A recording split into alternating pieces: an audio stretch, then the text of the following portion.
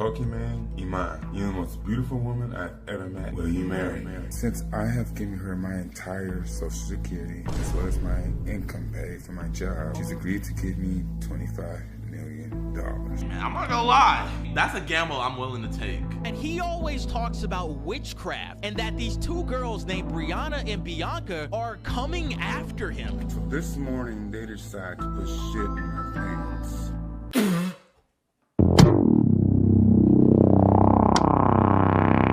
I don't know how true this is, but we gotta react to this, y'all. So this is called YouTuber Goes Homeless, Simping for Pokimane. I don't know what's going on with this increase of obsession with these streamers on the internet. From a fan finding out where Agent lives, Pokimane and Cenat being attacked at a pier, and now an elderly man sending all his life savings to somebody on the internet pretending to be Pokimane. Pokimane, Iman, you're the most beautiful woman I've ever met in my entire life. I want to ask you a question.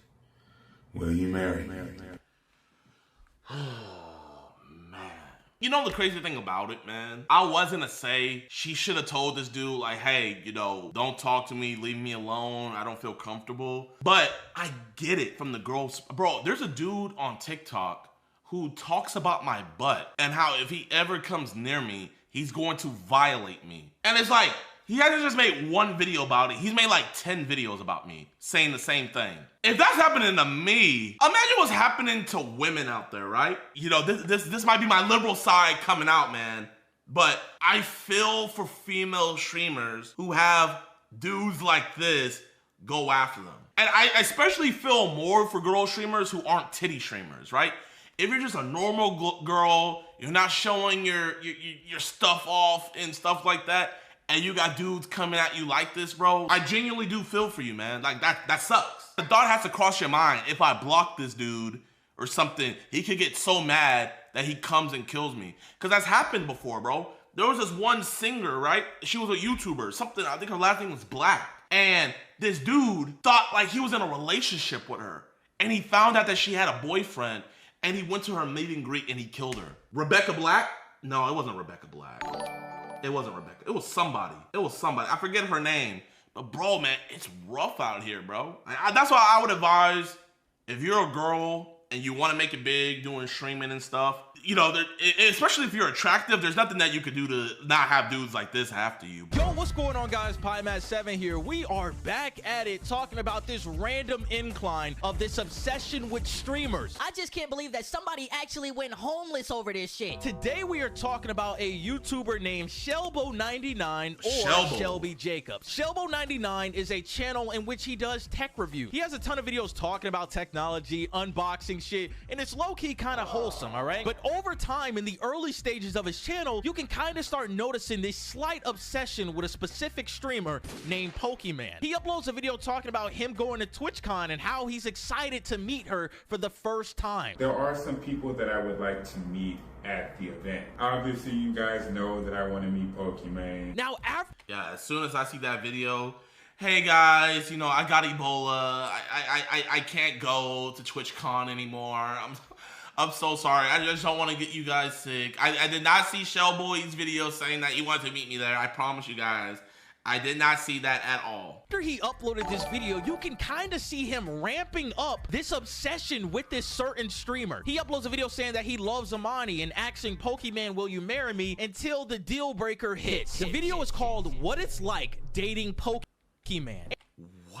In which he breaks down his experience while dating Pokimane and how they met, saying that he met her on Twitter, saying that she has a spam account, and the worst thing of them all, saying that he sent her money. I wasn't sure if it was her or not, and she may have asked me for some money, and okay, obviously this dude is not all mentally there, right? Like, obviously. It's stuff like this that gets people killed, bro. Like Seth Rollins, some dude made a fake Seth Rollins account and scammed the dude, and so the dude went to a WWE match and jumped Seth Rollins. You feel me? Like, bro, man, I will say this. Being a streamer is not harder than working a 9-to-5 at all. Working a 9-to-5 is way harder. Guys, I've had 11 jobs before I started doing YouTube full-time. I will never say being a streamer is harder than working a 9-to-5. Never. What I will say, though, being on social media and doing this, is more mentally draining than any profession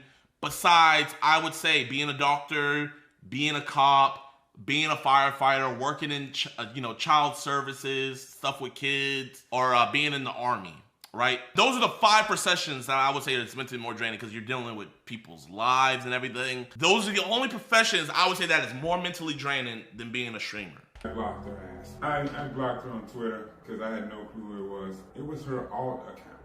No. Listen, man, this is fucking insane, man. I'm not even gonna lie. When I first saw this video, and a lot of people saw this video, everybody thought he was acting. But when you look at the track record of his channel, he is legitimately thinking in his mind that this person on Twitter is actually Pokimane. But on top of it, it gets worse. He says that he sent this so-called Pokimane person and they sent them back. What the fuck? We just celebrated our 1-month anniversary. And we kind of celebrated it by getting naked. We only showed each other that though. Now you may have noticed that I've shared some photos with you guys, but I shared it to let you guys know that I'm with her. She is my girlfriend. Jesus Christ. Now guys, this situation only gets worse from here. A month after he uploaded this video saying that he was sending money to Pokimane and that they're married and dating, he goes homeless. He drops a video saying that he's homeless in California and can't find anywhere to live. And I want you guys to know, ever since I moved out here to California, I've been homeless myself. Now mind you guys, he was originally in Houston, Texas. Oh,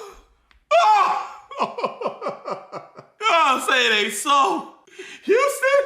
Oh, you know what? Hey, chat, man. That's...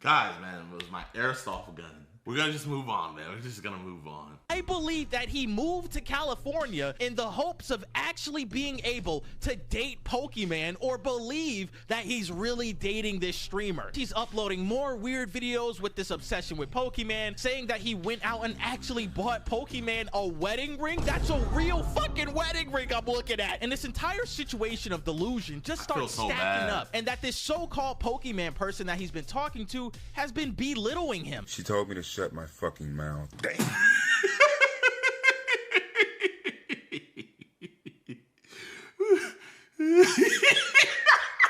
Shut your fucking And the real deal breaker of this delusion in this guy's mind is this video right here called Pokimane has agreed to pay me a sum of 20. Bro, man, it's not funny, bro. It's not funny, man, but damn. She's agreed to pay me a sum of 25 million. When do we take mental illness and just say, nah, you just tweaking? When does mental illness just turn into nah, he bugging? Someone in the chat just said JiDion/George Floyd type face. Now y'all playing with me, bro. Hold up.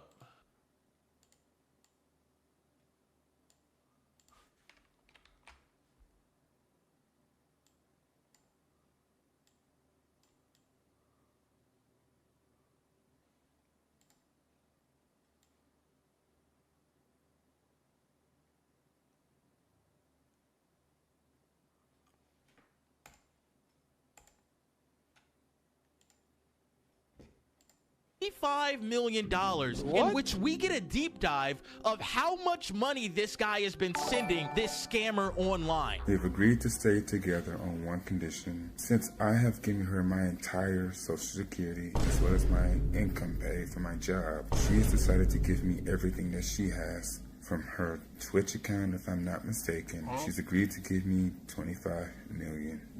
Hold on. You have been sending Pokimane on the internet your Social Security checks and your full paychecks from your job in the midst of her sending you all her Twitch money? $25 million? Yeah, man, I'm not gonna lie. That's a gamble I'm willing to take.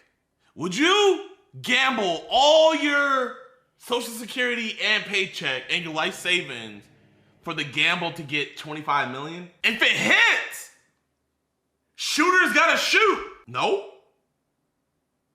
Y'all wanna do it? Okay, the thought wouldn't cross your mind. Like, what if? Not even a what if would cross your mind. Someone in the chat said, I'm a gambling man. The midst of her sending you all her Twitch money, $25 million?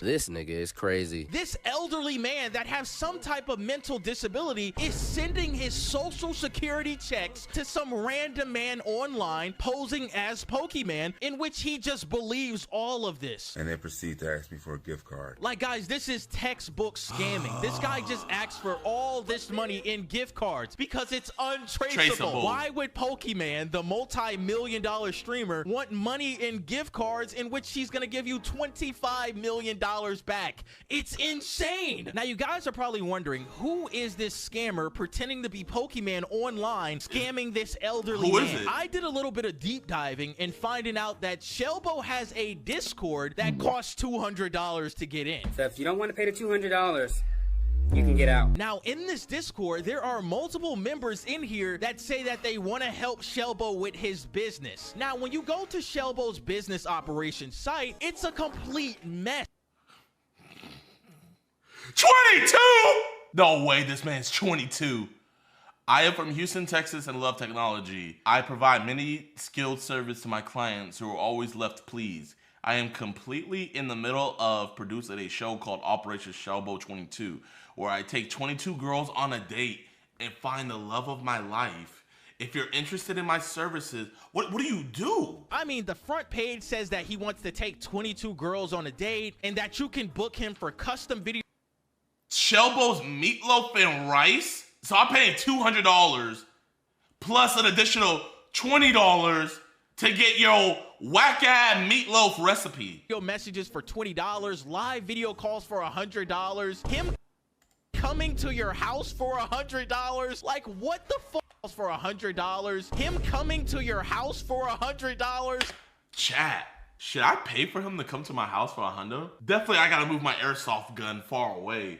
But like, bro, yes, do it. I might do it. Like, what the fuck is this, man? It's him coming to— Wait. Oh my gosh. I can make him my ooh. Bro. Should I make him my social media manager? Percentage varies.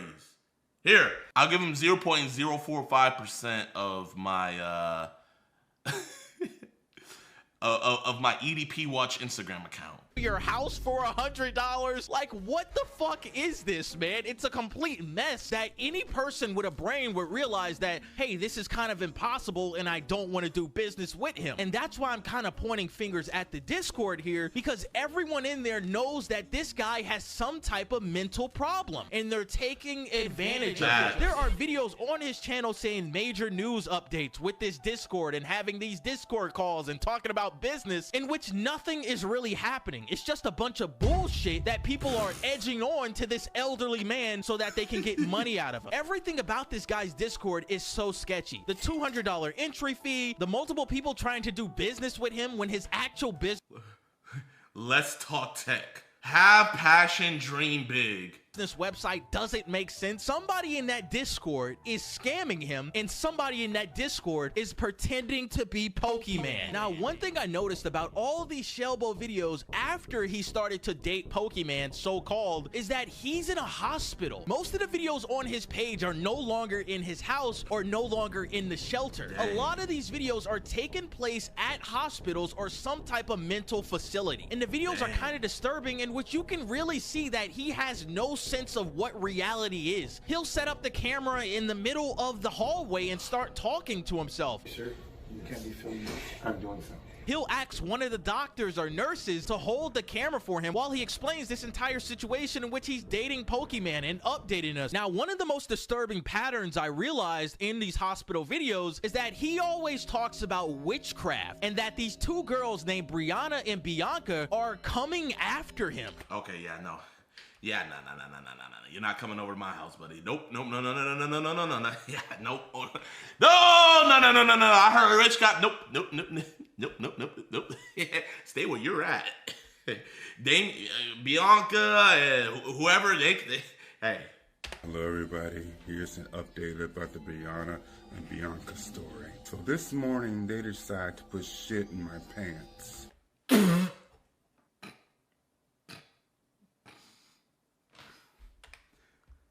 Bianca story. So this morning they decided to put shit in my pants and take over some of the staff. Back in 2018, this girl named Bianca and Brianna followed me to my job. They were literally listening to my conversation, everything that I was doing, and even right now trying to do witchcraft on me. In which he really believes that this is happening in his mind, that two women out there are following him to try to do something harmful to him. But it's really concerning seeing how this page turned from this tech channel and his unboxing to this obsession with this streamer and the decline of his mental health. Shelbo talks about how his family doesn't care about him and how nobody wants to help him in his life, and that the only thing he has going for him is with this relationship with Pokimane that isn't even real.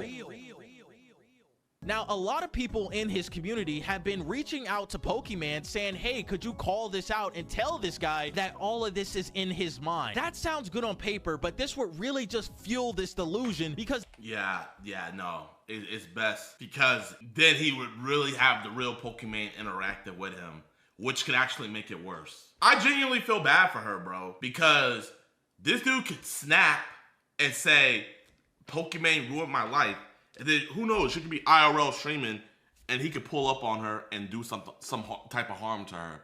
And nothing would happen to the other dude. Whoever's doing this to him is actually like the semen of the devil.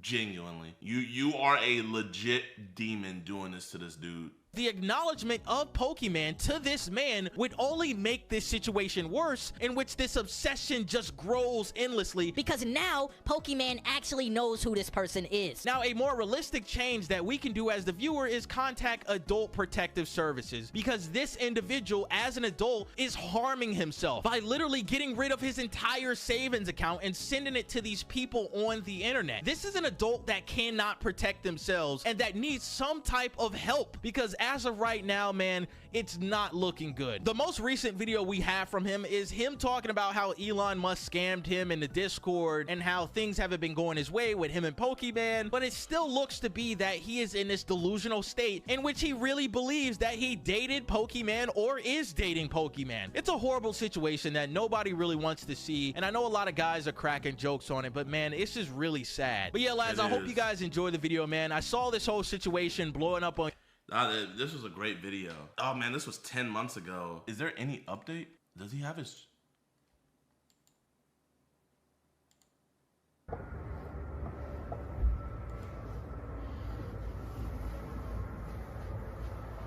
Oh, it looks like he has a house again.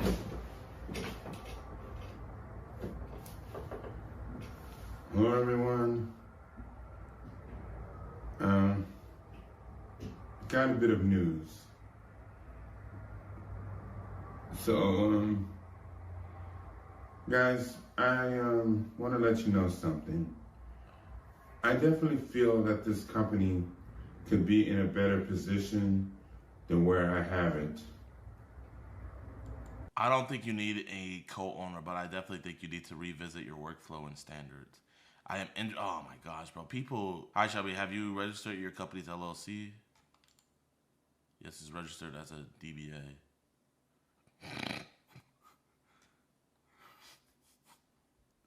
Bro, man, nah, man, bro. You're Satan. You're actually Satan. I'll have to meet.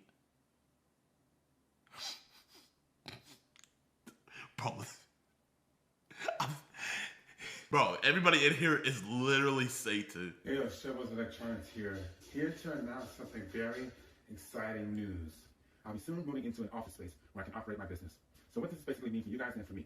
1, you better come into the office space to be able to do business with me. 2, I'll be able to make my food in the kitchen there as well. And 3, it's also going to be my living space as well. Man, I'm going to be praying for him, man. What the f... He's in Houston. All right, guys, so the adventure starts all over again. So basically back on the streets again due to an issue with my landlord.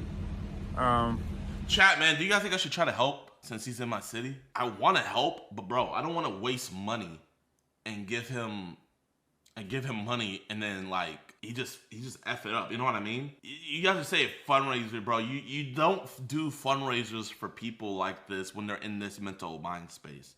That's literally you just throwing money away. You need to advise him. You know, I can only try to get him help if he wants help. Everyone, a bit of a surprise for you. I finally got to talk to my wife of a few months now.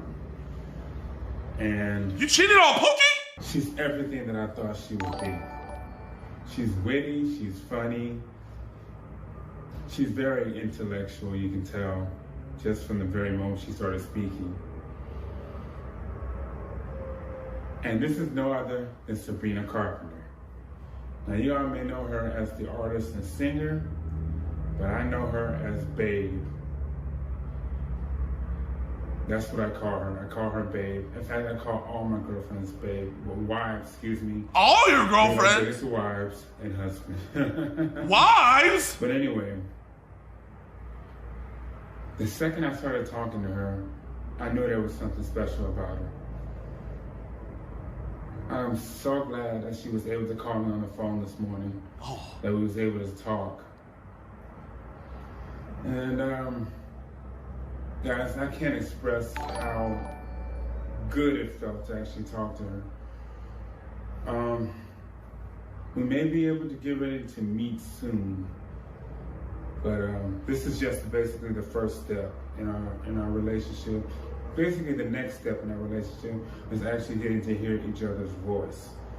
Now, I'd like to do that with all of my wives, but not all of them speak through social media. So we'll see how that goes. But anyway, guys.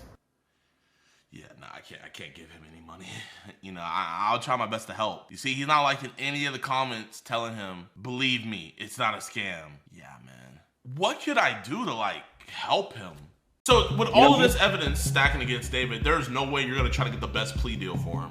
That we're fighting this, and that's how I always attack my cases, and that's why I get the results that I get. The prosecutors are alleging that their sexual relationship started when she was 13. Those are just allegations. This girl came after him to attack him. So from what I'm seeing, it looks like he is a victim of success. What about the explicit photos? So I want to see how explicit are those photos. Are they really, you know, my client? How is her body found in his car? You can give somebody else access to the car. What about him ordering the Uber to his house, her being there? Is that illegal to order an Uber? I don't see that. I don't see that in the criminal code anywhere. No matter where I'm at with my clients' cases, even if you're found guilty, there's still ways out of it.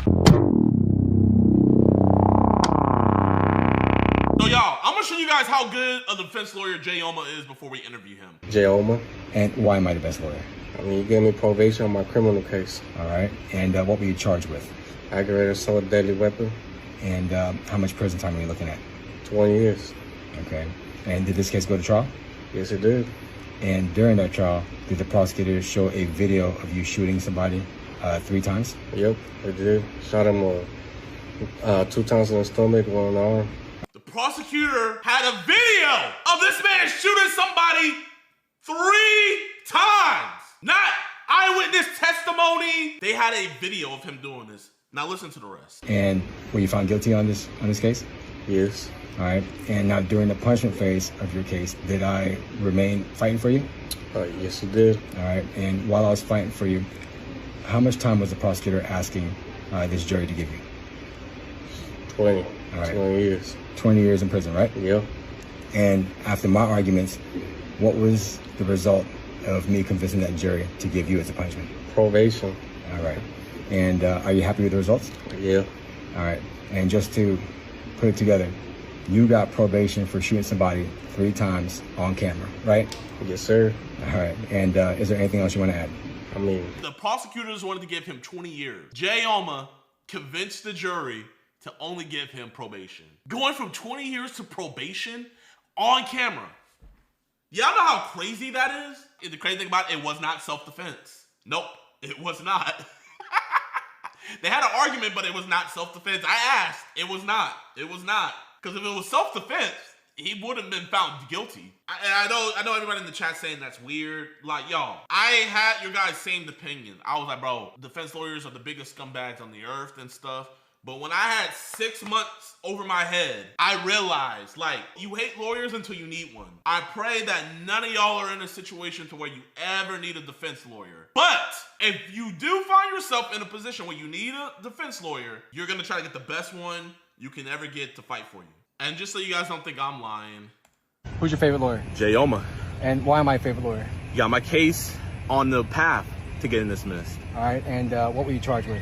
I was charged with allegedly videotaping a grand jury proceeding and posting it on my YouTube channel, and the video getting 4 million views, allegedly. And it was contempt, right? And I got contempt of court. Yeah. And so how much jail time are you looking at? I was looking at up to 6 months.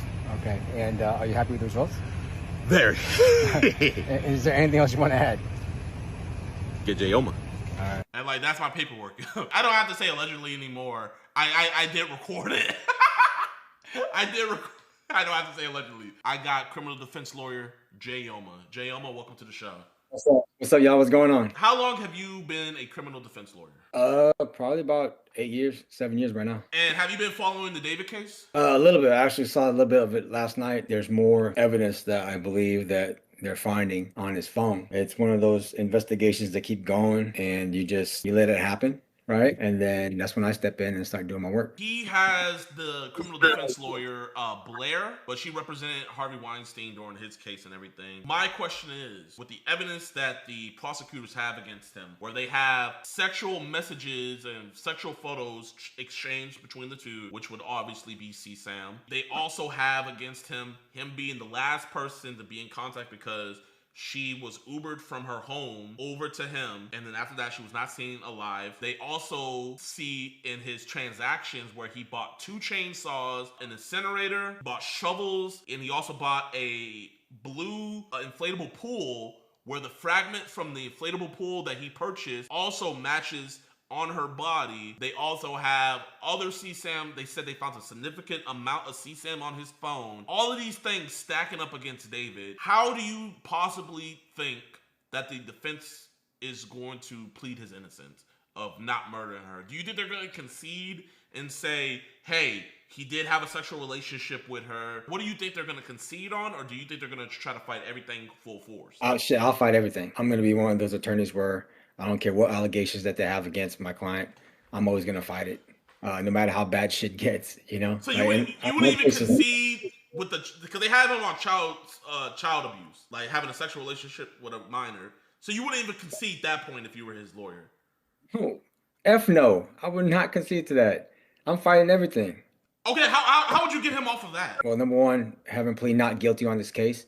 Demand any and all evidence that the prosecutors might have against them. The cops did their investigation. All it takes is for me to find out, how did the cops get to that? What is the process that they got to it? And if they got to it illegally, that's when I can start doing my work and I can start attacking everything that the cops got on them. It's just one of those things where you just got to keep fighting no matter where it's at. So you would try to discredit and get some of this evidence thrown out. What is the first bit of evidence out of all the things I said that the prosecutor has on him? Because it doesn't look like they're waiving his right to a speedy trial.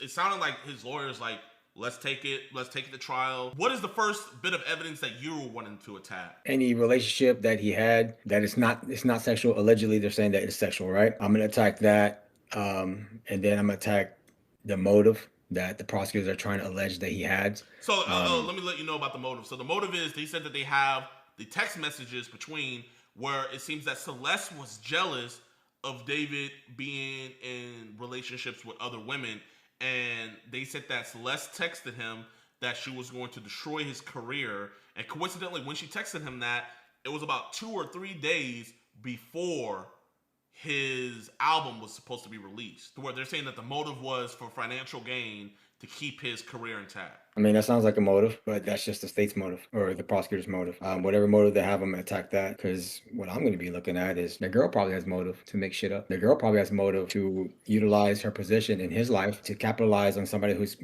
up and coming. We see that in Shannon Sharp, who was a victim. What was that girl that took a lot of money from him? You know, when people become a public figure, just like you and I, athletes, singers, even actors, that it opens up an opportunity for them to like have a gun to their head, to say, get me this Rolls Royce get me this Rolex. If you don't get it to me, there's gonna be consequences, and you know what those consequences are gonna be. And so anybody can be put in that position, even you. And it's unfortunate that I believe David has to go through this at this point in his career, because he's up and coming. I do like some of his songs, but it's an opportunity. And when people do have an opportunity, they often get taken advantage of. So my job as a criminal defense attorney is to point that out, right? That, my client's the victim. So you think his defense is going to try to paint the picture of David being the victim of the situation, with him having the fame and status? You think that's the route, or that's the route you would take if he was your client? I have to speak to him. So whenever I do my consultations with my clients, my strategies change based on that, and it's based on reality as well. So right now, me and you, we don't know, because we haven't spoken to David. If I spoke to David, and he contacted me, then maybe it'll be a different story, right? From what I'm seeing, it looks like he is a victim of success. People came after him, and possibly, quite possibly, this girl came after him to attack him. So I don't know what's going on with the, what happens in real life. All I can see is the allegations, just like how you can see the allegations, and they sound bad. And a lot of my clients' cases, the allegations are very, very bad. And you know the type of cases I'm talking about, right? Yeah, I just showed my chat that you got a dude who shot somebody 3 times on camera. They caught him on camera, and you didn't even use self-defense, did you? You have to have been there. I post my trials like on my feed, on my story. You got someone that shot somebody 3 times off with just probation when the state was trying to give him 20 years. And I didn't add in my video that he's gonna get out on probation in 5 years. 5 years for shooting somebody on camera. And he even looked at the camera like the camera's right here. He went ahead and went and looked right at the camera. After he shot the dude. Yeah. And I got that shit to be probation. He'll be out. He'll be done with probation in 5 years when he contacts me. No matter where I'm at with my clients' cases, even if you're found guilty, there's still ways out of it. And so I'm always gonna fight no matter how bad shit gets. And right now, in regards to David, shit's looking bad. Okay? And it's always gonna look bad in the beginning. But I'm always gonna be able to try to fight and show the truth, which is he's a victim here. Okay, you're gonna try to paint it as him being a victim. Let's go with that. How are you going to convince a jury that a man who is sending explicit photos of himself and receiving explicit photos, because Celeste isn't the only minor. He was also talking to other minors who have started to come forward. So How are you going to spin this as him being the victim of all these minors coming to him and him not wanting any part of this? Well, I'm not gonna spin anything. What I'm going to do is show the truth, okay? And that truth is that no matter what age anybody is susceptible, or anybody can be an aggressor, right? You can be 9 years old, and if you find out there's a lick out there that you can take advantage of and you can get free stuff out of him and you can threaten him, then you do it. And it's a normal thing that humans do. Whenever they see an opportunity, they can see it. And there is an opportunity when it comes to David. Shit, I don't even know David personally, and I can see David, as a walking lick right now. He has YouTube videos, he has music, he obviously has money. Anybody in that position would say, you know what? Let's do something to this guy. Let's make some shit up so we can get what we want. What about him ordering the Uber to his house, her being there, all of that? What's the play there? Is that illegal to order an Uber for somebody? I don't see that. It's illegal to order an Uber for a child? I don't see that in the criminal code anywhere. I don't see that. I've never seen that was illegal for anybody to do that. So I don't see how that can be criminal in itself. I order Ubers for my cousins to go get picked up, to be dropped off. You know what I'm saying?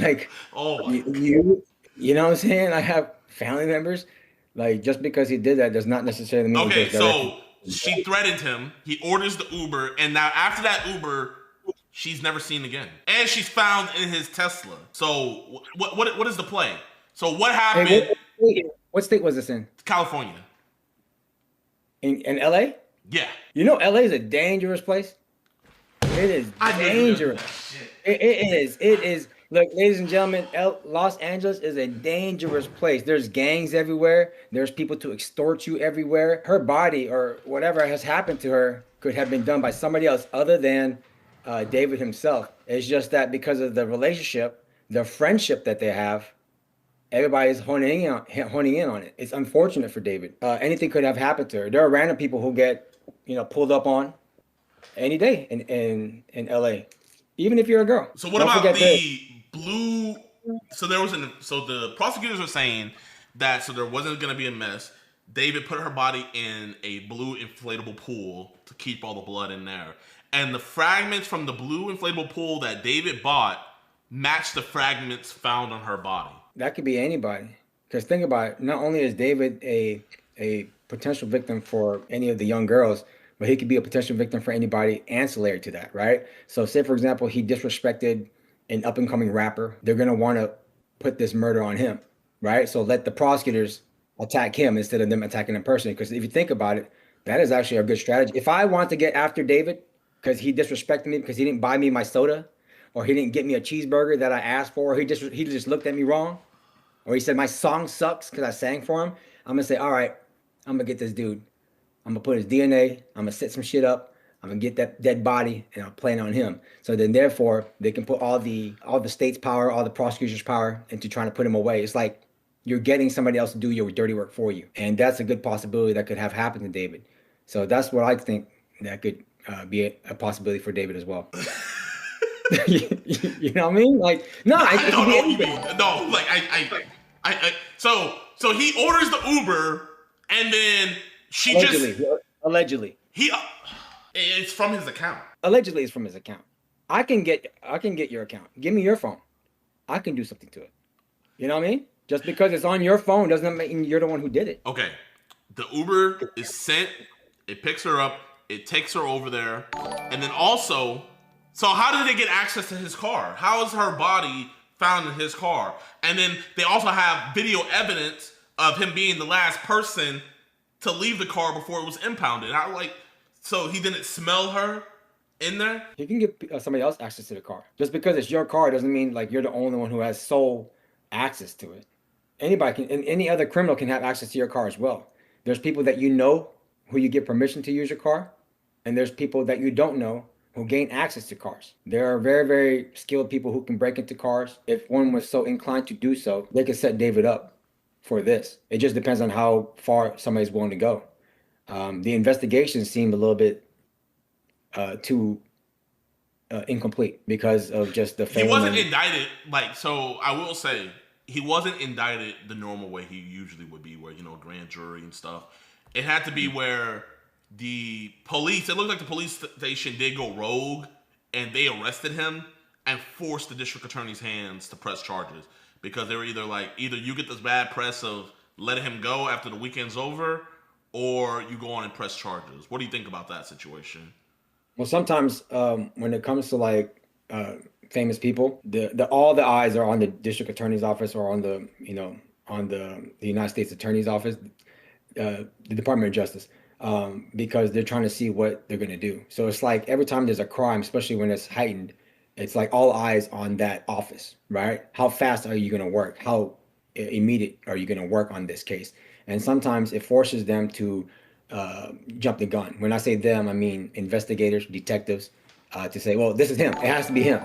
And they literally exclude any and all investigations outside of David. And so because of that, it can be an incomplete investigation. That includes David being a victim himself from this girl, right? David being a victim of somebody targeting him. Those are possibilities out there. And that is a very reasonable possibility. But it's just, I feel like sometimes investigations move too fast. And when they move too fast, people can go to prison for a long time for something they did not do just because of the fame. David is no different than you, no different than the people in your chat, no different than any actors, Lil Pump, Adin, Ross, Neon, okay, they're no different. They could be victims of the criminal justice system. And my job is to try to show their innocence. And what I'm telling you right now in regards to David is that it's quite possible that somebody else, there's another story than what these prosecutors are trying to paint him as. With all this evidence, I know that for a fact that they're going to fight the murder charge tooth and nail. because that's the one where he's going to probably be facing the death penalty. They're talking about bringing it back just specifically for him. So you wouldn't even concede on any, because I mean, to anybody, I don't see how you can convince a jury that they weren't in a sexual relationship. I mean, she quite literally had his name tattooed on her finger. And coincidentally, that finger is the one that got amputated. Right, but anybody could have that. There are people who have Lil Wayne tatted on their body who have never seen Lil Wayne. Like right now, I know you. I can get your name, JiDion, tatted on my finger right now. Doesn't mean that me and you are having a sexual relationship. Doesn't mean me and you have kissed each other. Doesn't mean me and you have some type of relationship outside of friendship. It could be anything. Or it could just be a fan. I'm a fan of you, JiDion. So, what about the explicit photos to go along with all that are sent I between want the to see two? those explicit photos. I want to see, like, as being an attorney, I'll be able to see all that. So I want to see how explicit are those photos. Are they really, my client? Are they really going towards and relevant to the charges that David has? So that's my job. I look at every piece of evidence that the government has, and I look at them like literally like splitting hairs. And I say, where did this come from? How did this arrive? How did you guys get this evidence? Can y'all even use it in court? They said that they have 40 terabytes of evidence against him, and they said they found a significant amount of CSAM, and the prosecutors were voicing that very loudly. And, even his brother posted a couple days later, like, all pedophiles and rapists should die. You know what I mean? Like, turning public opinion against him. Would you attack? Because one thing I was telling my chat that I could see is that the defense would maybe attack Celeste's family. Because it looks like her family knew where she was. Because there's videos and photos out there of Celeste with her cousins at different concerts related to David. The prosecutors are alleging that their connection first began when she was 11 years old, and he was, I think he was a minor still, but the sexual relationship started when she was 13 and he was 18. Okay. Those are just allegations. That's how I see it. So would you go at it where like her parents were letting her see him, or would you just leave the parents out of it, you personally? It depends on how the prosecutors build it. When I do my cases, like I prepare, but not really like prepare. Because the way I go to trial is like a boxing match. You can prepare as much as you want. If somebody throws a right hook, you're gonna counter it this way. But you can never prepare for what happens in that jury trial. So I keep my shit fluid. Like the way I react, it's more like playing defense, and I react to how the prosecutors, bring evidence. So even in my other trials, I don't really know who the witnesses are. And I just wait for them to show up, and I hear what they say. Then I start attacking from there. If they're going to bring their family in regards to David, I'll prepare for that, and I'll act on it as soon as they bring it. So whatever story that the prosecutors are going to try to paint David as and to link him to each element of that crime, I'm going to show otherwise, regardless of who they bring. Would you waive David's right to, would you advise him to waive his right to a speedy trial, or would you say, F all that, let's hurry this up, let's take it to trial? What would you do? It what depends. Would you advise? Okay, so it depends. So yeah, I advise it, and it's ultimately up to my client. So whenever there's something that happens in court, everything is run through my client. So it's their case, but I'm, assisting them, right? That's my job. And so I will tell them all the good things and bad things if they speed it up. In regards to this case, there's good and bad to speeding shit up. Okay, so if you speed shit up, you'll be done with it ASAP. You don't have to worry about being in jail, because you don't know how people are treated in jail, right? Things can happen to you. You can get your stuff taken away from you. You can get your food taken away from you. You're away from your family. You're losing money. There are people threatening you, and in a real sexual way, right? And it's not a good way, right? Especially these type of charges. He's a target in there. So sometimes people want to speed the trial up and say, let's just get this over with, so then we don't have to deal with it. It could be advantageous as a criminal defense attorney, because it's kind of like you want the prosecutors to move forward with an incomplete investigation. And that incomplete investigation shows that the cops didn't do the right job, and you got the wrong guy. So sometimes it can work out that way. But if you take your time, then maybe you can wait and get more evidence to show that it wasn't David, right? So it just really, really depends. There's so many different factors when it comes to, strategies of what you're going to do in representing, your client.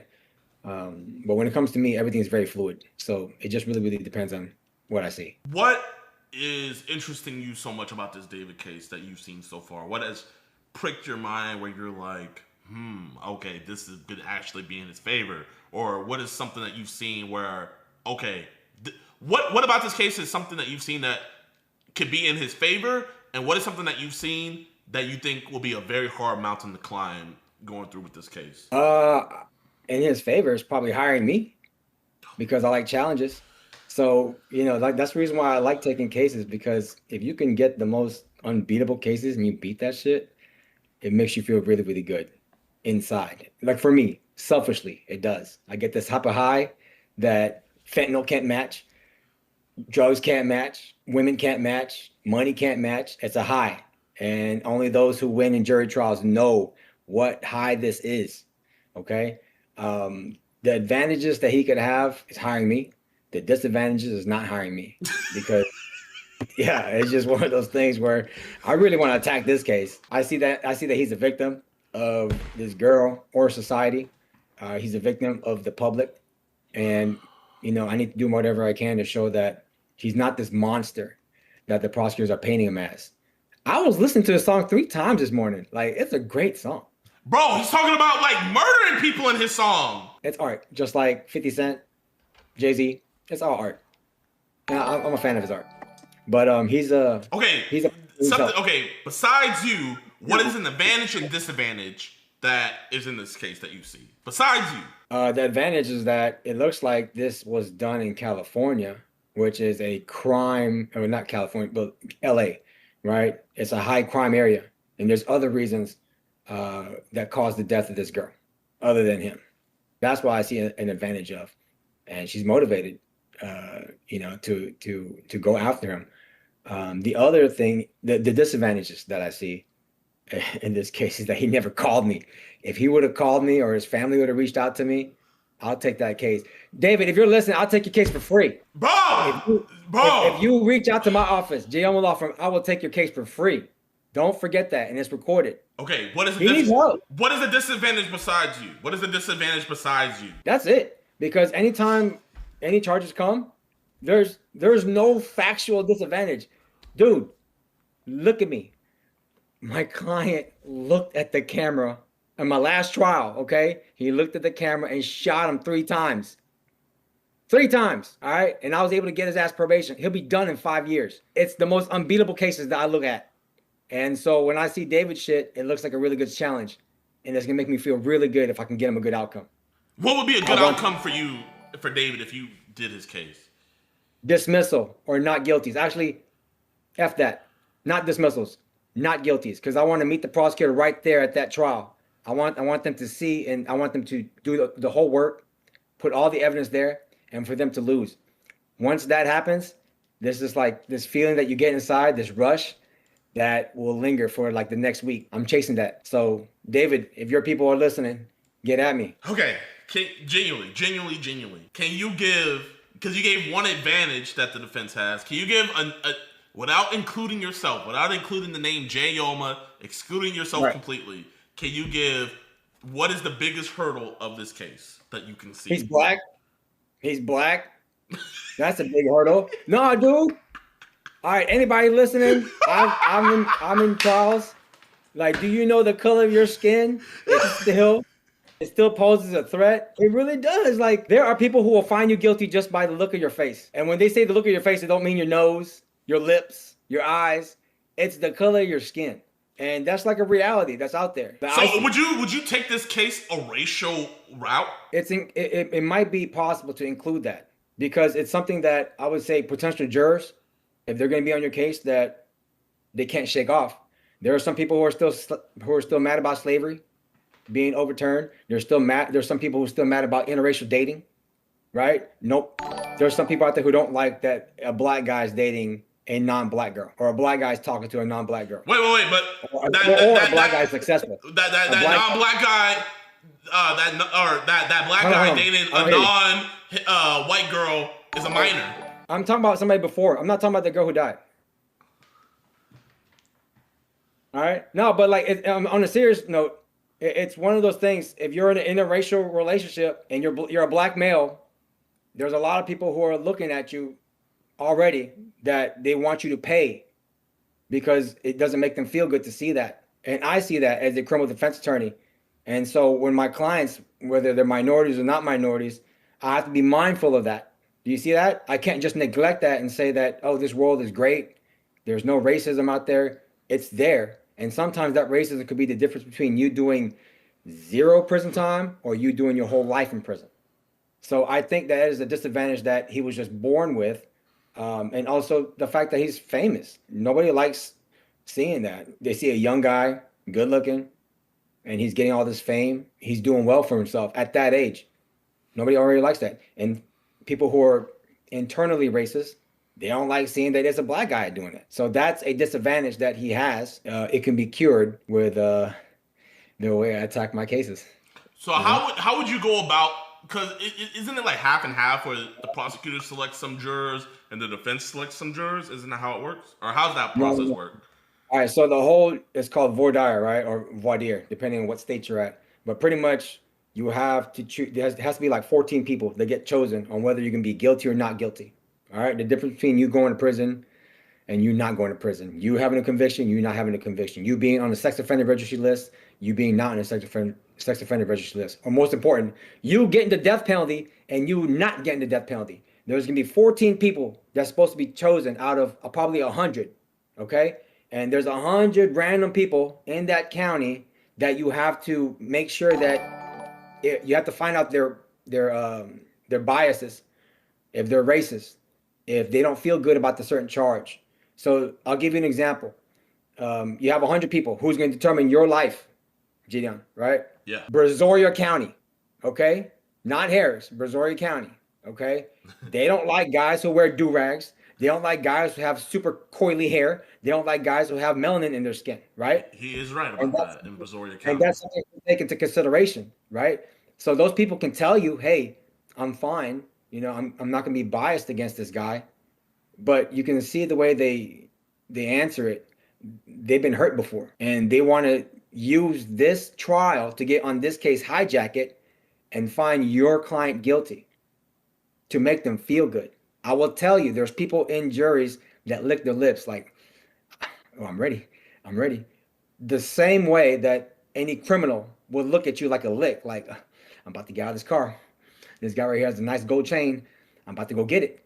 It's that same look that they have, that there's a target. There's a way for me to express my anger and take it out. And it's a legal way this time, right? And as a juror in the criminal justice system, it's a legal way to convict somebody.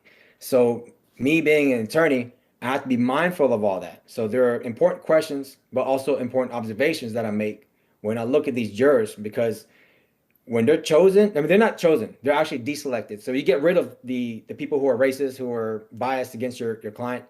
And the only ones who are there. So who get rid, like you specifically as the defense lawyer, get rid of them? No. So me and the prosecutors, we have 10 strikes. So it's a game. Anybody's watching. Being an attorney and going to trial is like a basketball game or a boxing match. That's all it is. It's a game. And you have to choose and be strategically there the whole way, before, during, and after. Okay, so in this particular part of the trial, you have to get rid of people who are going to do harm to your client. And you can tell by the way they answer. They could look at your client and just be like this and just stare at him, you know? And you can ask about the background. Did you ever grow up with minorities in your school? How many minority friends do you have? How do you feel about rap music? Does it rub you a certain way? How do you feel about interracial dating? And sometimes they'll answer it. 100% they'll answer it with their nonverbal, but maybe they won't answer it verbally, but you have to look at them non-verbally. If they show that they have some type of animosity towards just the subject you're talking about, you got to get rid of them. Because if you don't, your client, say goodbye. Because there are sometimes people get on the jury, they don't even care about the evidence. They don't even look at it. They don't need to look at the photos. They don't need to hear witness statements. The fact that they've been hurt before and they don't like the way your client looks, or they don't like the charge that your client has, is enough for them to convict. And that's dangerous. So there's more to just arguing this case. Like it's like you have to be on the swivel 24 hours constantly, because you have the prosecutors who's looking to get them on there, who's looking to get somebody. So the prosecutor, the prosecutors that are prosecuting David, they're gonna want to try to get those people, is what you're saying. Hell yeah. Who wouldn't? If I was a prosecutor, I'd be looking for the most racist guy out there. Oh yeah? Your wife cheated on you with a black man? Oh, okay. We want that guy right there. We want that guy right there. Oh, your granddaughter was robbed by a black guy? Oh yeah, we want that one right there. They will fight to keep that guy on there. My job is to try to get rid of him. We only have 10 strikes. What do you mean 10 strikes? All right, so there's 100 people in the room. 10 strikes meaning I can strike this guy, this guy, and this guy, and this guy. We don't want them for whatever reason. Oh, so like they can't even dispute you on it? No, you can't. Okay. They can say, no, I'm a good guy. I have black friends. And you say, nah, I don't trust that. You know when people say shit and you don't trust it? Yeah. And you go, nah, I don't believe you. Strike. We only have 10. And sometimes you have to do the best you can because you go to a county where everybody don't like your guy, don't like the way your guy looks. You got to do the best you can. So after those 10, let's say after those 10, the 11th guy, you're real sketched out about him, but you're out of your 10 strikes. How do you get him off the case?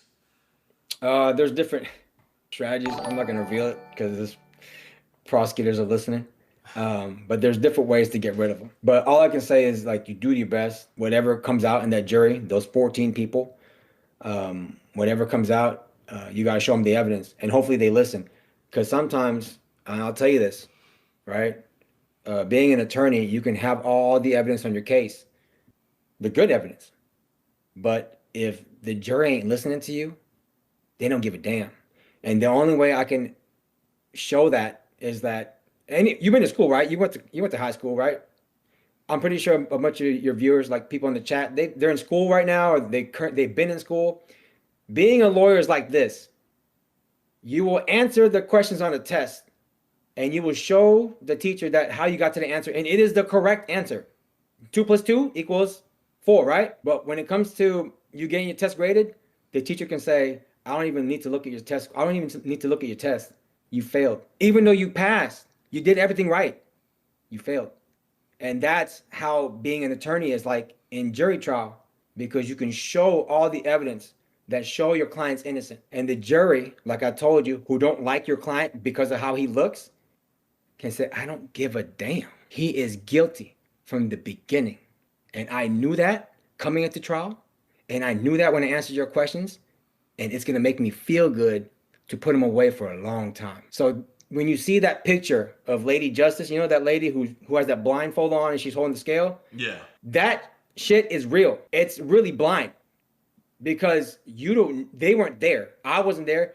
Cops weren't there. Prosecutor wasn't there. Judges weren't there at the time of all these alleged crimes. So they have to make a decision on a guy's life where he could be looking at death penalty, being put on a sex offender registry list, prison time, being away from his family, just based on what's the evidence that's there. And you can't force them. You can't show them and say, hey, you have to look at this. You have to look at this. No, they could just say, I don't want to look at that shit. I'm going to vote guilty. And there's not a goddamn thing you could do about it. So that's the life here. Do you see that? Yeah. So imagine, JiDion, you're my client. Somebody doesn't like you for whatever reason because you have a horrible blue shirt. Imagine you're wearing a blue drag and you're wearing a blue do-rag and a blue shirt. Imagine if a blood was part of that jury and goes, oh, fuck no. And just look at you. Yeah, no, that would suck. That would suck. Oh yeah. Big time. Big time. Oh, you shot my big homie? You look like the guy who shot my big homie. Oh, you going down. But you know what? Everything, I'm going to be honest. Everything you're saying about these jurors, all of that, I think everybody in the chat agrees with you on. But that's why we don't go off of our feelings. We look at the evidence. Sometimes people don't look at the evidence. Well, we're looking at the evidence of this David case, and we're all saying he's fucked. Yeah, y'all are saying that, but y'all have no power to determine whether he's guilty or not because you're not part of that jury. That's what I'm saying. But when the jury looks at that evidence, there is no way when the jury looks at that evidence, they're not going to come to the same conclusion as us. There's no way. You say that, and I agree with you. But the people in this jury, they have their own motives too. They've been hurt before. They've been through life. They have their own likes and dislikes. And you can't control that. God only controls that. And the only thing I can control is to see it during jury selection, to make sure that those people who hate my client for whatever reason cannot be there. They can't. And I'm going to fight whatever I can just to keep them off that and make sure that the people who are chosen are going to be somebody who is open to listen to all the evidence as they actually look at it. So with all of this evidence stacking against David, there's no way you're going to try to get the best plea deal for him. Fuck that. I'm not playing to shit. I don't play that plea game. I don't play that.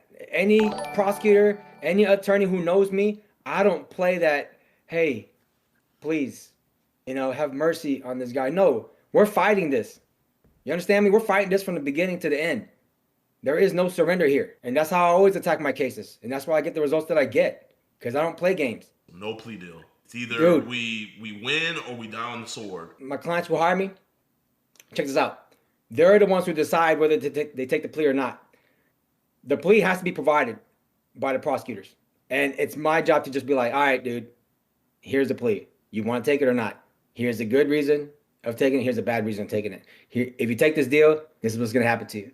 And sometimes what prosecutors like to do is they play cute games.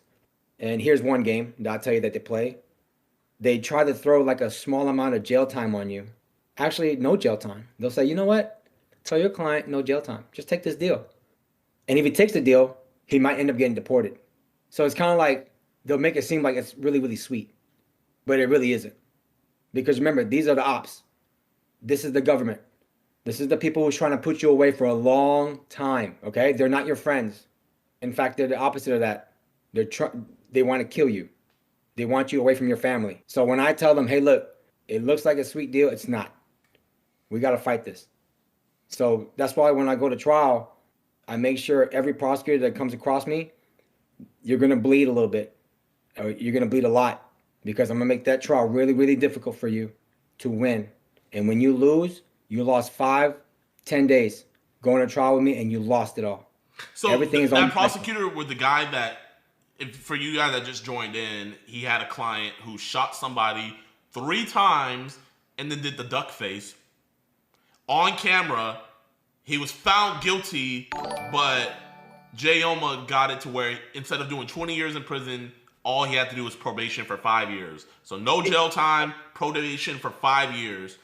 So even though on paper that prosecutor got a conviction, would you say that was a loss for the prosecutor? Hell yeah. He didn't even shake my hand after the trial. And he was pissed.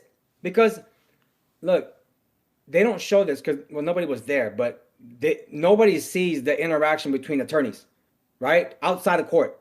So right when he was found guilty, my client's crying. His family's crying. He's looking at 20 years. These are real years. This ain't no, oh, I'm just going to do a little bit. No, this is prison. Prison, people get stabbed. They get bullied. They get raped, okay? He was looking at 20 years because he was found guilty over the weekend. Prosecutor said, I want him to be in Harris County Jail for 2 days, for the weekend. And just because they found him guilty, they put him in jail. And he was crying. Like, it's one of those feelings that hit you. So when Monday came, right, for the punishment phase, okay, he was found guilty already. Now we got to determine punishment. It's either as low as probation or 20 years prison time. I talked to the prosecutor and I said, hey, don't y'all guys usually make an offer like 7 years, 8 years, go to prison, and we don't have to go forward with this hearing because my client's going to risk a lot. If we go forward with the punishment phase, this jury can give him 20 years. That's risky, right? Who's going to risk that? Especially if there's a video of you shooting this guy. And they just found you guilty. So you can't say it's allegedly. They found you guilty on this. All right? So the prosecutor was cute.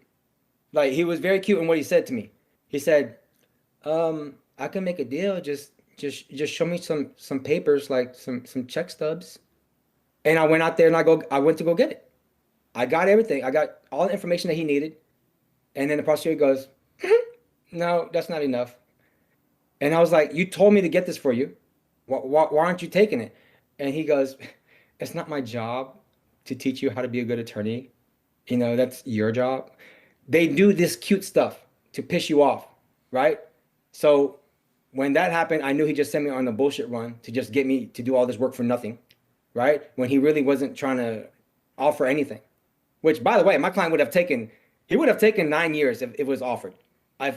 Before this punishment phase, if they would have offered 9 years, he would have taken it, and he would have been in prison. But the prosecutor didn't do that, and he goes, we're going to go forward with this punishment. And they asked for 20 years. So I said, all right, fuck it. Let me knuckle up right now, all right? We got to keep fighting. And we did. And we ended up winning that. The jury came back after my arguments and said probation. No prison time. And I hugged my client afterwards, and I looked at the prosecutor. His head was down. His head was down because I don't play around like that. And my client was happy. He looked at his family. He went back to the jail and said, I'm coming out in 24 hours. He called me at 6 o'clock the next morning and said, I'm out. And I said, I'm glad to hear your voice, man. He shaved. He got a haircut. He looks good on that video. But before that video was there, he looked like crap, dude. And he was looking at 20. No matter how bad things get, my job is to always keep fighting no matter what. And so that prosecutor, I'm going to see him again. And he will remember this trial. So now that prosecutor, if he goes against you, he'll probably give you a plea. Oh, that prosecutor. Michael, if you're listening to me, any case that you have in front of me, we're going to trial. I ain't fucking around. What's the prosecutor's last name? What's the prosecutor's last name? Say his full name. I'm not going to say his last name. But Michael, if I see you and that chief prosecutor, we're going to trial. I don't care what the plea offer is. You can offer my client, listen to me, you can offer my client a dismissal for him to take a class. Fuck that. We're going to trial. I'm going to make an example out of you and that whole entire office for doing what y'all did to me in that trial. And y'all already got a piece of me right now. 20 years down to probation. How do y'all feel about that? Y'all could have offered 9. He would have taken 9 years. He didn't take it. Chat, I don't think this is like the W you guys think it is. Because now in the future, if Michael is representing a pedophile that raped some kids, he's taking it to trial. Fuck it. We going to trial. We got to knuckle up. JiDon, this is how it works, all right? You got to knuckle up. And you got to be about it. You got to fight. And you got to show these other prosecutors you're willing to fight. If not, they're going to run all over you. Let me tell you something else. If I showed them I was a little pussy, if I was weak, if I showed them that, every time I have a case, they're going to be like, 19 years. That's a plea deal. Just to mess with you. Because they know you're not going to be able to knuckle up in trial. You got to show these prosecutors that you can win in trial. You understand me? And that's the only way that they can respect you when you walk into that courtroom and they give you what you want. So next time I have a case, I want a dismissal. If not, we're going to trial. Chat, this is... It's real shit. And no, like you're being real, man. I told my chat before, like, chat, Jayoma's represented me. I had 6 months over my head. Bro, that's stressful as hell, man. Like 6 months in my... Like, I would have just now been getting out of jail. He got my stuff from 6 months in jail to 2 years probation. And you be done with that. And my probation is just literally stuff that I already don't do. Don't get arrested. Don't do drugs. I'm not out here doing pranks no more. And even if I do get arrested, you know, if it's in Texas, I'm gonna hit backup J. I hate it. I hate it, chat. Like, you know, because my whole thing is getting these dudes locked up. But you hate people like Jayoma until you need a Jayoma. Yeah. When the prosecutors come after you, they're coming after you like how I come after these cases. Can you imagine me as a prosecutor? You know what I do to anybody that's out there? I don't care whether you stole a pack of gum or you ran a red light. I'm gonna try to get you to do maximum prison time on that shit. It works the same way. You're a lot better, especially in that county, right, JiDon? Going to jail in that county is not fun. Yeah, it would not be. Yeah, no. I would have been in the same jail as the dude I got locked up. It's like, where does the humanity come in? Where it's like, this is a 14-year-old girl, right, who was murdered, right? A real 14-year-old girl has been murdered, and then before all that, like, we can both agree, no grown man should be with a 14-year-old girl, right? Let's take David out of it, right? Somebody had sex with her. Okay. Somebody murdered and dismembered her body. We're very analytical people where if the evidence presents it. What would you want for the person who did this crime to her? What would you want to happen to that person that did this crime to her? The person who actually really did this? Yeah, the person who really actually did this. What would you want to happen to them? Depends on what I can argue. If I was a prosecutor, I'd go for the maximum. That's just because just the way the prosecutors think. I'm trying to get a pay raise. So if I can make this guy go to prison for a long time and I get a better office, I'll take it. If I can get, you know, an extra couple of dollars per hour for putting this guy away, I'll take it. That's a normal human incentive to do that. Okay. So I can see the prosecutor's side, but hey, man, I'm 100% defense. If my clients are being accused of something, they never did that shit. And if they did, good luck trying to prove it. Because I'm going to be right there in every stage of the whole trial, from beginning to the end. No matter how bad shit gets, I'm always going to be there. And you know that. As personal experience, you know that. You know what I mean? You know what I mean? This is the interview with Jayoma. I don't know where we can go from here. Anybody can be charged with a crime. That's where we can go. Anybody. David, you, people in the chat, their family members. And when the state comes after you, they're coming after you hard. They're coming after you with all their resources too. So my job is to always provide that defense. We used to play games, and then it became sexual. He would choke me, he would hold me, he would kidnap me. How did that affect you? A lot. It just hurts knowing that. It just hurts knowing that so many kids go through this. I saw this documentary. I could not believe CBS made a documentary about this. Like, I don't know how it hasn't gotten deleted or what, but this was in 2022. How Jewish American PDF files, I said PDF files, hide from justice in Israel. Chat, when we caught that Jewish lawyer dude, I was so afraid he was gonna do this exact same thing.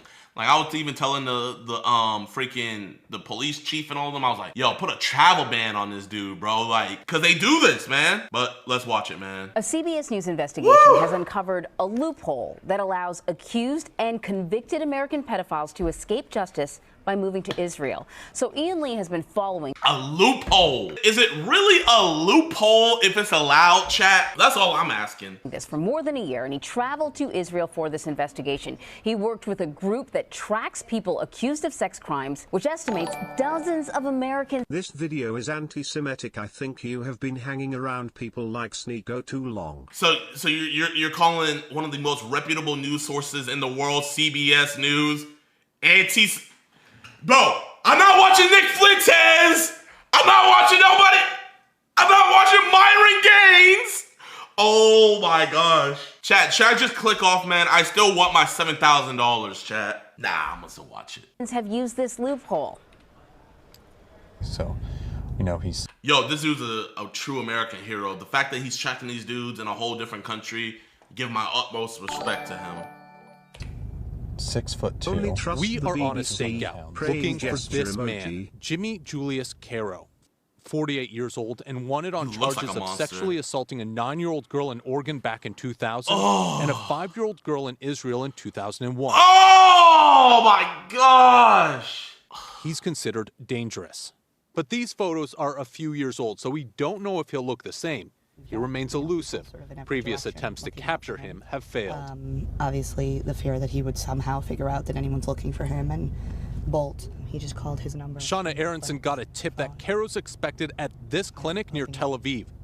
Who's going to call the She's police, with JCW, Jewish Community Watch, an organization that hunts down accused. Oh, she's the girl. Yo, this girl is a true hero. Okay, my bad. I thought it was a guy doing it. This girl is a true hero for doing this, man. Pedophiles who flee to Israel from the U.S., exploiting a process called law of return, whereby any Jewish person can move to Israel and automatically gain citizenship.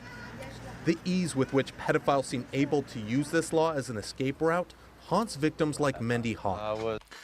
You see, that's ridiculous, man. Why are we even allowing people with trials or convictions to fly out the country? And not only fly out the country, but get automatic citizenship in another country with our ally. I thought if an enemy of our country, right, and in my opinion, a criminal, especially that does something to children, if an enemy of our country is hiding in one of our allies' countries, shouldn't our ally help us out and deport them? Shouldn't, when they get to that airport, wait, hold up.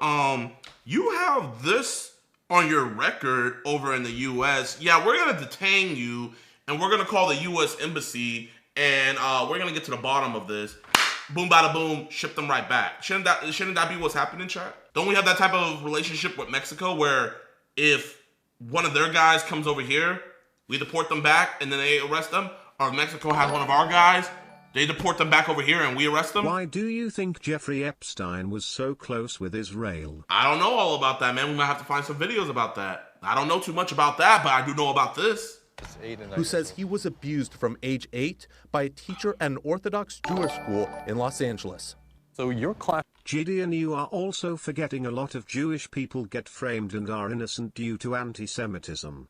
Look up the Leo Frank story, he was framed. Oh my gosh, bro. These are... Oh my god. Tell that 5 and 9-year-old girl that bro was framed. Tell this man right here that he was framed. Escape route haunts victims like Mendy Hawk, who says he was abused from age 8 by a teacher at an Orthodox Jewish school in Los Angeles. Do you know your who classroom Peter is Nagel right is? here? How does it feel being back? I was very anxious and, stressed coming back here, and a lot of memories coming through my mind. Memories of his alleged abuser, Mordechai Yom-Tov, who taught him Hebrew studies when he was just 8 years old.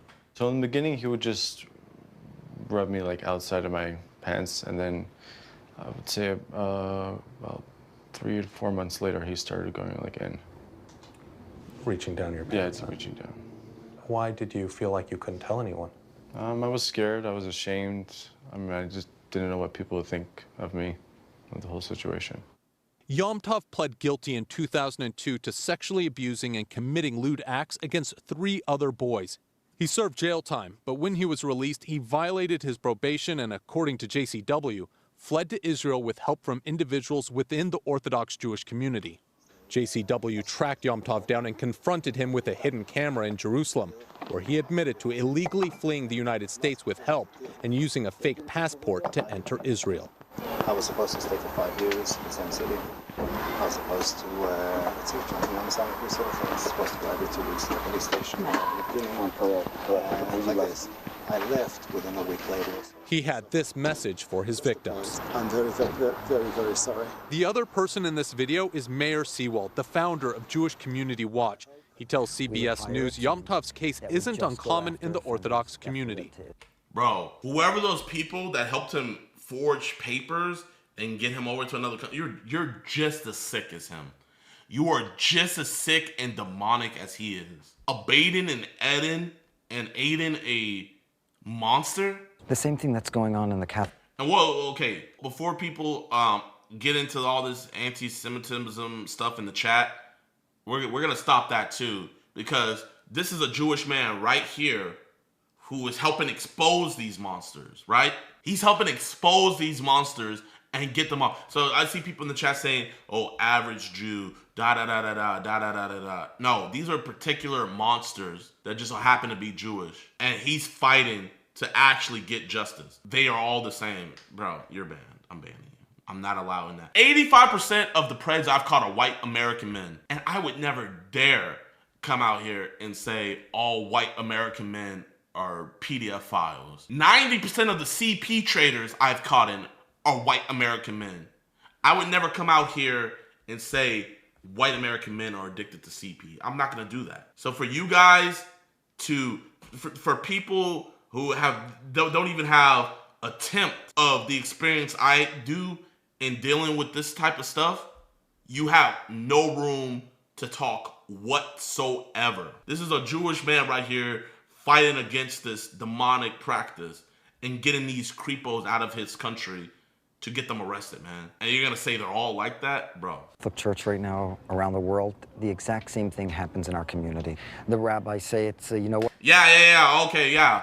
How many of you guys are Catholic in here, man? How would you feel if I said all Catholic priests are like this? How would you feel? Exactly. Shut up, bro. There's bad apples in everything. You expose the bad apples. You don't expose the whole batch. You guys are the same people who get mad at people saying all cops are bastards. You're the same people that get mad at those people, right? But yet you're gonna say all Jewish people are bad? Come on, bro. But he promised he's going to go for therapy. He's never going to do it again. Boom, he's in another community. A few years later, he's at the same thing, and we hear more allegations that the person continued to abuse children. And often, those abusers end up in Israel. Rabbi Yehuda Oppenheimer says he unwittingly helped Caro escape. There was nothing that raised any red flags up to the point where he was moving to Israel. Well, I wish I could say that, but unfortunately I can't say that. So he had violated his parole, and now they were looking for him. He said that there was something in the past that had happened when he was young, but nothing had ever happened since. I've changed and I'm a different person now, but you gotta help me. I felt that I could trust him. So I wrote him a Jewish letter. Americans get unnecessary hate. The leaders of Israel are the real issue. Caro is accused of abusing more children when he got to Israel. What was that like for you when you found that out? Who punched to the gut? I was late today. I always Rabbi come in when I Oppenheimer work, says but the today was a reason busy he came morning. forward is to shine a light on the Blue-collar stuff process aside, of accused pedophiles face fleeing emoji. and help ensure it doesn't happen again. Back at the stakeout, an ambulance pulls up and a man steps out. It's Caro. That was definitely him. Oh my God. Okay. The police are called and eventually arrive. His days on the run are over as he's led away. Did you assault the girl in the United States? This is a thing where not even the state of Israel knows that these dudes, their backgrounds and stuff, so they're forging documents to go hide over here. But because of that loophole of them getting citizenship, it's easy for them to get over there. That's what I'm seeing. So it's not like, oh, just come to Israel and we'll protect you, because obviously the Israel police are arresting them and getting them up out of here. But there does need to be said where there needs to be way more due diligence done to where, like, bro, how is people just traveling with fake passports like that? A lack of communication, exactly. Bro, Israel absolutely knows. Well, I mean, if they absolutely know that this dude was here, then why are the cops arresting him? Did you flee Israel because you assaulted the girl in the United States? Have you ever assaulted any girls in Israel? Yeah. Do you know that you're wanted by Interpol? Yeah. There's relief as police escort him to their car. This marks the end to a months-long manhunt. It always annoys me when people generalize entire religions. Like when people say, oh, a religion of peace to Muslims. Or oh, average Jew. Makes no sense. Thank you for immediately shutting that down, Jid. Always, man, bro. I don't rock with that. I don't rock with that. Oh my gosh! Can I give you a hug? I have something I need to tell you. Yeah. Okay. We found him, and he was just arrested. What? He was just arrested. Wow. Oh my gosh. Amuna, not her real name, is the person on the other end of the line. She was a little girl when Caro entered her life. I was 4 or 5 years old. My mother was on bed rest. My father's a rabbi, so he wasn't really home. He used to come to our house. We used to play games, and then it became sexual. I'm going to give you a cookie because you do it so nicely. It's all about the cookie. It's all about lying, and it's all about being so evil to a little child. He also threatened me he would kill my parents, he would choke me, he would hurt me, he would kidnap me. How did that affect you? A lot. Yeah.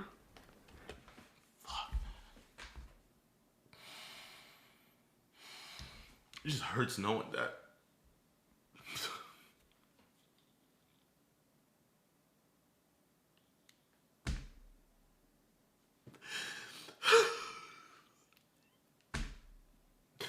It just hurts knowing that so many kids go through this. And there's never gonna even be an option for justice to be for them. You know, we're looking at her story, right? And we're empathizing with her. But, you know, and she went through so much, but... May God bless this world. She, at the end, she got her justice, but look how long it took. Now, look at this stuff where we're in a country who's supposed to have it right. We're in a country that's supposed to be Nah, zero facts tolerance, actually where reading everybody, Epstein your files neighbor, and too had me everybody's crying. against this. Yet you have police that will try to fight us more than try to get these dudes locked up. And then you have these lawmakers and these people hiding files and protecting millionaires and billionaires and celebrities doing this exact same thing. It's like, bro, it's like, you know, we can raise our voice about it. We can do everything, but it's like, bro, it's like, where's the end to come for those victims? There is none. I'm not gonna lie. Sometimes it feels like a never-ending battle. Yeah, you get one up off the street, but somebody's just gonna take their place. You post a video hoping that the dudes doing this are gonna like, oh, I need to stop doing this, but all it does is just make them more sneaky. Oh man, it's sad, bro. It's so sad. It affected my whole life. My whole life is around this sexual abuse and rape. Yeah. Amuna turned to therapy and art to help deal with the trauma. This is in my bedroom and my inspiration. She paints and writes poetry, but she's still angry that it was allowed to happen in the first place. What are your thoughts on him being able to come to Israel and flee the United States? It brings up a lot of anger and a lot of frustration towards the Israeli system. Should have, bro, man. Should have never been able to get over there that easily, man. He shouldn't have even been able to leave the American airport, bro. I think both countries are at fault, man. He should have never been able to even get on a plane to leave America, let alone enter into another country and then be let in. Shauna says the failure begins in the U.S. Why would someone want to help one of these pedophiles escape? Oftentimes there's some sort of community incentive. Either somebody owes them a favor, or someone in the community, let's say an institution, has covered up for them in the past, and they know that if this goes to court, there's a lot of civil liability coming down the line, you know, and it's going to cost a lot of money to a lot of people, and nobody wants to deal with that. Shauna accuses the Israeli police of not prioritizing accused pedophiles on the run. Why do you have to be the ones that do this? Because nobody else is. That's really, I don't have any better answer than that. And if you guys weren't doing it? Then nobody would do it. Israeli police told CBS News that, quote, the police coordinate closely with the Ministry of Justice and worldwide police organizations in order to find suspects overseas. Today, Caro faces charges in Israel, while back in the United States, the district attorney's office in Clackamas County in Oregon told CBS News they are working with federal authorities to secure his extradition. But Mordechai Yomtov remains at large. The district attorney here in Los Angeles told us they have not requested Yomtov's extradition and that they had no other comment. Jewish What? Told us they have not requested Yomtov's extradition and why? You know where he is. They've literally confronted him. Why has he not? That they had no other comment. Jewish Community Watch says that is the problem. If American officials don't try to get accused pedophiles from Israel, then they simply escape justice and leave children at risk. Bro, man. And then they want to do these little stupid-ass sting operations saying, oh, we've caught over 100 predators in one weekend. But how many of the judges gave them probation like our guy did? The U.S. Department of Justice declined to comment on specific cases, but praised their relationship with Israel's law enforcement, adding sex offenders have been successfully extradited in the past. Days after Caro's arrest, Amuna confronted him at an Israeli police station. I was scared. It was good. It was good to confront him. It was important for me to have that closure in my life. The healing process will continue for Amuna, but for many, like Mendy, the lack of justice means the pain continues. So there are two things JCW says could help close this pathway. First, better background checks on people moving to Israel. And second, more willingness from U.S. authorities to pursue the accused. So it certainly seems like law enforcement, both here and in Israel, are sort of busy patting themselves on the back on how well they cooperate with one another. But Jewish Community Watch seems to be doing most of that grunt work, that on-the-ground investigating. Why do they say, the group, why do they say more pedophiles aren't being apprehended? So it's very complicated when you leave the United States and go to Israel. First, they say that once these people are wanted, that they need to go to Interpol and have that international arrest warrant put out for them so that the Israeli authorities can then start looking for them. Extradition is expensive, and a lot of these jurisdictions just don't have the money or manpower to really pursue them. And then when you get to the Israeli side, JCW says that they need to be doing more background checks on these people. Sometimes a simple Google search will bring up, especially if it's an Interpol arrest warrant, will bring that up, and so that they can then know this person is dangerous, they should not be let in, or if there is an arrest warrant out for them, that they need to go and pick them up. And JCW says that there just isn't the priority to go and pick these people. Because they don't care about pedophiles. Nobody really cares about pedophiles until it happens to one of their own. They care more about drugs, and that's what they care about, drugs. They can make money off of that. A guy touching a child, like, bro, yeah, you'll get some good publicity, get him arrested and stuff, but you're not really bringing money back into the state like that. They want to do stuff that brings money back to the state or back to the country. That the police don't have the resources there to go and look for these people as well. So it really does fall on JCW to track them from the United States to Israel. That's unbelievable.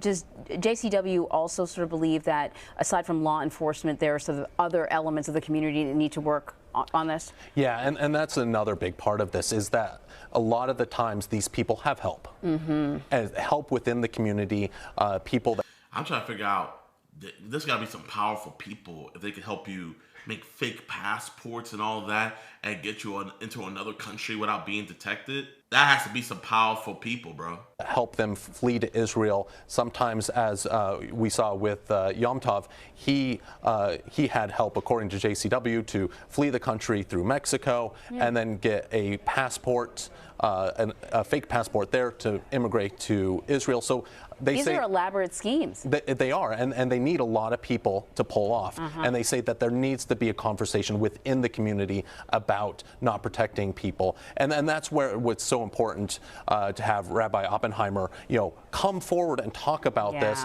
and say, this is something that is happening, and we need to address this. And and he said, the one important thing is if someone comes to you, don't pray that God gives you the strength to continue doing what you do. I hope that he watches over you and protects you. Stay blessed. Appreciate you, man. Thank you. What are your thoughts on the current conflict between the US and Iran? All I gotta say on that is we don't need to be over there. That's it. That's all I gotta say on that. But man, this journalist right here, man, who's this journalist? I don't know who did this story, man, but Ian Lee, man, I give you 100,000% props for doing this, and I'm gonna give 100,000% props for CBS. I'm gonna give 10 million props for that group in Israel that's catching these dudes, and I'm gonna give 10 billion props to that girl for confronting her abuser and finally getting justice, man. So I see a lot of people looking at this as this is an Israel problem. Oh, of course it's Israel. How I look at it as this is an America problem, because I'm seeing America being lazy, letting these dudes go over there. America's being lazy and not writing out extradition warrants to try to get these dudes back over here. Because if they put out that extradition warrant, then Interpol is going to put it all out there. Then they have to go arrest this dude. The fact they know where these dudes are, but America's not taking the initiative to get these dudes arrested because it's too expensive. It's too much. It's like, oh, it's too much to get that one dude over here. Let's go bust Jamal for 2 ounces of coke, and let's give him 50 years. That looks better on the headlines more. Like I think us as a society, we don't care. We're tired of the war on drugs. When is there going to be a war on pedophilia? When is there going to be a war on CP? When is there going to be a war on child predators? Alexa, how much money does the DEA make a year? The DEA's annual budget for the most recent fiscal year exceeds $3.15 billion. $3 billion for the DEA, the drug enforcement. So how much money does ICAC receive a year? So ICAC is the Internet Crimes Against Children, right? Look at this, chat. $3 billion of government funding to the DEA, only 40 to 48 million in federal funding from the Department of Justice. Alexa, who's in charge of the Department of Justice? Pam Bondi is the current Attorney General leading the Department of Justice since February. Alexa, stop. Pam Bondi is the leader of the Department of Justice. So Pam Bondi's who's in charge, and I think it shows. So we're $3 billion to stop drugs, but only $48 million to stop child predators. And you guys wonder why nobody on the Epstein list is getting arrested. All you gotta do is follow the money. That's all you have to do. You follow the money and it will tell the whole story. I did have 1K, but that little ass Marty. Whoa! Whoa! You're trying to interfere in my life, you see this? How do you like that, you ass little ass nigga? You had no right. Why is everybody in?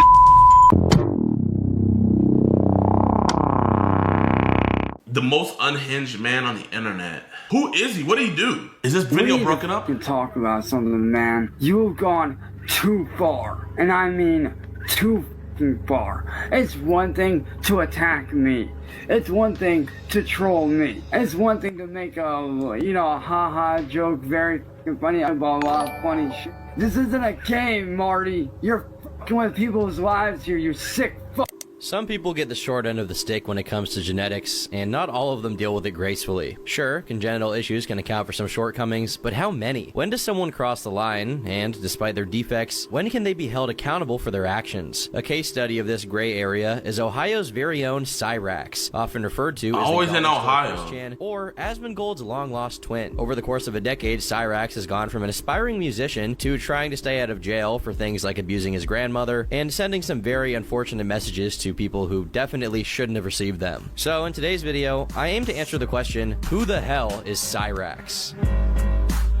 Ooh. Okay. I don't know what that means. All right, go. Oh, hey!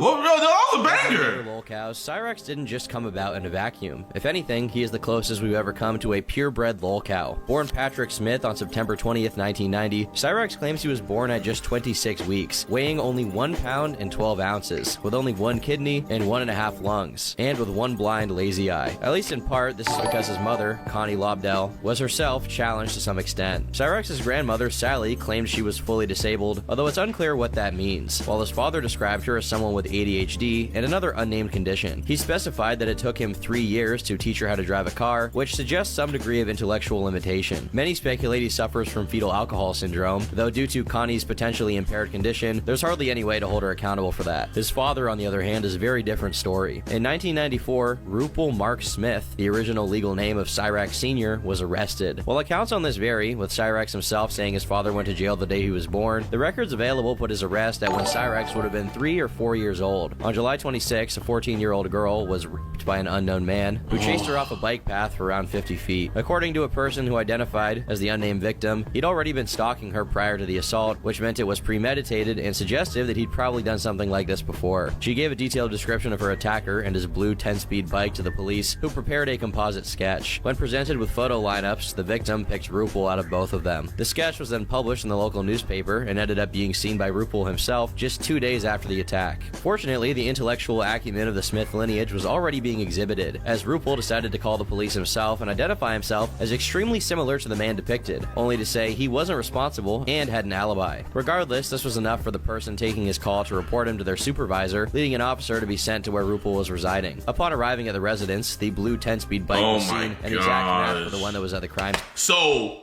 You called the police to tell them, hey, this dude looks like me, but it's not me. Gave them your address. Once the officer became more accusatory toward Rupal, his responses were incriminating. Apparently, while he didn't outright confess to the assault, he said something tantamount to an admission of kidnapping, dragging the victim across the road against her will. After that, Rupal asked for an attorney, but what he said at that point was enough for an arrest and trial, during which a jury convicted him of kidnapping, sexual assault, and sexual abuse of a minor. He attempted to appeal his convictions, but ultimately failed and had to serve a total of 20 years in prison. This is relevant because it meant that, with Rupal out of the picture due to his arrest, and Connie being unfit to care for a child due to her disability, someone else would have to raise Cyrax. That someone ended up being his grandmother, Sally, who moved Patrick out of Alaska and into her humble home in Akron, Ohio. Oddly enough, Sally had been in a strangely similar situation to that of Rupal's, only on the receiving end. As we can learn from an article in a local Alaskan newspaper, Rupal's father, and Sally's first husband, is a man named William Bill Smith, born in 1941. According to public records, Sally was born in 1952, and Rupal was born in 1969, meaning she was 17 when she had him and just 14 when she got married to Bill, who was 25 years old, the exact same age Rupal had been when he committed his crime. What's worse is that Rupal had older siblings, though records on how many are difficult to find. We know that at least one of them was also named Bill, who ended up simultaneously suffering from AIDS and cancer until he passed away in 2015. Just so you know, when I say Cyrax is a purebred lolcow, I mean generations of extremely unfortunate circumstances have coalesced to bring him. Bro, man, there's some families that are just cursed, bro, I swear. Via newspaper clippings of one of Sally's brother's obituary, we can determine her maiden name is Arntzen, but when she took Cyrax in to raise him, she was married to another man named Gordon Wilkins and took his last name, so she decided to rename Cyrax accordingly, calling him by the name he went on to use for the entirety of his life. This is Chance Finley Wilkins talking to Nicholas Beagler. What you fail to realize, Nick, is that I made you. From Patrick Smith to Chance Wilkins, from Alaska to Ohio, Cyrax wasn't even 5 and was already undergoing some radical transformations. In his recollection, he had a very rough time at school, with people bullying him and giving him swirlies due to his appearance. I was supposed to die the day that I was born. And when I was born with 1 kidney and 1.5 lungs. And, you know, growing up through school, you know, I did get picked on. I got bullied way more than most. I got judged, you know, I got beat up every day. I was that kid that was an outcast in high school. But, as we will learn in full detail, Chance isn't an entirely reliable narrator, since contrary to his claims, it seems he did indeed have friends during his school years. In an interview with Elspeth, a friend of Cyrax's from high school, she said, "We met quite literally in high school. We had a mutual friend in common, and that's how we met."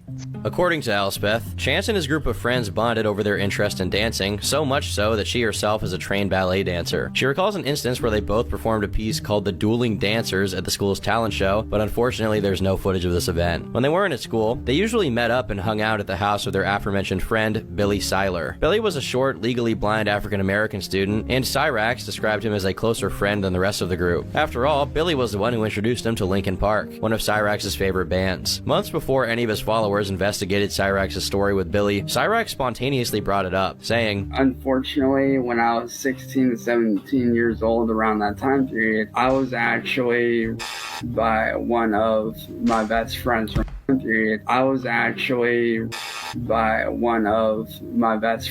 high school. Now, at the time, I didn't know that he was gay. I had actually met this kid. His name was Billy Seiler. We had gone to the same high school together, and me and him grew really, really close. We were super cool with each other." This is quite a claim to make, especially to bring it up as lightly as Cyrax did. This was enough to rouse suspicion, but as time went on, the situation only worsened. In another retelling, Cyrax mentioned that his family spoke to the school about what Billy supposedly did to him, and the school responded by kicking Cyrax out so it wouldn't happen again. "They know what Billy did. That's why they removed me from that school, so it didn't happen to me again." Though this isn't impossible, it sounds unlikely that the victim of such a circumstance would be the one getting kicked out of the school. That makes no sense was the at fact all. that Cyrax originally claimed to have been 16 or 17 when this took place, but he only changed high schools after 2009, when he would have been 19, meaning the time frame doesn't really add up. This discrepancy was confirmed by Cyrax himself, who later changed it and said that, while Billy was underage, he himself was not. Cyrax, how are you not so pissed though at that school?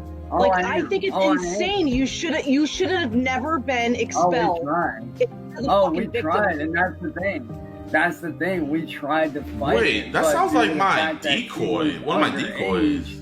and I was over Oh my it. god, dude. I don't understand that. That's fucking bullshit. People became suspicious, and since Cyrax had already given this person's name out, they decided to look further into it. The information was enough to find Billy's Facebook and contact him, informing him of what Cyrax claimed happened during high school. Once contact was established, what Cyrax allegedly did to Billy became a matter of public knowledge. You know, so we were up in my room, you know, it was late at night, probably 12, 1 o'clock on a weekday. When it gets hot, you know, guys tend to take off their shirts and everything. I was either on my belly on the floor, or I think I was searching for something, and the next thing, No, it wasn't I her. don't know. It wasn't her, Chad.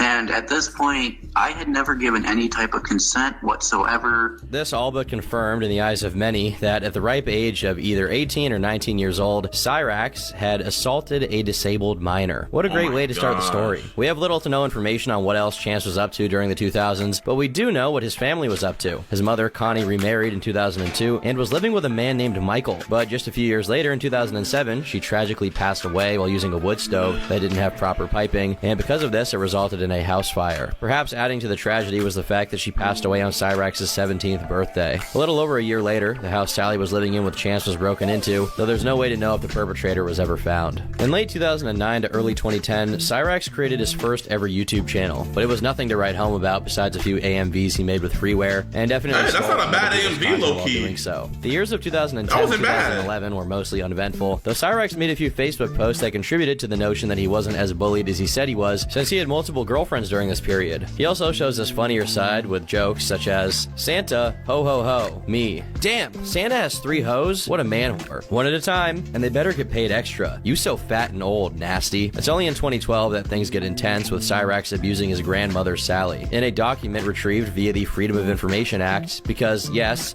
his followers are that dedicated. We have information on every time the police have been called in relation to Cyrax's house, and on the 14th of February, a domestic fight was reported by Sally's brother, William Arnson. Chance is described as out of control and fighting with his mom before leaving the house and walking toward the freeway. It appears he attempted to choke or strangle his grandmother, but fortunately, the report cites no injuries and no weapons. To this Okay, chat, what is the youngest victim he has? Let me see, let's go down here. Juggalo adjacent communities that Cyrax has spent the better part of a decade sharing his music to, and that flipped a major switch. What kicked it off was when Cyrax was invited to appear on a show called the Juggalo Drama Alert, where he was asked by the host, Fred the Boy Blue, 14? to explain his situation 12? with Candle. Noticing how much of an absolute character Cyrax was, Fred had him appear in multiple episodes right after, and this grew Chance's popularity exponentially. Whereas he had 1 or 2 trolls who intermittently impersonated him before, he was now attracting a group of troll followers who were dedicated. While still in their developmental stages, they would eventually become the co-stars of the reality show Cyrax's life is about to be. Around the same time, though we don't have the exact date, he began dating Heather, but not the same Heather as before. With new Heather, at some point during 2019, How's he he getting made a video about girlfriends?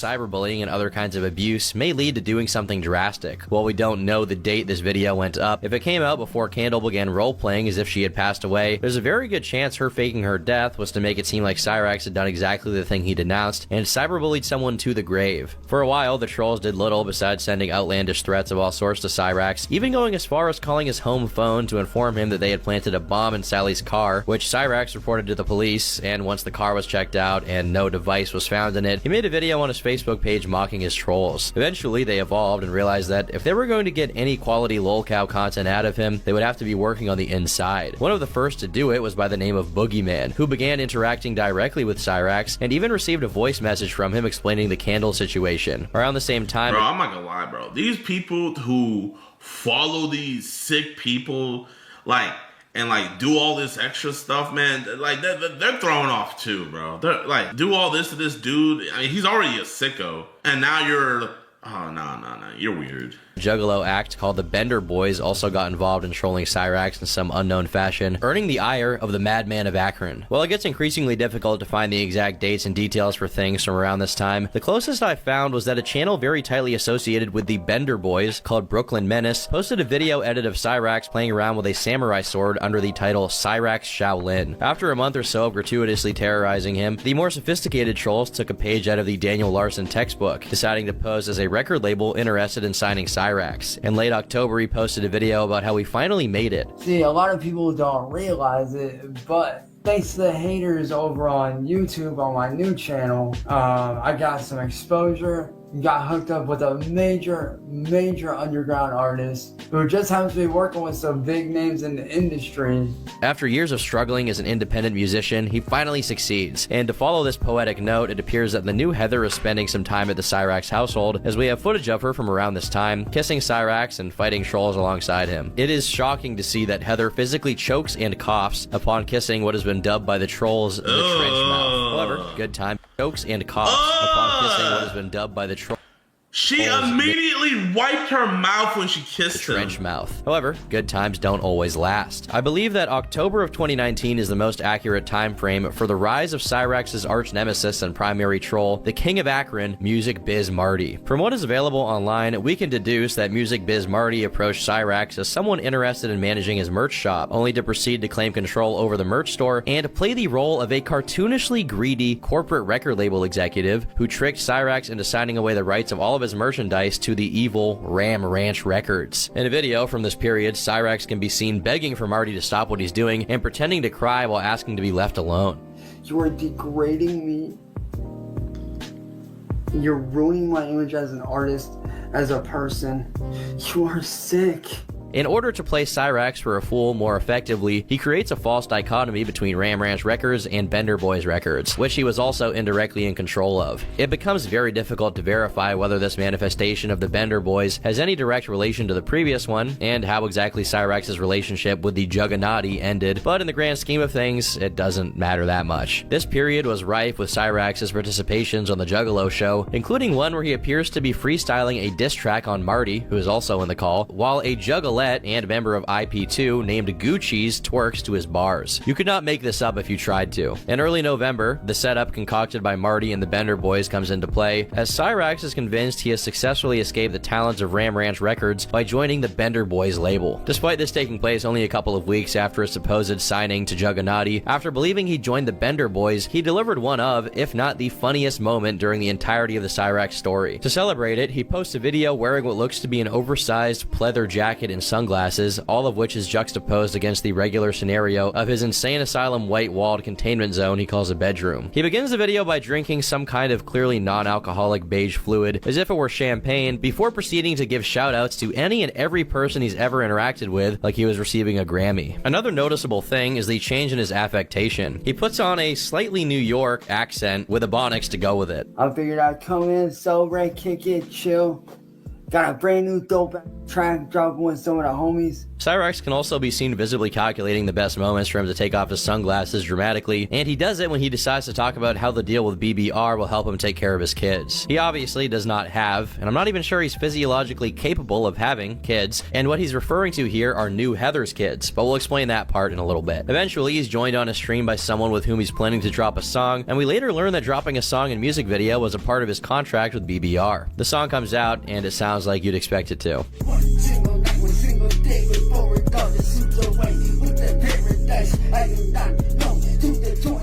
And now, the other shoe dropped. Bro, why do you guys send me these people, bro? It's like, bro, man, I look forward to hanging out with you guys, but I end my days and my streams just like, why? Like I'm gonna be stuck the rest of my day and my night just thinking about this. Alleging that his single underperformed terribly, Bender Boys Records called Cyrax up to deliver some bad news. Yo, Cyrax, I got an announcement to make. The video's not doing as well as we thought it was going to. Speaking with the team here at Bender Boys Records, they deemed you unmanageable. How? We had to sell your contract, man. Wait, what the fuck? Are you serious right now? We sold it this morning. Are you fucking serious? I put in all that hard work for nothing? Are you serious right now? Bro, you're fucking stupid. I put in all that hard work for you and the crew for what? Do you want to know who we sold it to? I already know. Music. As of that day onward, Cyrax and his music were the intellectual property of none other than Music Biz Marty, and things can only get worse from there. Due to Heather's very close involvement with Cyrax's online presence, she was often seen alongside him during his live streams, which was Cyrax's main vehicle of communication at this point. While it didn't look like she was very interested in Chance as a romantic partner, perhaps the attention he got online, even if negative, was her motive. And if it was attention she was after, she definitely got it. On November 22nd, one of Cyrax's anonymous trolls makes a phone call reporting that Chance was being mean mean and violent to Heather, taking her phone by force and refusing to give it back. The results of this call have been archived since the police showed up at the house during another one of the Juggalo congregations, prompting Cyrax to immediately tell Heather to follow him upstairs, also known as the Goblin Hideout, for whenever someone visits his house. The police were told that they were sleeping and that the call was a prank. However, 3 days later, that call prophetically came true, as on the 25th another police report was filed, this time by someone named Mike. In it, Chance is described as hitting his girlfriend during a live stream on YouTube, but I haven't managed to find any video to match that specific date. When the police arrived at the location, the two were spoken with and claimed there was no occurrence. Given the lack of hard evidence, we can presume that Chance did no such thing. I mean, just months before posting, he was posting videos to his Facebook about how a man that lays his hands on a woman is a coward. There's no way he was projecting, right? Well, a day after, during a live stream Heather was a part of where she was talking to one of the people following the Cyrax story, Cyrax himself eventually intervenes and is seen attempting to yank the phone out of Heather's hand violently, which some saw as an overly aggressive action. The same day, a troll once again made a call to Akron PD to report what had happened, and they conducted a welfare check. Not only do we have what was on the police report, which claimed Heather was acknowledging Chance's abuse to the person she was live streaming with, we also have the phone call made by the troll. Chance J. Wilkins, he's a 28 or 29-year-old man. He had struck his girlfriend, Heather Porter, who is currently pregnant. Just 2 days later, Bro, man, like, how invested in these people do you have to be to where you're calling the cops for them? Like, oh my, bro, everybody in this situation is losers, bro. Oh, he did it! 911, Chad Wilkins, he's a 29-year-old man. He just struck his girlfriend, Heather, and she's also pregnant. Like, bro, oh my gosh. The person Heather was talking to on the live stream was Where's the investigating further into allegations? her lore and ended up interviewing Jessica, Heather's former wife. Where's Now, the things just get more and allegations more with the complicated, minors? Don't they? It turns out that Heather left her wife with their 2 kids in order to link up with DJ Shadowblade, this 2020 impartial third party who happens to defend Cyrax and Heather against the trolls. On another video from I lost my edge. Hey, Marty, why don't you go take that January is relatively uneventful, with February bearing some concerning news. Not only are rats sighted in Cyrax's humble abode, but apparently his basement bed is suffering from a bed bug infestation, and it's severely affecting his health. This may be karma for the fact that, in his never-ending struggle against music biz Marty, Cyrax turned to the dark side and decided to invoke the power of a very malignant political party in order to defeat him. You gonna do some Rams? Oh my god! After being catfished by a troll and confessing to his fantasy of eating a Snickers out of somebody's defecation station, he enters into a relationship with someone by the handle of Tangerine Cat, a long-term covert troll of Marty's. In the middle of February, he threatens to Bro, whoever this dude is, you're gay, bro. You went undercover to get this dude to fall in love with you. Just, oh my, you are gay. Tangerine Cat, a long-term covert troll of Marty's. In the middle of February, he threatens to shoot Marty and another infamous troll of his, Schmeckle Cat, with his stepfather Ed's rifle, who definitely did not give permission for Cyrax to use his gun to carry out a hit. Seeing that Cyrax was approaching the 1,000 subs mark on his YouTube channel, he started a campaign for people to subscribe en masse. He's not even at 1,000 subs yet? Then, when Cyrax started celebrating, the next move was to unsubscribe en masse to see how he'd react. This was the result. I did have 100. I did have 1K, but that little bitch ass nigga Marty. Whoa!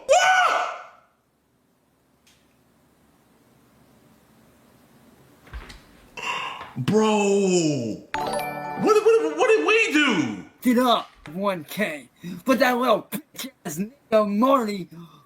Get up. Notwithstanding, also in February, Cyrax gets Sally to call the cops to tell them he's being cyberbullied online, as if the cops could do anything. They can't. It's at this point that even the police, being familiar with the situation from the plethora of times they've already gone to their house for no good reason, start to show signs of being sick of dealing with Cyrax. The report reads as follows: cyberbullying on internet by Marty. Today they received a package with rope in it, and he has been telling caller's 30-year-old son to take his own life. There were no threats and nothing to report. He was advised that if he does not want comments on his internet live stream, to block or ignore them. Nothing I was told today was a crime, and he had no information about the other guy involved. On the 5th of March, during a live streamed call with Marty, Tangerine Cat, and a fellow troll, Lava, Cyrax is pushed to his breaking point and decides to destroy one of the gifts he received from Lava to upset her. You're trying to interfere in my life, you fucking. Hey, Lava, I swear to God, if you don't stop, I swear to God, I will hunt you down and beat your fucking ass within an inch of your life. And that's not a joke. Hey, Lava. We all know hey, that. Lava. You better be lucky I don't know where you live. Otherwise, you're have to be 6 feet under. And same with you, Marty. I know where you live. I know where you live, Marty. So don't test me. You need to go. And now I've had it. No, I've had it with you two interfering in my life. I'm trying to live a good life with my. No, shut up. I am trying to live a good life. Bro, that boy hitting us with a Macho Man, Randy Savage, WWF promo. Listen here, bro. With my fucking girlfriend, away from the trauma, but you don't want to let that happen. And I'm tired of it. I'm sick of it. Matter of fact, hey, Lava, see this? No. How do you like that, bitch?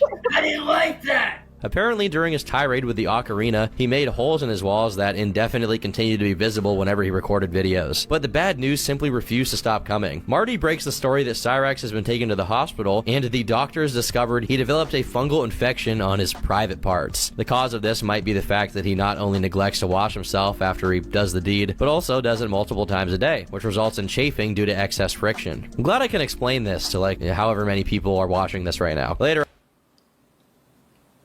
Around the same day, Cyrax gets on Marty's stream to berate everyone for spreading the news about his sickly genitalia. Hey, guys, what the fuck is your deal? Whoa! No, shut the fuck up, motherfucker. Hey, Marty, let me tell you right now, you ass little bitch ass nigga. You had no right. Why is everybody a nigga? I don't see no nigga profiles. Marty, let me tell you right now, you ass little bitch ass nigga. You had no right doing what you did. None! During the conversation about his medical issue, it's revealed that Cyrax is unable to put the cream on and requires Sally to do it for him. This period is marked by some interesting police reports. After a welfare check, which informed the police that Cyrax was threatening people online, he was advised to stay out of chat rooms. Then, the police were told about Cyrax confessing to what he did to Billy, but no one answered when they showed up to his door. After a mostly redacted welfare check, Sally herself calls the police as Cyrax and Ed are fighting due to Cyrax being uncooperative. After this call is made, Cyrax randomly shows up during another Marty stream, this time with his mouth visibly bleeding as he screams at everybody. Let me tell all three. Bro, who the hell is this Marty?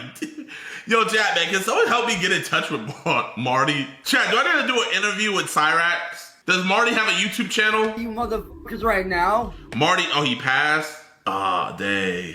Because of you three, I almost took my fucking life a few minutes ago because of your bullshit bullying. As it turns out, he'd recently gotten into a fight with his stepfather Ed, and unlike when he's online, being aggressive and acting tough had very dire consequences. Soon after, Ed leaves due to Cyrax's antics, which he blames on the trolls. After Tangerine Cat breaks up with him over him sending pictures of his wiener to multiple different fake girls, a new faux girlfriend comes forth by the name of Strawberry Sunshine.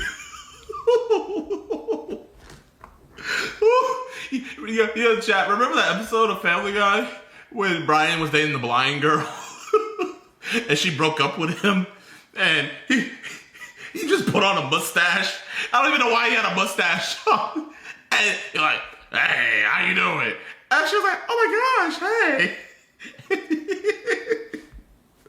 That's literally what this is, bro. Multiple different fake girls. A new faux girlfriend comes forth by the name of Strawberry Sunshine, and Strawberry is taking no prisoners. Within a month of her work, she convinces Cyrax to insert a stylus into himself. You'll have to take my word for this, since I obviously can't show it on screen. Or you can look for it yourself and be eternally cursed. What is it? Wait, chat, what is a stylus? A pin?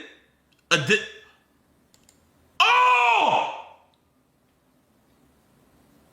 Oh! No! He put one of those pins in... Chat, he put one of these inside of him. The decision to leak the stylus incident was made based on the fact that, concomitantly with his relationship with Strawberry, Cyrax had recently sent nudes to a catfish who pretended to be a mentally challenged transgender person by the name of Cindy Lou. In classic Cyrax... He put it in the front.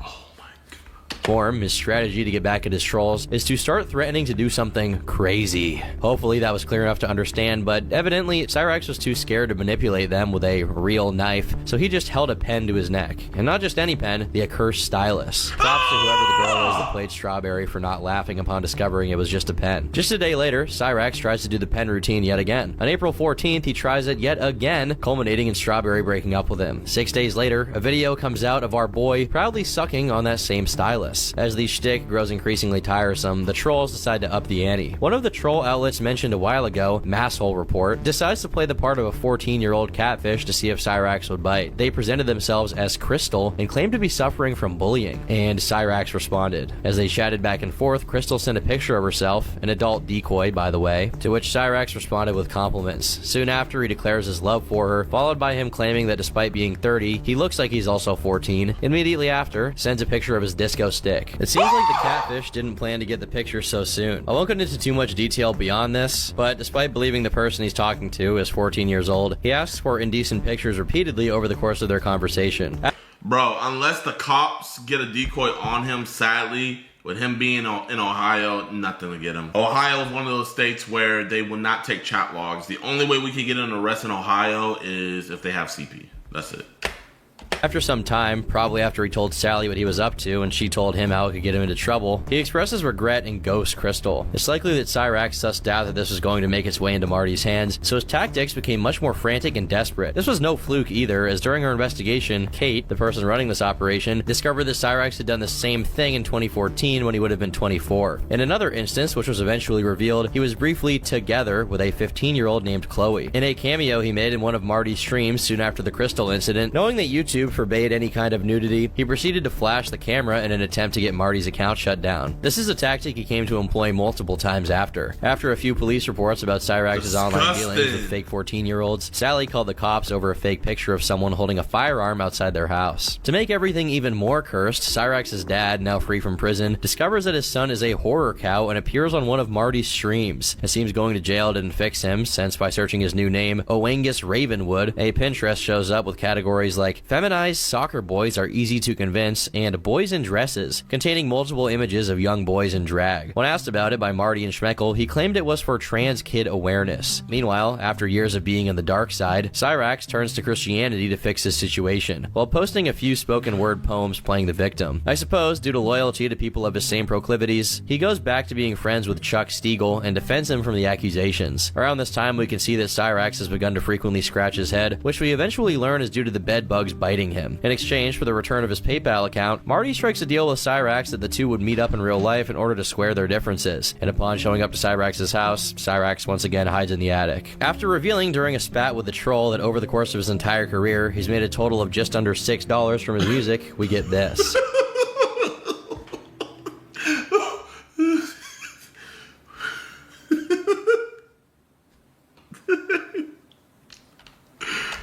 Chance Wilkins. What does that name sound so suspiciously familiar? Maybe because your screen name is Cyrax? What do you mean by Cyrax? Oh my god, Chris Hansen's on the case? Chance. Chris Hansen here of Hansen vs. Predators. To catch a predator and have a seat with Chris Hansen, I'm going to need you to have a seat right over there. Been going through some transcripts and I see some disturbing things online.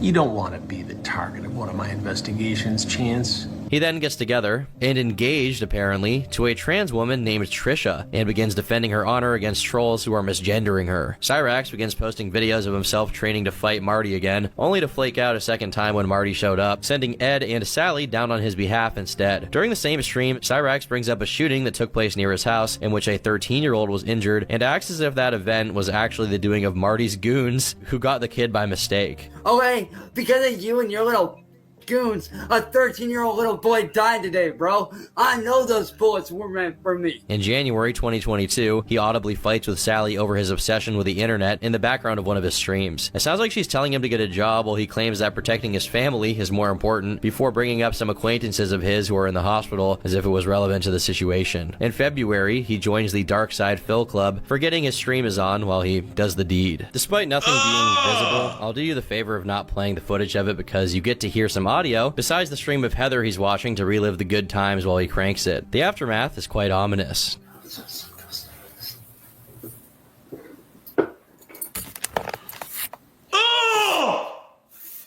Due to another attempt from Cyrax to stay away from the internet, Marty successfully draws him back out by pretending that Cyrax has passed away and has been replaced by an AI, namely AI Rax. Around the same time, another fake girlfriend by the name of Gothy becomes active, telling Cyrax that he's losing money because of Marty and saying PBS would do a documentary on him. During mid to late April, Cyrax's house is raided by police and he greatly embellished it to make it seem like he was in way more danger than he actually was. But little to our surprise did we know that there would be 10 cops outside with guns pointed at me.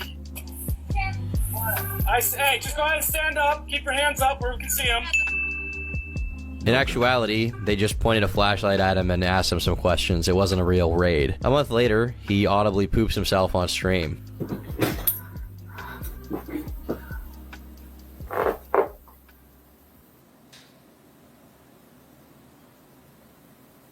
Oh shit, oh guys, it's storming out, gotta go. Now, a lot of people are going to pass judgment, but can you blame him? It was storming out. In June, he posts a video fake crying. Chat, man, I hate you guys, bro. I don't like you guys. I don't like any of you, bro. Investigate Cyrax! Investigate! I'm having nightmares now. I'm having nightmares. This is... I don't know how anybody could top this. I gotta get him on an interview, chat. I gotta get him on a... Bro, I'm gonna have my hand quick on the draw. Since they're talking about he whacked, bro. Chat, man, let me know the people who know him so I can get him on an interview. And playing victim, and in the same breath, he threatens to hurt people and potentially police officers as well. So help me God, if you cops don't do something about this, I will. And trust me when I say, the end result isn't gonna be pretty. People bro, and then every time Marty came outside, you hid? People going to his house are people he has time and time again invited over so that he could beat their ass. In October, Cyrax is love you, bro. Come back to Australia sometime. I appreciate you for the 100 Australian, my brother. He grew to a point where Danny Brown, a pretty popular rapper, expresses not only his awareness of Cyrax's story, but active interest in it as a follower. We just find like certain people on the internet to quit, and now we got this new guy. His name is Cyrax. He's like he's a little fucked up guy. And he's from Ohio. To say the least. With him all the time. Like he was like live streaming. We just all in his chat. He wants to be a rapper. He wants to be he always come up with something new. But I would say the funniest thing we did was that it got to the point like we'll with him so much he'd delete his accounts and be like, I'm not coming back. I'm not coming back. And you know, then he always come back in like a week or something and we'd be geek. But one time he like I'm not doing this no more. Y'all ruining my life. I'm not coming back to YouTube. I'm not coming back. So then he left and he was gone for like a month. Then we all bored. We all in a Discord like, how can we get him back? How can we get him back? So we came up with this plan to say he died. So we were just all making like tribute videos to him like Cyrax, gone but not forgotten. We miss you so much. We love you so much. Approaching lolcow critical mass, the one and only Chris Chan, Liquid Chris, decides to chime into Cyrax's story. The main purpose of this video is to call out a certain troll who is trying to impersonate me. His name is Cyrax, and I have gotten good word from my special gal pals that this imposter has been doing this for quite some time now. I even have a screenshot of a video someone made on him. He's correct in defending his image and reputation because, indeed, Cyrax is copying Chris Chan. Eventually, Chance's Facebook gets hacked, for real this time, and a video is uncovered in which he's seen licking his, I think we know. In December, Cyrax seems to have gotten physical with Ed once again, and a little while later, claims he's developed stress-related eczema that caused his feet to swell up and eventually become a full-on leg infection. In early 2023, Cyrax gets tricked into breaking his Xbox by inserting a contaminated USB stick into it, and then Marty convinces him to do a little dance in order to get his Xbox working again. Things start to look grim for Cyrax, who is now under threat of lawsuit from Danny Brown after accusing Danny multiple times of being a pedo. Perhaps sensing he has very little to lose at this point, he goads Marty into coming to Akron to fight him, and lo and behold, the fight does take place. Whoa! Despite this, immediately after getting beat up, he starts streaming, bragging about having at least showed up, demonstrating he was still as adamant as ever. Eventually, the two stream again, and Cyrax tries to claim Marty almost murdered him while simultaneously trying to act unfazed. Afterwards, who the hell is this Marty dude? Oh my... Bro, chat, you know these stories that the Preds make up? It all this stuff actually happens to Cyrax. He tries to compete against Marty in a more familiar territory, racing. Him and Marty go for 2 matches, with each winning one. However, it's discovered that Cyrax was using auto race during his victory, but as a 3rd match was being set up to finally settle the score, Cyrax goes missing in action. As 2023 progresses, Cyrax begins dating and breaks up with another girl, Jasmine. Upon their separation, she talks to Marty and reveals that Cyrax likes to pop bed bugs and sniff them, allows mice to live in his room, and lets roaches crawl on his plate as he eats. Months later, Cyrax reveals the Wilkinses are potentially faced with eviction and need money in order to keep their house. Then a troll visits Cyrax and proceeds to get assaulted by him with a bat. He gets arrested for it, but is soon bonded out. And that pretty much brings us to the present. How the tale of Cyrax will unfold next is truly unknowable, but it's hard to believe it'll get— Chat, this was 2 years ago. Chat, what is the new update? Contact William. I have to get in contact with William Gloryhole for information. Dear Mr. Gloryhole, I would like to do an interview with Cyrax. Could you please get me in touch with him? Thank you. Inside of 764, it really was a culture of kids exploiting other kids in the network, as Bradley was still a minor himself at this time. He groomed countless members and created original content. He claimed to have collected several terabytes of CP, and one time he posted a video that a user said showed a sex act involving a baby. And this is the thing that disgusting pred that we got beat up rolled on his chest, bro. As you guys know, when we did the boxing match against C-Bot, he tattooed 764 on his chest, right? I had no idea what that was. I've never heard of their organization before, but a lot of people told me that this is like one of the worst cults. They've done a lot of horrible things to children. Apparently, a lot of them got arrested. And you know what? You know, if I'm gonna be a predator catcher, I need to know about organizations like this. So we're gonna react to this video today by Kraden764, the internet's most disturbing cult. And viewer discretion is advised. I have researched a lot of dark topics for this channel, but the stuff towards the end of this video is disturbing to the point where it was difficult for me to deal with. So please consider this a warning. Today, we are covering the internet cult 764, which is known to do things so horrific that they are classified as a terrorist organization by the US government. Right now, every single FBI field office is hunting for the cult leaders, and there are more than 250 ongoing FBI investigations. This is truly an unending rabbit hole, and it reveals what may be the most depraved and evil organization ever born from the internet. This is the emerging story of Cult 764. In order to better understand what has happened in the past couple years, we first need to trace the origins of the 764 network and talk about the founder who put all of this into motion in the first place. Everything started when Bradley Cadenhead, a 15-year-old from Texas, became involved with a Discord server named Cult. This server is important because it inspired Bradley to create 764 a few months later, and it also introduced him to certain strategies on how to exploit other children. He learned much of this knowledge from Rohan, who was the founder of the Cult server and also a master manipulator. Chat, man, you know, we only focus about predators being older people and stuff, but man, kids can be predators too, man. Kids can harm other kids. So just as much as you gotta look out for adults, you gotta also look out for other kids, man. You gotta make sure, who are your kids hanging around? What are these people about? How are they being raised, bro? Because there's some child monsters out here, bro. Like what? Wasn't there that 16-year-old kid who just like violated he essayed his stepsister and then murdered her? 16. Bro, there's monsters out here, y'all. All ages. He would recruit minors who he considered to be vulnerable on Instagram and Roblox, and then he would pretend to be in a romantic relationship with them in order to obtain nude photos, addresses, and other personal information. As soon as he obtained that first piece of leverage, he knew that he had complete control, and literally began referring to his victims using the word slaves from that point onward. He'd blackmail them into live streaming degrading acts such as harming themselves and creating CP, but the true nature of this is not covered until the final chapters of this video. The relevant thing to know right now is that Rohan seemed to view grooming as a form of entertainment, and he derived great pleasure from watching them suffer. As he explained it, quote, "My ultimate goal is to create an endless supply of masochistic people to satisfy my sadism, and my cult is existing for that very reason." In the same message, he boasted about how everything he did was legal, and also explained that he didn't care about blackmail being unethical. He said, "We lack morals and ethics as we think they are not necessary."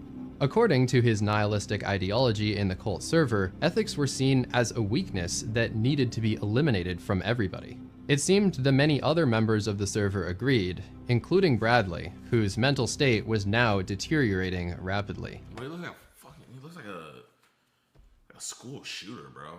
Like, I don't know how to explain it. He looks eerie. Bradley had become absolutely consumed by the cult server, and during the pandemic in 2020 and early 2021, he literally never left his house, where, quote, "his room, the bathroom, and the online chat room was his entire existence." He became fully immersed, slowly transforming from a kid who never missed church to an abuser who made blood oaths to Satan.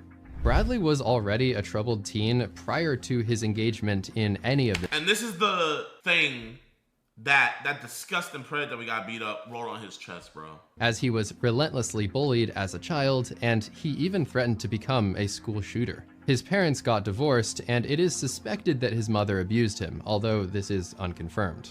In middle school, his teacher overheard him repeatedly talking about bombs and weapons, and he was seen repeatedly watching extreme gore videos using the school computers. This escalated to the point where he was actually charged with making terroristic threats, and he was put on juvenile detention for a period of 1 year. All of that backstory is to say, when Bradley eventually joined the cult server, he was no stranger to the graphic violence and the dehumanizing content that he found there. The thing that was new to him, though, was the extreme level of manipulation and blackmail. And that is the exact moment when he decided to start 764.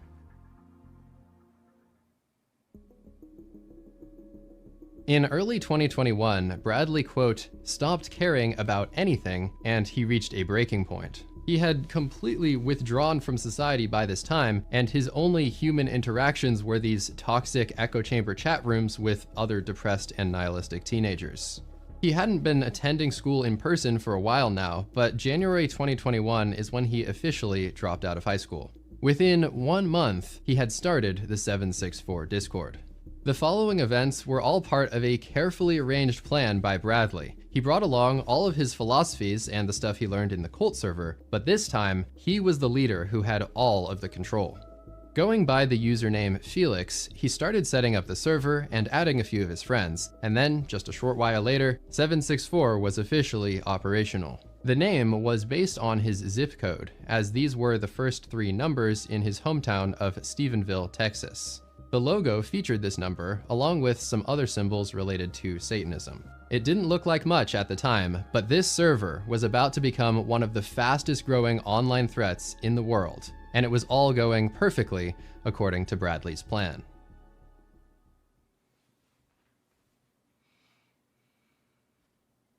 If you're struggling with any of these things, please stop watching this video now and use the resources that are on screen and in the description. No, genuinely, like, y'all, I'm gonna be real, man. Like, sometimes, like, I tell my fiance, like, the stuff, like, these guys that I be catching do, and the stuff I've seen on their phones and stuff like that, and it makes her just break down crying, man. Like, my girl was so, like, innocent to the fact that she didn't even know that anybody would even do something like that to a child. Like, she couldn't even, like, fathom that. So, man, like, genuinely, bro, man, you know, I understand, you know, you guys support me, love me, want to see it through, but if this is going to affect y'all, please click off. Please note that sensitive topics have been redacted in order to comply with all of these YouTube guidelines, policies, and also these best practices. I say with no exaggeration that this cult is one of the greatest dangers to kids today, and my hope is that learning about it can have a preventative effect. Parents in particular need to hear about this stuff so it can be avoided at all costs.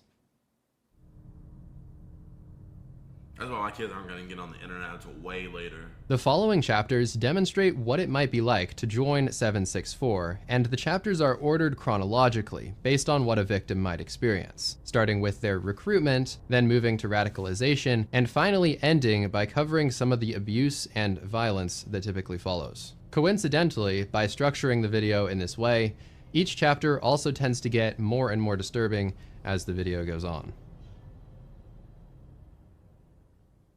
Level 1. Recruitment. You can't really be a cult leader if you don't have any cult followers. Bradley's primary focus therefore became growing his server, with the end goal of grooming and exploiting as many of his followers as possible. He started spreading edgy advertisements like this one, which included multiple embarrassing spelling errors and the catchphrase, "Cause chaos with us, join today." Without any context, that almost makes it sound like he was the leader of some hidden dark web organization, but no, it was just a Discord server in plain sight.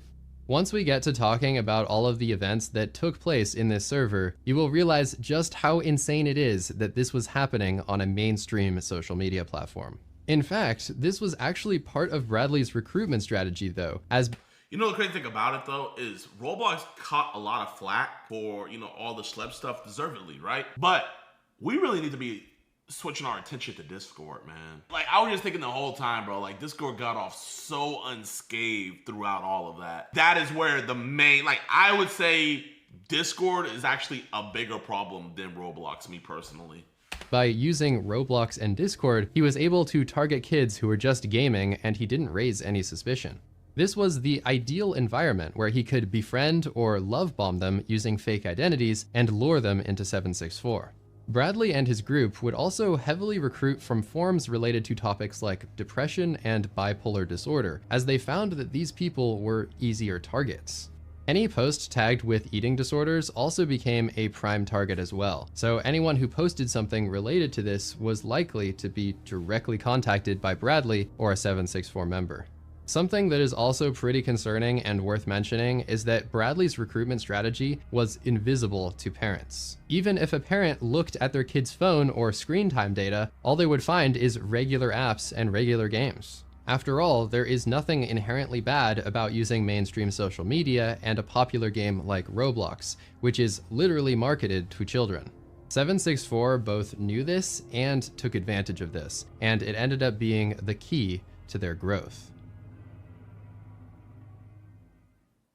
Level 2. Radicalization. After several months of expansion, the server was now attempting to radicalize thousands of people at once, and this actually became a problem for Bradley.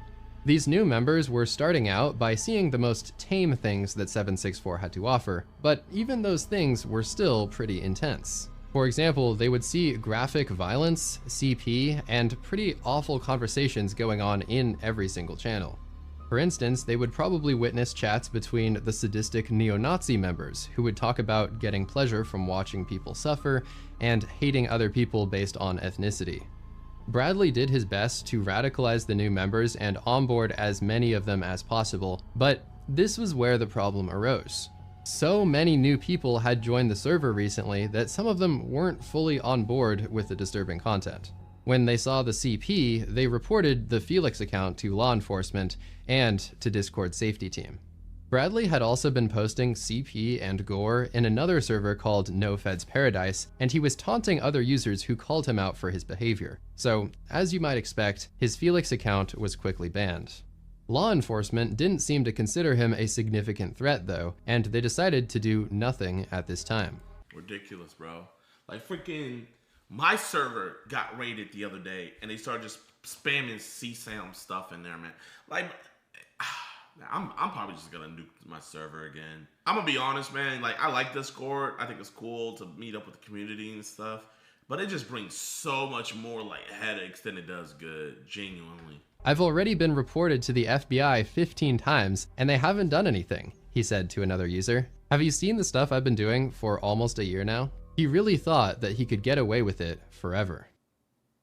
At this time, Discord was probably thinking that they were slowing him down by issuing a ban, but it turned out for Bradley, this was actually just a minor inconvenience. He opened another Discord account using a VPN and a fresh email, and he simply continued doing the same things he was already doing. In fact, he was banned hundreds of times, and by mid-2021, he was getting banned every single day on average. Reportedly, it only took him a few seconds to make these new accounts and resume his activities though, so he essentially made himself immune to the effects of being banned. To take things a step further, Bradley also formed groups on WhatsApp, Roblox, and Minecraft, and also created additional Discord servers to ensure that 764 would always survive, even if one platform caught on to them. There were also several other servers out there that had similar purposes, with names like Harm Nation, Hate, Leak Society, and the Order of 9 Angles. Collectively, all of these associated communities are called the COM for short, and they were all growing rapidly. Level 3. Leverage. After getting enough people to join the 764 server, and after exposing them to the first level of radicalization, the next step in the pipeline was to gain leverage on as many new members as possible. Bradley, along with senior members of his organization, reached out and started fake friendships and even relationships with new members, similar to what happened in the cult server. The person in the online chat introduced himself as Brad. Using flattery and guile, he persuaded the 14-year-old girl to send a photo. It instantly became leverage. I was scared to death. He would say, if you don't do this, then you don't love me. With the leverage now obtained, 764 would begin the blackmail. Extort her, boys. Do you see her face on there, on the video? 'Cause I'll send it to the school. Good. Make her suffer.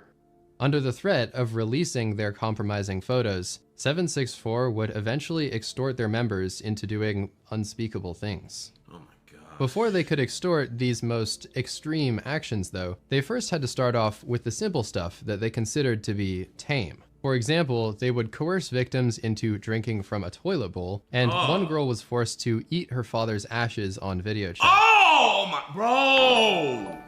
Bro, we're evil, man. As a society, bro. I've never heard of something like that before, man. Oh my gosh. The following screen recording shows another victim, and in this case, she was forced to cut her hair on a Discord call. 764 also considered this to be an entry-level form of blackmail. In the clip, it seems that they had previously obtained photos of her, and they were threatening to send them if she didn't comply with their demands. Okay, get your hair. It's chopping time. It appears that the abusers in the watch party are really entertained by this, highlighting the typical sadistic tendencies of 764 abusers. You have 30 seconds. We told you what you need to do. Oh no, should we press send? Start cutting. Chop, chop, chop, chop. Keep going. She then had to give an apology to each of her abusers, even though she presumably had nothing to apologize for. Okay, I want you to take the hair that you cut off, right? I want you to put it in your mouth.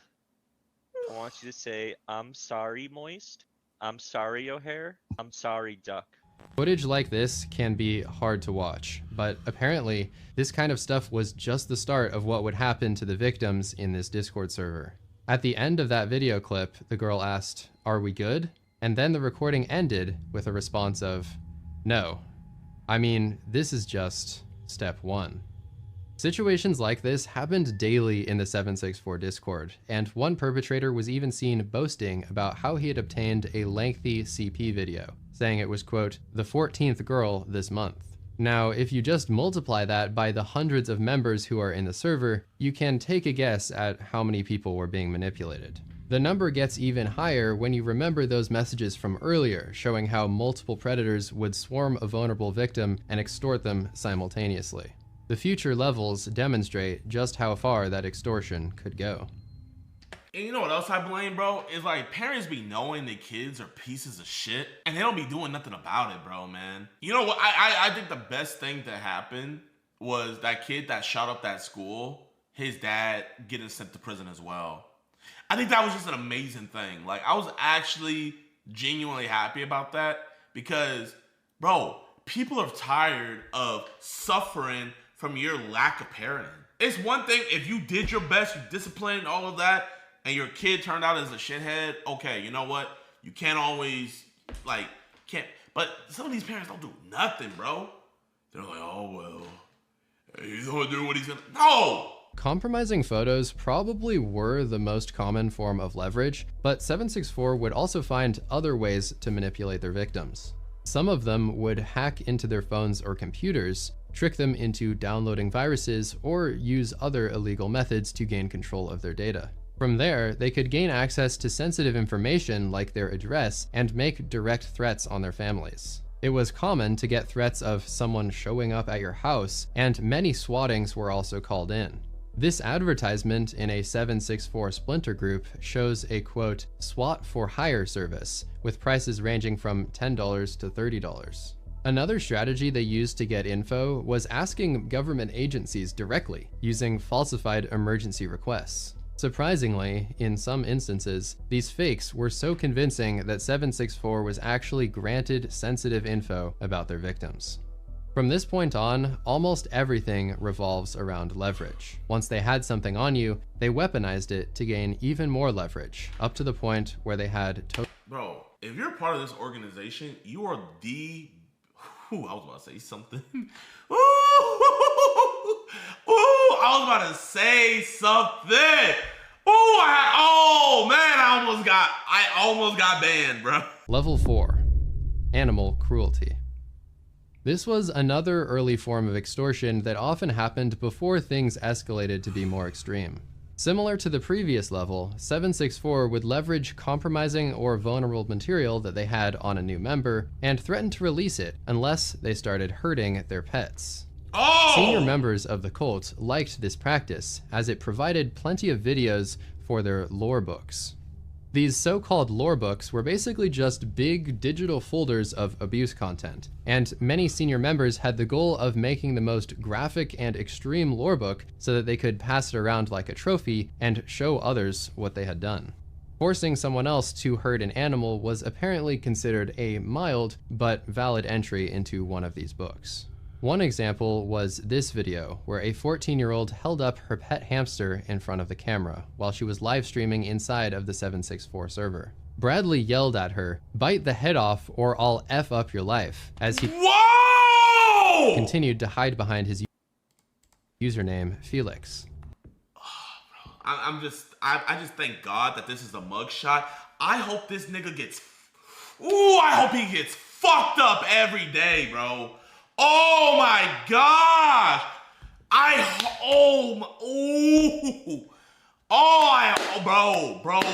Bro. Put him in a... I hope... You know what? I would love for them to live stream what Jamal and Tyrone do to him. You know what? Why don't they add that to their lower book? Dozens of other people were also in the voice call watching with great anticipation. "Stop crying," one of them said, as the girl was obviously sobbing and unsure about how to get out of this horrible situation. As the call went on, she was eventually forced into harming the animal in a number of ways, and a little while later, the family's pet was dead. In another case related to this topic, a user named HolyGirl222 was forced to kill her cat. In this image that leaked out of the server, we can see her holding up a fan sign for her abuser named Court. 764 is written in the corner of the page, and in her other hand, she is holding up the now deceased animal. She was later doxxed and also swatted. Another one of the more well-known videos from 764 is this one, where a girl killed her cat on camera while all of these other people are watching. There also appears to be a rabbit in the video, but it is pretty dark and hard to see. At the end, she is forced to write the server's name using its blood.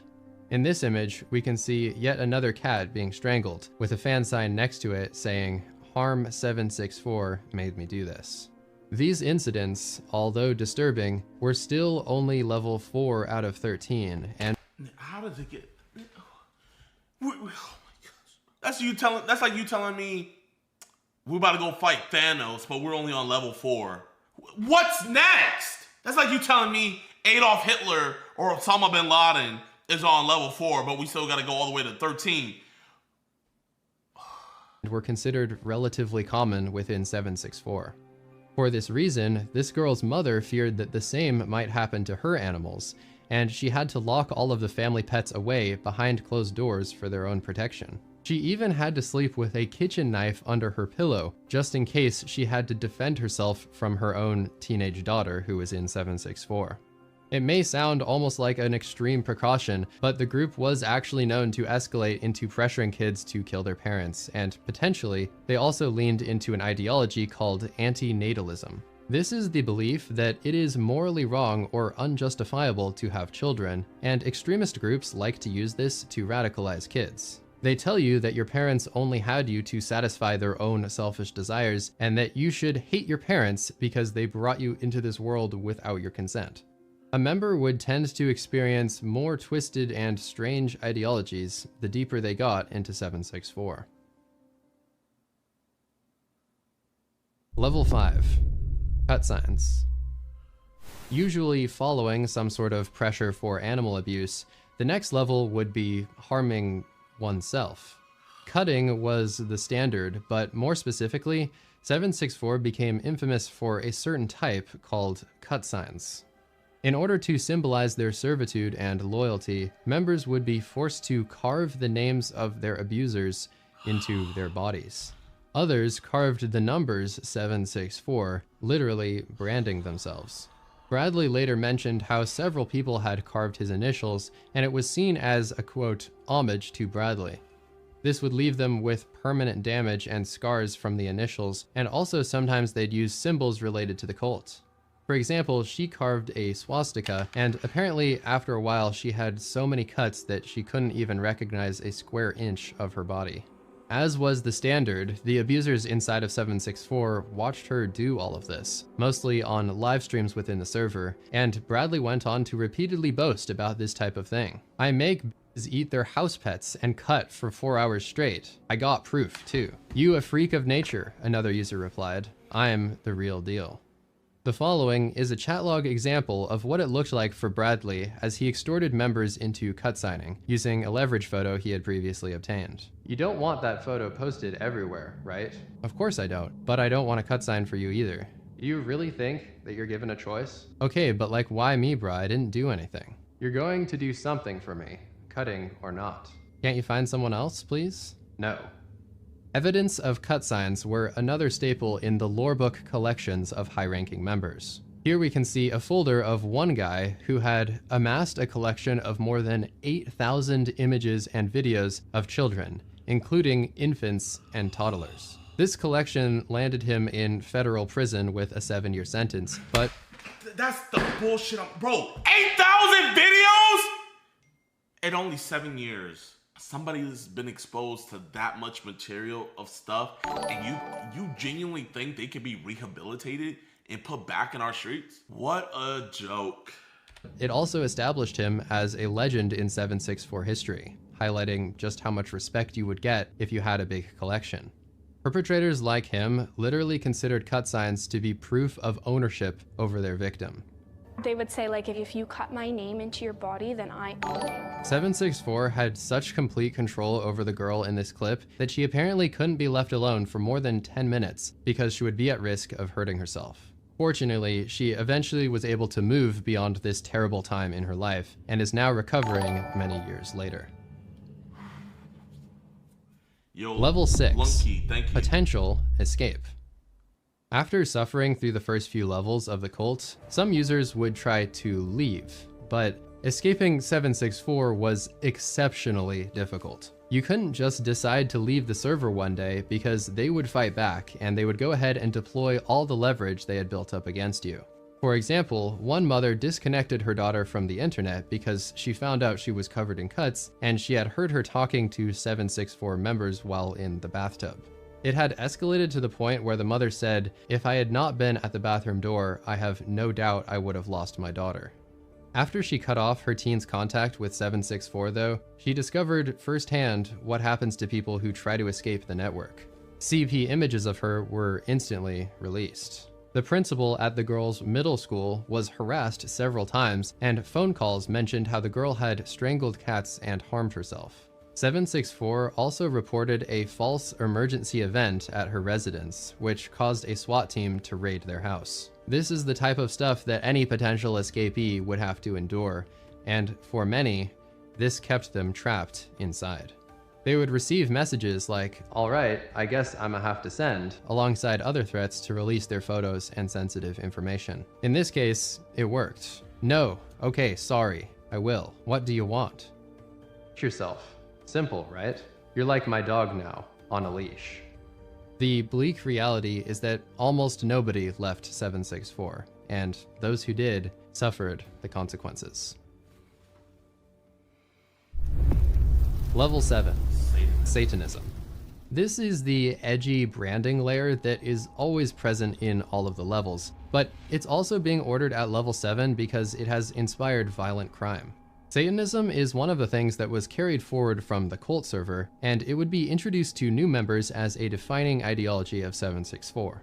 At times, though, it became much more than just an ideology, such as this case where the Brazilian police arrested a 764 group who was planning an attack on a Lady Gaga concert. What? This took place in Rio de Janeiro, and allegedly one of the members of the splinter group was planning a, quote, satanic human sacrifice of a child or baby, which was to happen during the concert. They were found.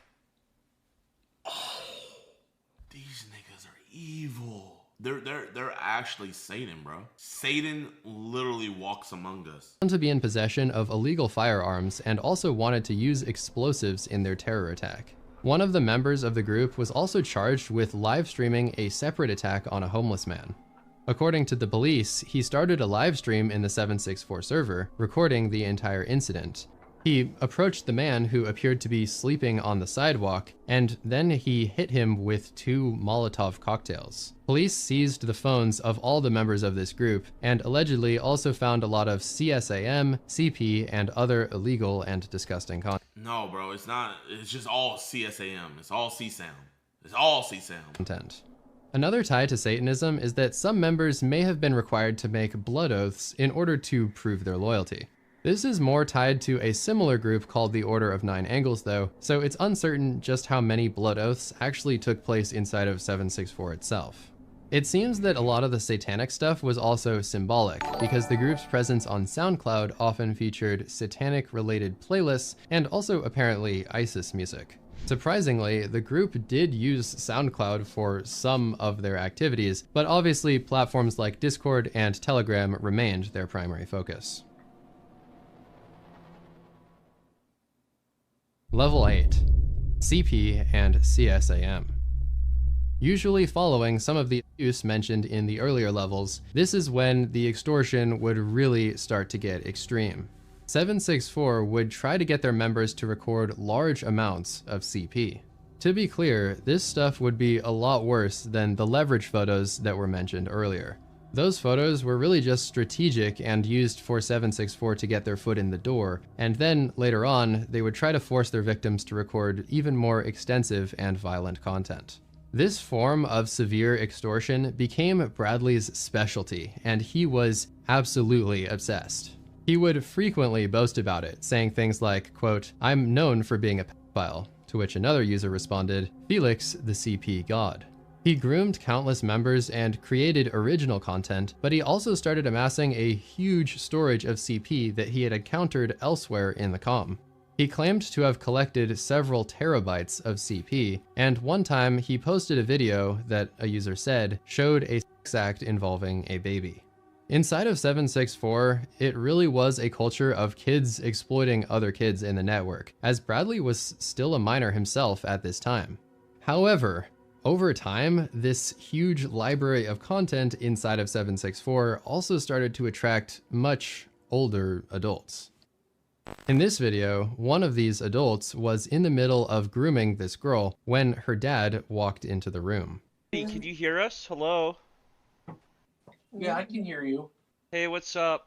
Yeah, I'm 27 years old, by the way, and I want your daughter to do stuff for me. Okay, that's fine. I'll report you to the police. Oh, I'm sure you will, fatty. Can you leave the room, though?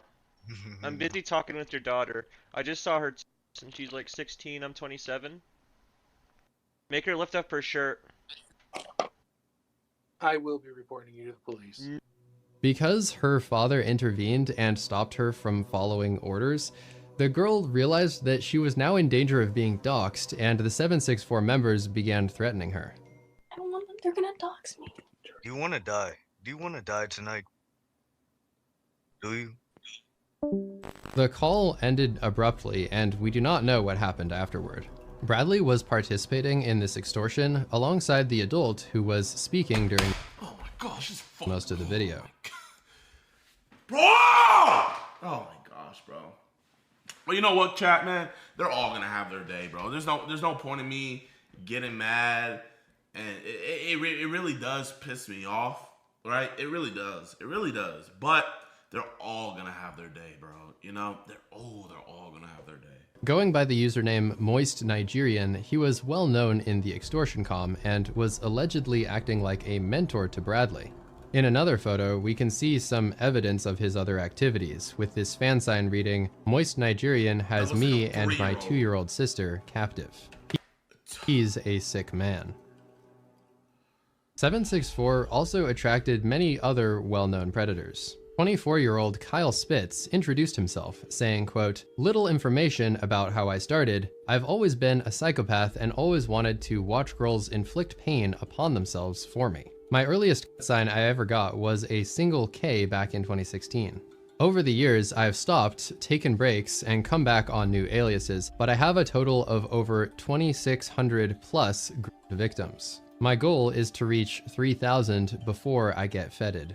Kyle was also very well known because this video of him went viral on Twitter, getting a ridiculous 32.4 million views. The video shows his mom's boyfriend wielding a weapon, and then he actually shoots it and hits Kyle in the ear. God. Bro, I wish he would have blown his fucking brains off. Kyle ended up being totally okay, but the man proceeded to turn the weapon on himself, and he did not survive. The FBI later paid them a visit, found Kyle's CP collection, and he is now facing decades in prison. Nobody knows if he reached his goal of 3,000 victims before he was, quote, feted. This other man was one of the most active comm members when it came to crimes of this type. During one of his most infamous incidents, he groomed a victim from Instagram and then drove all the way from Texas to Virginia, where he set up camp in the woods behind her house. He convinced her to run away with him and said that they were in love and going to start a life together. He was 21 and she was 12. An Amber Alert was issued and they were eventually found after they had traveled to North Carolina. He was sentenced to 350 years in prison because of the things he did to her, especially because he recorded much of it on video. Poor little girl. Yet another 764 member now we get this nigga. Oh my gosh, bro. Niggas are weird too, bro. C-Bot's oh, bro, niggas are weird too. Oh, bro, everybody's weird, bro. Everybody, bro. Arrested later on, and this one is notable because his court documents detail some of the overall things that were going on inside of the server. Quote, Detective Basco located over 700 images of the worst child exploitation he had observed in his career. Nearly every image of child exploitation showed the child to be bound or restrained, and in many cases, an element of sadism was observed. These are just a few of the most infamous predators from— I hope they're all getting just— You know the thing I hate, chat, is you give these niggas the lightest sentences possible, yet you give them all this protection in prison. Bro, who gives the— bro, if they kill them, they kill them. Who cares? 764, because sadly, the list just goes on and on. They would force these kids to engage in every type of activity, even when some of them were allegedly only 5 or 6 years old. They had entire servers dedicated to this type of topic with thousands of videos, such as this one called CP Hangout. 764 actually became so hated that even white supremacist groups no longer wanted to interact with them. They set up a bot that would detect whenever a so-called known people joined, and then they would instantly kick them out. 764 was shocked by this because many of them literally were white supremacists, and their CP had just become so notorious that even the supremacists needed to create some distance. Level 9, ranking up. This is the level where some victims actually switch sides and start abusing others, with the goal of climbing the social ladder of the cult. This is one of the most twisted aspects of the entire operation, because the system incentivizes victims to start finding victims of their own. You could gain significant status within the system if you successfully carried out violence or exploitation, and you would gain an extra bunch of points if your video went viral. As the FBI said, it's sort of a badge of honor within some of these groups to actually do the most harm to victims. Even if you were being actively extorted though, you could still do something very extreme yourself and potentially take the target off your back and become respected within 764. This created a very chaotic culture inside of 764 because basically at all times, most members were trying to extort each other and force them to do insane things on camera. Recording your own violence towards people in real life was also considered to be worthy of respect though, so it wasn't just extorting others. As mentioned earlier, many members would create lorebooks of their victims, and they would also put their own personal violence in this lorebook and share it with others to increase their rank. The more extreme your lorebook was, the more praise you would receive. With this goal in mind of converting new innocent members into perpetrators, 764 created and then widely circulated a handbook that contained tutorials. It was called the Extortion Handbook, a comprehensive guide for perpetrators, and it was so extensive that it apparently took 3 hours and 48 minutes to read. It talks about strategies for abusing victims ages 13 to 18, but then it also, quote, recommends targeting children under 13 for their vulnerability and lack of digital literacy. With that said, everything here gives the appearance that there was a strong culture of teaching the next generation of abusers within the cult. There were also exchanges like this one saying, I don't know how to extort, with the response being, don't worry, I'll teach you. This was ultimately how 764 was able to scale up so fast. Friendly fire was constantly happening, and every new victim would also become a potential predator as time went on. Level 10. Profit. Disturbingly, it appears that many of the activities within 764 were motivated both by a desire to exploit and also a desire for profit. The network allegedly became somewhat of a hub for buying and selling CP, and members would use this marketplace to profit from their exploits. At one point, Bradley claimed that he had made $10,000 the previous day selling CP, and in another conversation, he claimed that he had made as much as $25,000 per day. These claims do appear to be exaggerated, but it is still clear that Bradley was profiting at least some amount from his operations in the server. In this screenshot, we can actually see an unrelated example of a purchase attempt. The user offers to sell 10 pictures and 10 videos of his 15-year-old sister for a total of $50. The buyer responds, sorry bro, I said underage. I need them to be like 4 to 7 years old. He then offers to Cash App $15 right now if the seller has any videos of 4 to 7-year-olds, and then the seller confirms that he does. Another concerning example of profiting is when a 764 member notoriously known as Yuki created a sort of violence for hire service using the name Brick Squad. The following is a clip of him explaining how it works. Brick Squad is the front lines, you know, you can order from their house, get the house like up, even get the person who's in the house robbed, just a bunch of other things. During an interview, he also said, quote, people pay around $1,000 for a bricking. Normally, the starting price to shoot up a house is $5,000. If you want someone actually killed or kidnapped, that would go for way more. Overall, it is clear that 764 explicitly marketed their group and their activities as a way to make profit.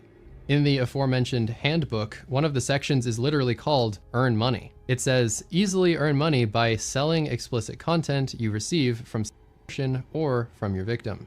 In accordance with all of this, it seems that the Discord server and the WhatsApp groups basically became black markets to fuel their own operations, and it remains unclear just how big the economy became over the years. Law enforcement. Before continuing on to the final levels of the cult, it's worth noting what the authorities were doing about all of this obviously illegal activity.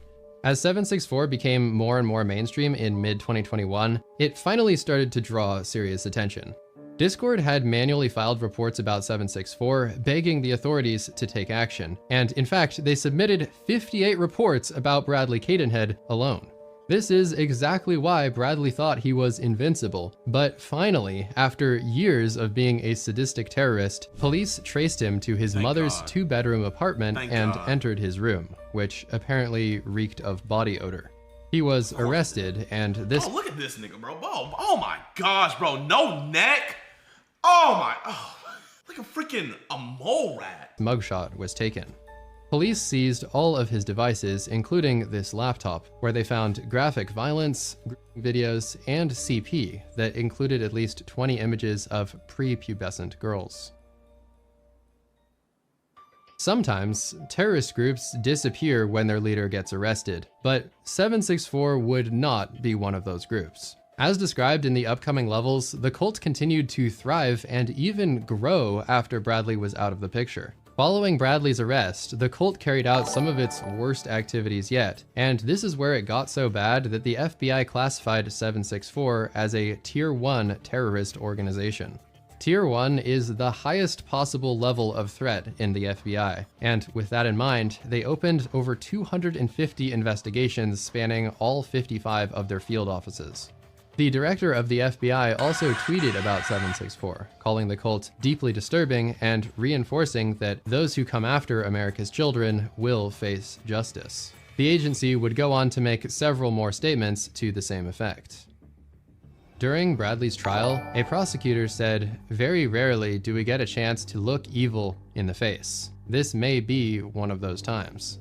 After seeing the contents of Bradley's laptop, the judge, quote, listed all of the Bible's 7 deadly sins by name and said there was evidence of them in this case. The judge then turned directly to Bradley and said, "There is something horribly wrong with you. Horribly."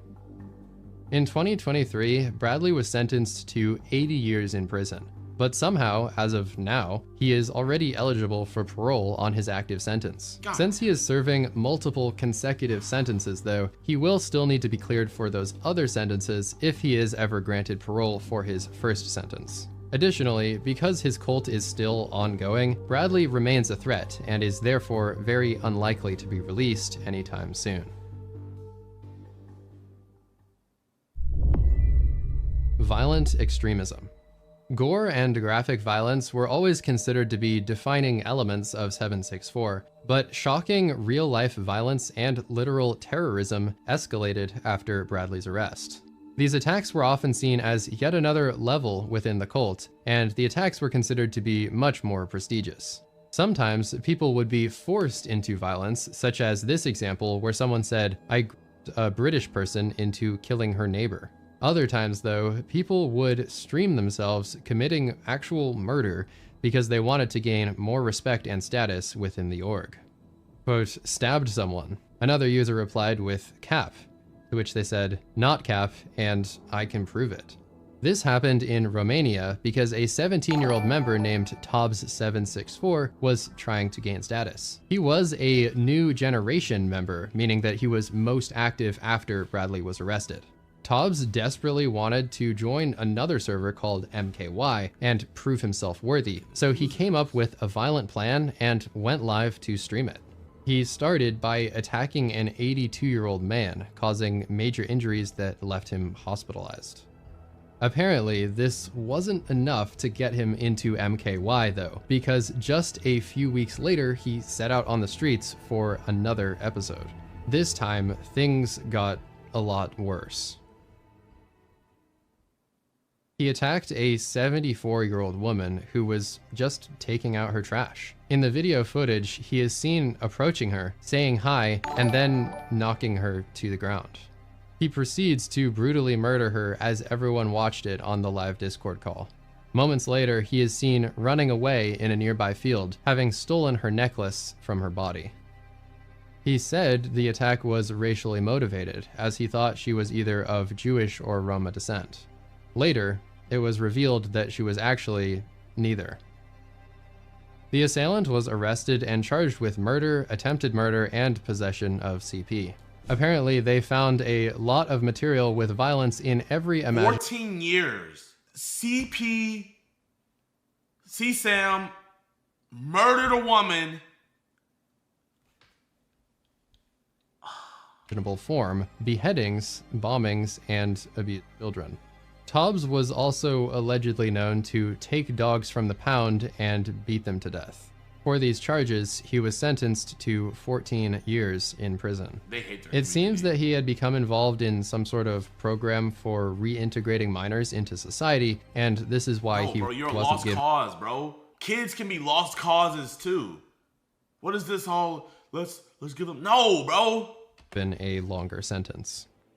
To give a little more context on the MKY group that he was trying to join, they're known as the Maniac Murder Cult, and they are a violent neo-Nazi accelerationist group based in Russia and Ukraine. They supposedly represent the most violent of the 764 affiliated communities, as they've claimed responsibility for over 50 murders worldwide. The number is, of course, unverified, but the thing to know is that they are clearly one of the more extreme splinter groups within the COM.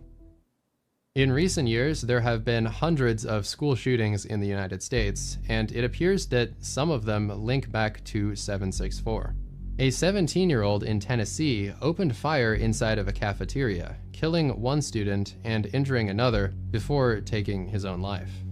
He had attempted to livestream this attack on the platform Kick, but the stream cut out partway through. Investigations later uncovered evidence suggesting that he was involved in the COM and 764, as he made several references using memes and usernames. One of his social media profiles even made the claim that he was a direct victim of a 764 leader. On January 6, 2021, the United States Capitol was attacked by a mob. Yo, D Valentine, man, thank you for the 10 subs, bro. I really appreciate it. And the ensuing riot became deadly and quite infamous. One of the most high-profile rioters, named Riley, was a member of the COM. "I stole stuff from Nancy Pelosi," she typed in all caps. "I stole her gavel hammer thing." During the riot, she led an army up the stairs as they stormed the Capitol and broke into Nancy Pelosi's office. In addition to the gavel, she also stole Pelosi's laptop, and according to her ex, she, quote, intended to send the computer device to a friend in Russia, who then planned to sell the device to SVR, Russia's foreign intelligence service. She was later sentenced to prison with a term of 3 years, but she was acquitted on the laptop theft charge, even though she admitted to doing it. And she got pardoned by Trump. Ain't that a bitch? She got pardoned by Trump. Wow. Oh my gosh, man. Hey, man. Hey, hey, bro, we're making America great again, bro. As documented thus far, the violence coming out of 764 would happen for a variety of reasons. Racially motivated stuff was a common theme though, and another incident occurred when a neo-Nazi member planned a mass casualty event in 2023. This member of the COM plotted to dress up as Santa Claus and then give poisoned candy to racial minorities and Jewish children in the streets of New York City. This individual was 21 and allegedly a leader of MKY, which I just told you about. This will not be shown, but he gave step-by-step instructions on exactly how to put the poison into the candies and explained how this was all supposed to happen on New Year's Eve. Luckily, this is one of the incidents where the FBI actually prevented the attack, as the MKY member unknowingly communicated these plans to an undercover agent who flagged the upcoming deadly event. The man pleaded not guilty, but if convicted, he faces up to 50 years. Oh my God. In that case, authorities did an excellent job of apprehending him before anything could happen, but that was sadly not the case in many other violent extremism cases. To give a final and chilling example, at least 8 attacks in Western Stockholm can be linked to the violence-approving internet movement 764. They reported that many of the victims were elderly and that at least 6 of the attacks were filmed and posted on Telegram channels linked to 764. It seems that multiple members may have been involved, including a 14-year-old boy who is suspected to have carried out several of the knife attacks himself.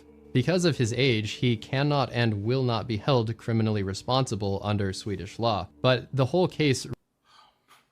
Oh, bro, I would have hung him. Oh, man, he would have been hung. Really just goes to demonstrate how 764 is able to manipulate kids into doing violence.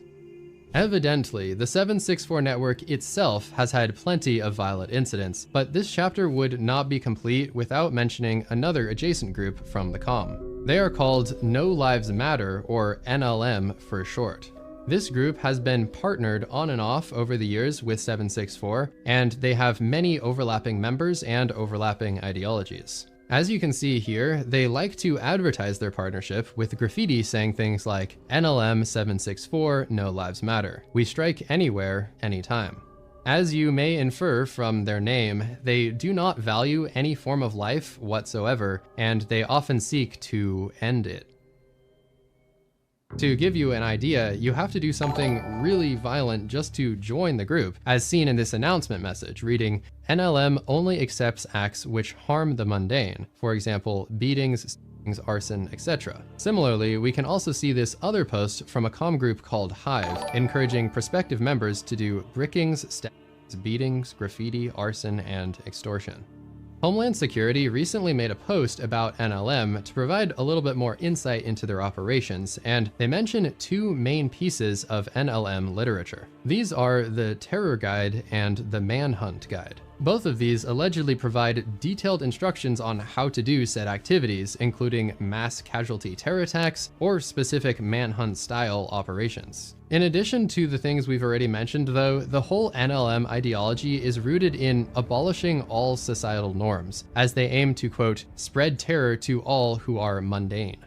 Notably, though, they do not want to replace or change anything about society, they simply just want to destroy it and witness its downfall.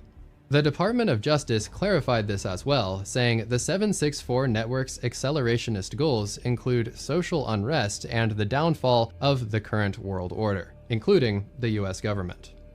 Unfortunately, much like the chapter on CP, the violence chapter could go on for approximately 3 hours based on how many cases and splinter groups there are. There is a pattern that remains the same through almost all of these cases, though. A desperate young person records themselves doing an attack, either because they were forced to or because they thought they could impress their audience on the live stream.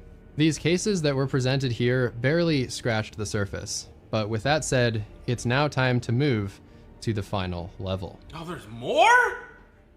What could 13 possibly Level 13.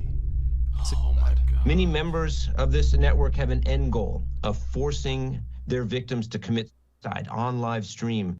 As you just heard, this is the ultimate goal of 764. New members slowly progress through the levels and do more and more extreme things until finally they're encouraged to end it all on a live stream. Watching one of these incidents happen was actually one of Bradley's personal goals from the very beginning, as he said he wanted to, quote, watch someone kill themselves in video chat. Luckily, most new members never make it to level 13, but sadly, there are some who did. Should I kill myself? Yes. Tonight? Yes. What should I do? 764 members provided complete guides in excruciating detail on exactly what to do. They encouraged it, explained it, and apparently loved watching it happen. The videos would be saved and added to a lore book. The experiences were traumatic. I watched a girl hang herself from her closet, Sophia says, adding that the girl survived. I saw somebody themselves right in the face. One of the cases that I personally consider to be the worst involves a 25-year-old man from Minnesota who was in the middle of a mental health struggle when he joined 764. His name was Samuel Hervey, and he found a home in this community. He met another user who went by the name of FMLK, and she was a 15-year-old from Eastern Europe. Recognizing Samuel's struggle and vulnerability, she realized that she could take advantage of him. She planned to convince him to take his own life because she wanted to gain status within 764. The two became very close, with FMLK consistently encouraging him to commit, using phrases like, "You can do this." A while later, Samuel actually came up with the plan on how he was going to do it, and he announced his upcoming death to the server 1 week before the incident. Quote, "Dude, I'm gonna kill myself, because it's the only way to love myself, I guess." As the time drew closer, he wrote, "Today is the second to last day of my life. I bought the gasoline today. Right now, I kind of feel like it was always meant to end like this." Reading those messages, everyone knew what he was going to do. The Discord members were looking forward to watching it all go down, and FMLK was probably excited about trying to rank up. On the day of the incident, Samuel made the announcement that he would be live streaming his death. He got on a bus and traveled to the base of a snow-covered mountain, and then hiked all the way to the top. Once there, he started the stream in the Discord, and at least 29 other members joined to witness it live. Among them, FMLK was there to encourage him and make sure that he followed through. Samuel talked to other members in the audience for a few minutes, but then he decided it was time. He propped up his phone to give a clear view and proceeded to light himself on fire. As he lay there dying for the next several minutes, the Discord audience reacted in about the most psychopathic way you could possibly imagine. Okay, shout out to Discord people. Shout out to Xanax. Shout out to 764. Shout out to everyone. Big shout out to Money and big shout out to FMLK. And we gotta say, he took himself 6323 is better than 764. That's the worst death possible, man. The 764 members sat there celebrating, laughing, and calling it, quote, so funny, until eventually he stopped moving. In their typical sadistic fashion, it appears as though 764 members were thoroughly enjoying this activity. FMLK was heard in the clip giving herself a shout-out and ensuring that she would get credit for the incident. She later described how she celebrated Samuel's death as a big moment for her own advancement, saying, quote, I was getting my big break. It was a competition of who could do the worst thing, so obviously I felt very cool. 4 months later, FMLK would go on to claim that she had lured another suicidal girl to the server and similarly convinced her to stream her death. She also admitted to arson, saying that she set fire to a dry grass field that was nearby a rural village and recorded a video of the fire spreading to the nearby buildings. All of these things were archived, shared inside of lore books, and used to increase her standing in the comm. When told about the details of his passing, Samuel's mother was obviously very upset and also put some blame on the platform for not taking action. Samuel had posted his plans a full week in advance, so she said, quote, Discord should have been monitoring better. It's all very sad. As a further demonstration of Discord's behavior, FMLK wasn't even banned until 3 years after the incident, and as you all know, she probably just made a new account anyway. Surprisingly, I also could not find any evidence that she was ever charged for any of her actions. As seen here, FMLK agreed to be interviewed by the Post for an article, but only under the condition of anonymity. At the time of recording this video, a developing case on this level is centered around a 20-year-old man from Germany. He allegedly coerced a 13-year-old American boy into killing himself while on a livestream video. Because this case is so new, there is not a lot of detail about what happened, but there does seem to be a lot of evidence against the German man, who was apparently a high-ranking member of 764. When he was arrested, the police found more than 120 hours of graphic images and video material. When viewing this evidence, the investigators were so unnerved by what they saw that they literally had to provide psychological counseling on site to anyone who viewed the material. The livestream regarding the 13-year-old boy is still being investigated, and video evidence is still being reviewed. It's impossible to say exactly how many other people took their lives as a result of 764, but everything I've seen suggests that that number might be pretty high. Yuki, who was mentioned earlier, was allegedly connected to 2 additional suicides. This man was recently sentenced to 6 years in prison after encouraging people to commit, possessing CP, and planning to murder another homeless man. Countless other examples have probably gone undocumented. As alluded to before, this was the endgame for 764. Members would progress through the levels until eventually they'd get pushed to either take their own life, or they did something extreme enough to earn status. Most of them are either still inside the comm, dead, or in prison. Regardless of what path a new member ends up taking though, their journey invariably leads them to some form of 964. The network still exists today, and it continues to change as time goes on. It is shocking just how long things went on before they faced any major resistance, but in the past couple years, the FBI and other international agencies have begun fighting aggressively. Discord finally started banning more people, but unfortunately, as we saw earlier, it's not difficult for them to just make a new account. Discord reportedly banned 34,000 accounts in 2023 alone, and if we extrapolate a little, we can guess that they've now banned probably over 100,000 accounts directly tied to 764. Discord likes to flex these stats for publicity reasons, but the truth is, their moderation could still definitely be improved. I found this post from just a few months ago where someone said they reported a 764 cut sign, but Discord, quote, decided not to take action on the content you identified. Roblox is also far from bulletproof and has gone through a bunch of scandal regarding predators, but they have started to take action against 764 themed characters and anything with the logo. As you can see here, one of the characters has the logo, and another one literally contains the words, "I love CP." And I have no idea how this was allowed to be created in the first place.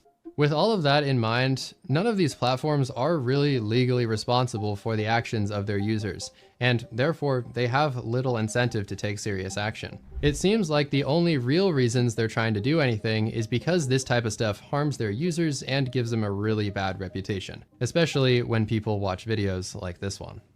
Over the past year or two, law enforcement agencies have been putting out a record number of statements that warn parents about the comm and condemn 764 members when they get arrested. These defendants are accused of orchestrating one of the most heinous online child exploitation enterprises we have ever encountered. Oh my gosh, Pamela Bondi, bro. That bitch don't get out of here, man. This was an amazing video by Creighton, bro. Amazing, bro. I'm gonna leave a like. I feel so mentally drained right now. I feel like how I feel after Pred catches. This information needs to be put out there, and people need to know what these monsters are out here doing. I want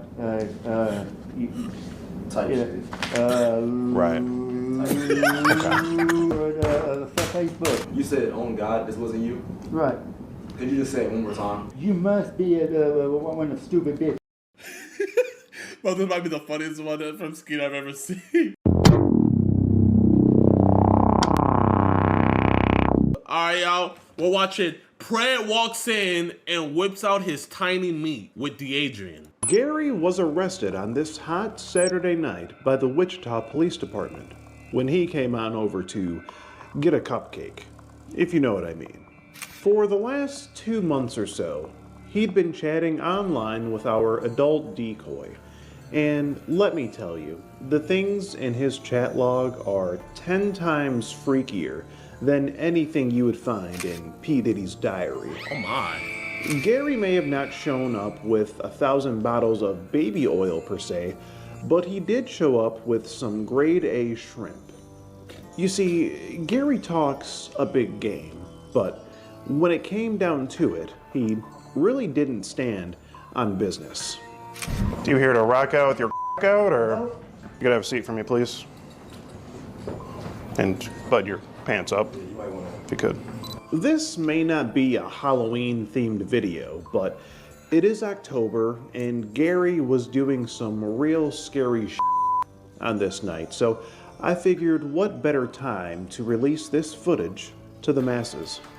On this explosive episode of To Skeet a Predator, we dive into the mind of a madman, accompanied by fellow YouTuber Adin Harding. This time, we heard something uttered from Gary's mouth that we had never heard in any prior investigation. It was very surprising. I'll put that on my 3 kids. Well, I guess he's telling the truth. He's innocent. This thing is crazy. Keep in mind, we had to take a ton of things out of this video just to make it suitable for YouTube's guidelines, but if you want the full dose of popcorn took out a ton of things in the you video. can head on Still over an to hour? skeeterjean.locals.com, where you can find this video uncensored and more. And we're right around the corner from this guy. We're right around the corner from his food truck. I guess he has like a taco stand going on. How you doing, my friend? At the Euro there? Okay, great. That's the Euro? Okay, great. I was gonna ask one more thing. Do you have the Predator Pia? The predator pita. Pita? Predator pita though. Yeah, the breast. Yeah. You have predator pita? I'll do a predator pita. Okay. Yeah. Gotta have a good predator pita to go with your gyro, you know. Oh, this is why Skeet's always gonna be the GOAT, man. These are my GOATs, man. It's Skeet, Chris Hansen, and then Alex, bro. Maybe if I put in more work, I could take that 4th spot, you know. It'll take me a good, like, 3 years to get there, man. But, bro, man, that's the big 3. I'm gonna just skip the brief. We're gonna go right into the interaction. Ready for him. Is that a little boy? He's here. Oh, that's a girl. Oh, snap. My bad, my bad, my bad, my bad, my bad. My bad. My bad.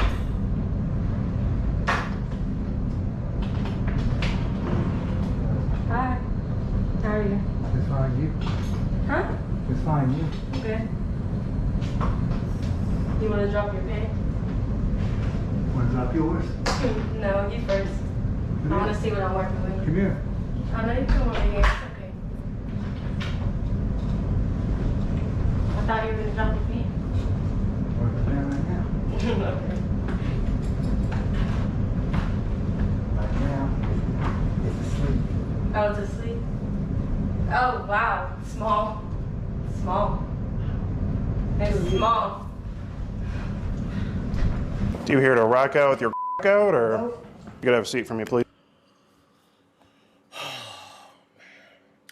We gotta get a petition. I think small meat preds should be the exception, bro. They should be leaked.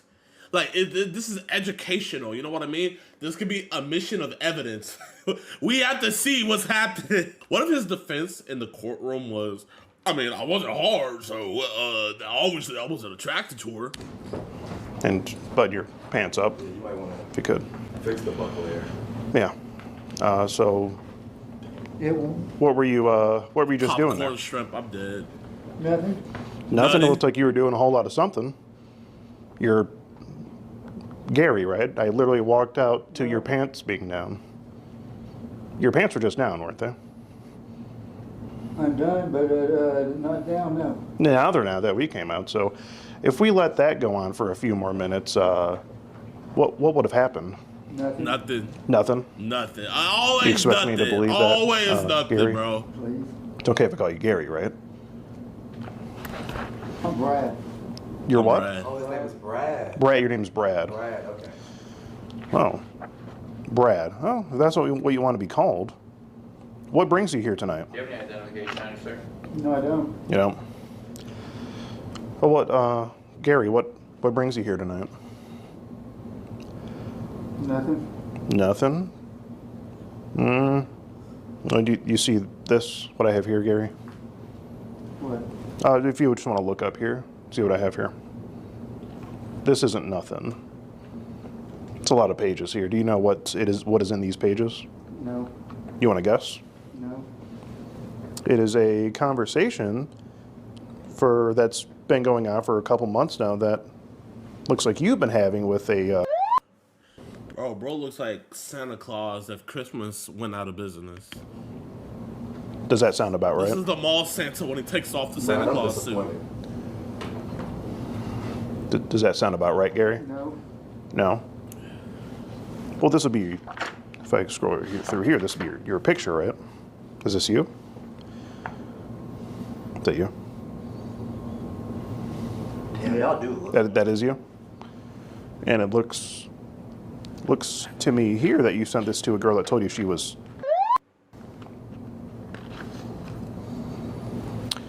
So that's what I have here, Gary.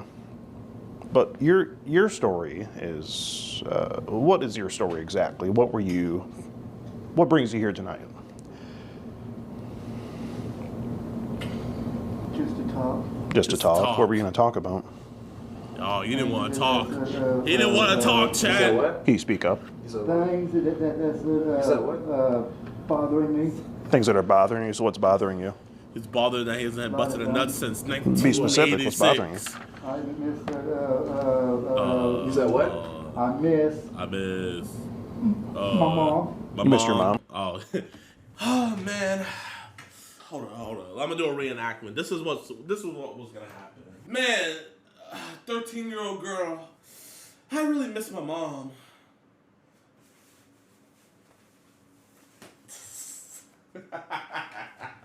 Said what?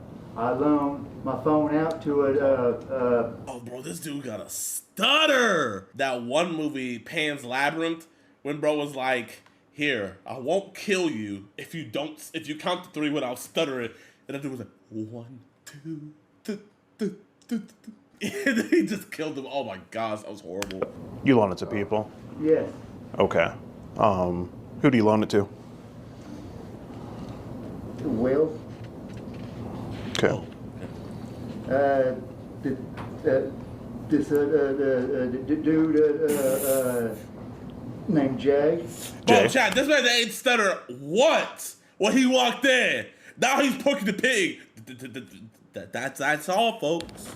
Yep. Okay. Monty. Monty. Okay. Bill. Bill. It's a lot of people you loan your phone to. We're all homeless. Y'all, you're homeless. Yes. So y'all share the same phone, or? Yes. Okay. Do you have that phone with you tonight? That's why the video's so long. No. What phone were you just texting with just a little bit ago? I wasn't. Emo Chick, thank you for that Prime sub. But you're here. How do you explain that? An Uber was ordered for you from a you're here to, or someone apparently, who was using your phone, is here to meet. Oh my god. I can't stand when the Preds gotta get Ubered, bro. It's like you're a Pred, you're sick in the head, and you're broke. It's like legitimately pick a struggle, bro. And now you are here. That's what I've got here, Gary. Now, what you're saying doesn't make a whole lot of sense. But would you agree? No. No. So it doesn't make sense? No. Well, what I'm saying doesn't make sense? Okay. Looks like you sent a picture of your penis I did not. earlier. That wasn't I you, did so it was someone else. Yes, sir. So someone was pretending to be you, was it then? Is that what's happening? Probably. Probably someone pretending. Why do you think someone would do that, Gary? Why? They have before. They pretend to be you? Yes. I mean, you're a good-looking guy after all. Don't see why they wouldn't want. I don't have to stop the cap. But stop the cap. But you ended up here tonight. That's just weird how that happened, Gary. Yeah, like, Oh my gosh. He has a small wee-wee, broke, talking to kids, and homeless? Yo, not even Job had it this bad. That's kind of crazy. It's just odd. I was supposed to meet Will here because Will. You mean Will here? Okay. yeah. Okay. Because I was at a friend's house. He text him. And he drinks Mountain Dew. Of course he drinks Mountain Dew. Of course. I'm not gonna lie, this is actually Mountain Dew's target audience. Okay. talk to me. Bro, is he sponsored? He's holding it up like he's sponsored. Bro's like, I don't know what I would do without my Mountain Dew. Like, bro, like why are you holding it up like that, bro? Talk to me. No, go ahead. I'm listening. He had texted my friend for me, okay. and said that he had got me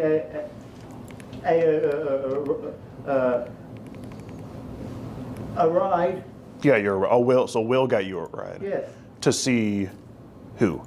Him. Oh, to see Will. Okay. Yes. Okay. Maybe you could pull your phone out and call Will, so we can make sure we have it straight. I don't have a phone. Oh, you don't have a phone with you at all. Okay. It's interesting. Is that a charger? You have a charger, but not a phone? Oh, so you just carry a charger but no phone. Earlier, I had my phone. Oh, okay, I get it. So when you left out, you grabbed the charger instead of the phone. Like it was like an accident. You grabbed the charger with your phone. I get it. What's that ringing? Yeah, that sounds pretty close. 4K. Oh, But bro. Oh my gosh! I cannot stand liars. What's that ringing? Yeah, that sounds pretty close. Really? So I'm calling the phone to see if we hear anything. We're gonna be right back. Yeah, I'm not gonna lie, Ski man. No bills on my watch. Near a middle school recently, where you thought that was or no? No. Okay. Here it says you say she owes you dirty pictures or whoever. No. So someone was using your Yes. account. So this looks to be Google Chat, but it wasn't you. No. You say you don't love me but want to me. Oh my God, Gary. Oh my God. Gary, I mean this. I mean, what I have here is what looks like a conversation between you and. Now you're here at this house, so I'm just trying to figure out how you got here. If this wasn't you having the conversation. It's supposed to be here meeting Will Peterson. Will Peterson. Will Peterson. Where do you Peterson. Where do you know Will from? Open Doors. Over Doors? Yep, Open Doors. Open Doors. I'm not sure what that Will is. Peterson. It's on Second and Oh, it's next to Toys R Us. No. No. Bro, I don't even think this dude has like a legitimate stutter. I just think like he's so nervous and caught up that he's stuttering like this. Open Doors. Oh, we're not from here. Okay. You know what? I don't know about open doors, but you know we can open some cell doors for you, Gary. I think Will Anderson can open some cell doors for you. We can make that happen. You ask if she. For the ones that's homeless. Oh, okay. There's It's like a shelter. You ask her if she's shaving that, No, but it wasn't you. honestly.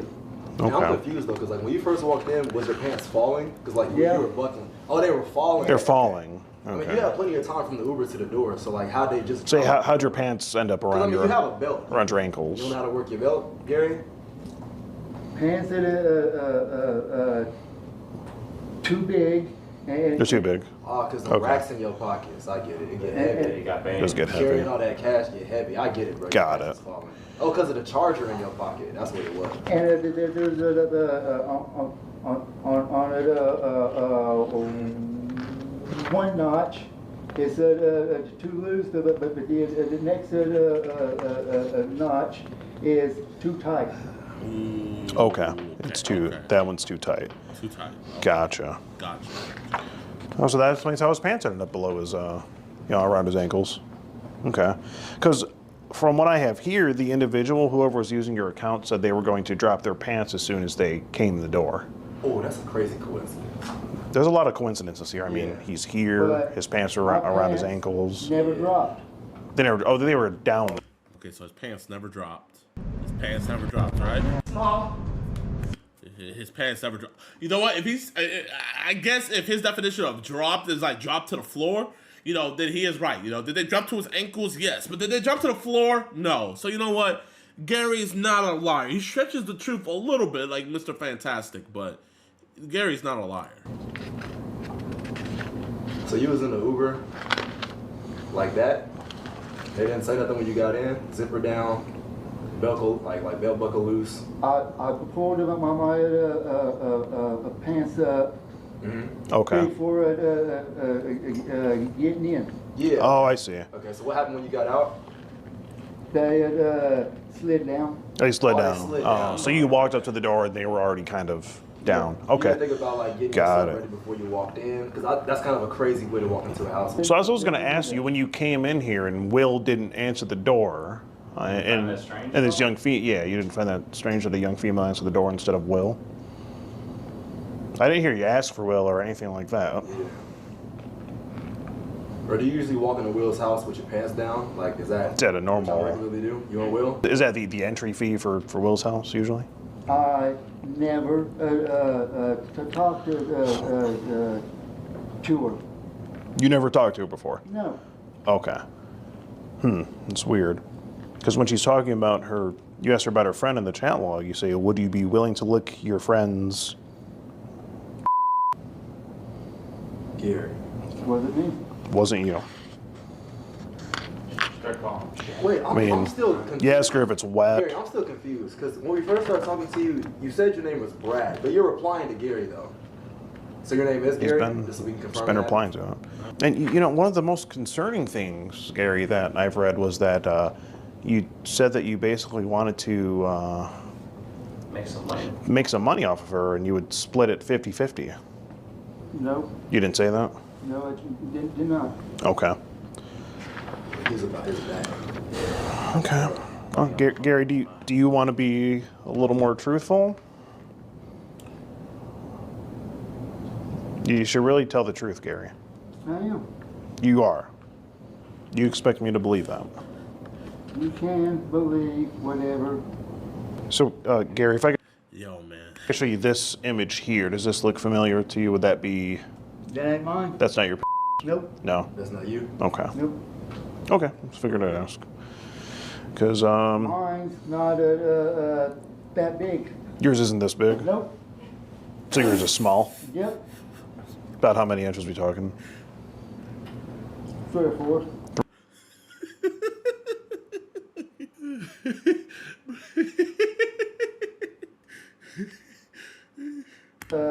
That big. Yours isn't this big? Nope. So yours is small? Yep. About how many inches we talking? 3 or 4. 3, 4? Motion of the Okay, ocean, man. yeah, that's what it's about.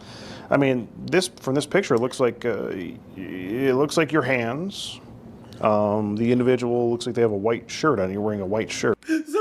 Someone in the chat said could be me. Oh my gosh, bro. Bro, y'all are so stupid. Oh, so you just took this picture? That's what it looks like.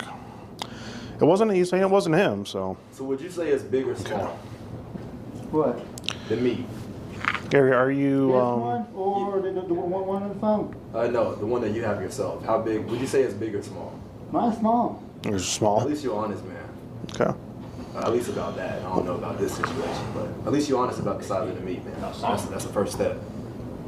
Gary, what's in your what's in your bag? Look like you brought a bag of fun.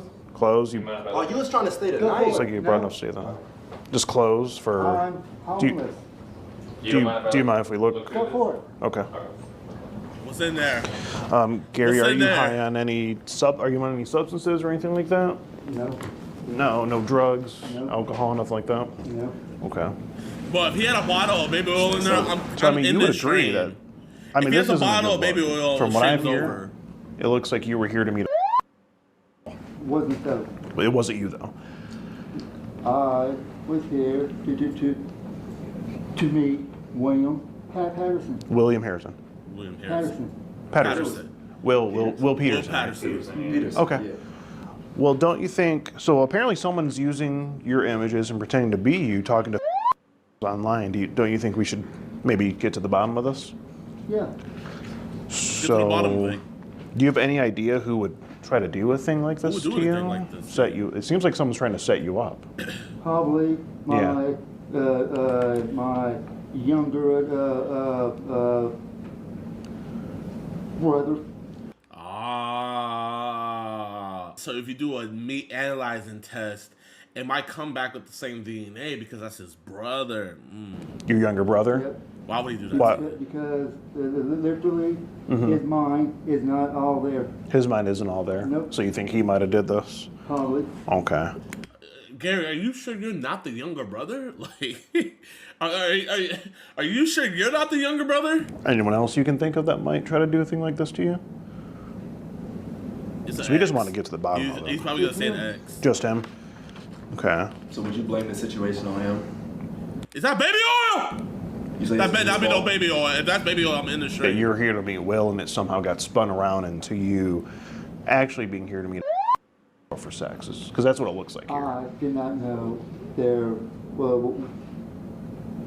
Was a female here? You know there's a female here. Yeah. Well, you know, Gary, I have to say that this is illegal. Right. You aware of that? Yeah. Okay. I got 3 kids. You have 3 kids. Yes. How old? Yeah, how old are they? And they say whoever said this is, when we do have sex, I'm not wearing a condom. And the girl was worried about getting pregnant. And at some point they said, would you be okay with chancing getting pregnant? I don't need. That's a terrible. I do not need no more. Skeet, you're going to hell. You're actually going to hell. You're going to hell. You are going to the lowest.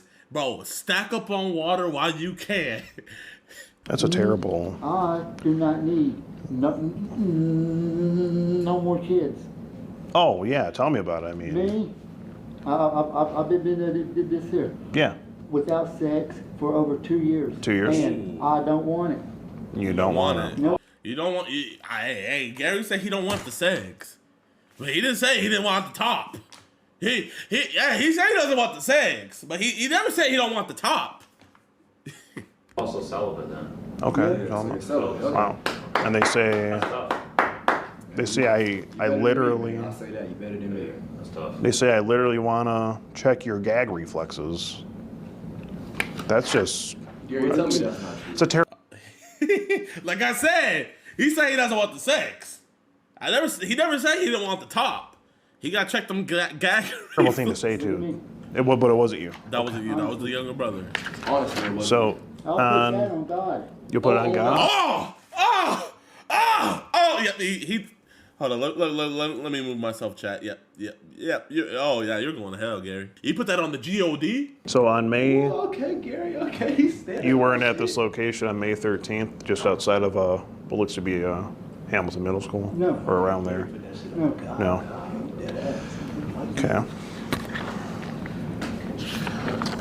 Well, Gary, I mean, we should really get to the bottom of this. And since this is illegal, do you think maybe we should call the police, get them involved, so maybe we can get it figured out? Try to get this cleared up. So we just want to clear your name if it wasn't you. Do you think we should call them? No. Why not? Well, you can at least get down to the bottom of whoever's pretending to be you. I mean, it wasn't you, so you have nothing to worry about. Okay, I'm going to find out who it is. Okay. And I'm going to do this here. Call the cops. So when you find out. When I find out who it is, I'm gonna that boy gonna walk by a mirror. He gonna be like, "Ah, he's right there." Who it is? You're gonna call the cops. Yep. Okay. How long do you think it'll take you to find out who it is? By tomorrow. By tomorrow, you'll find out who did it? Tomorrow, when I'm long and gone from here, I promise you guys, that culprit is gonna be dealt with severe repercussions. Yo. I don't think we have until tomorrow, Gary. I think we need to. You're here tonight, and apparently someone set you up. So I think we need to get to the bottom of it tonight. I think so. The sooner the better, right? I mean, someone is out here pretending to be you, using your pictures. That's some bad stuff, wouldn't you agree? Okay.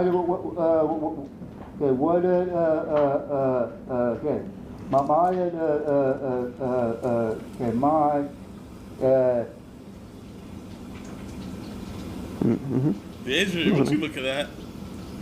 Gmail. Yeah. Do you have any other emails? No. No other emails? No. And this wouldn't be your profile on the Scout dating app? Scout, yeah, Scout dating. Or Meet Me, they're intertwined. Used to be on used to be on Meet Me? Yeah. Okay. Years ago.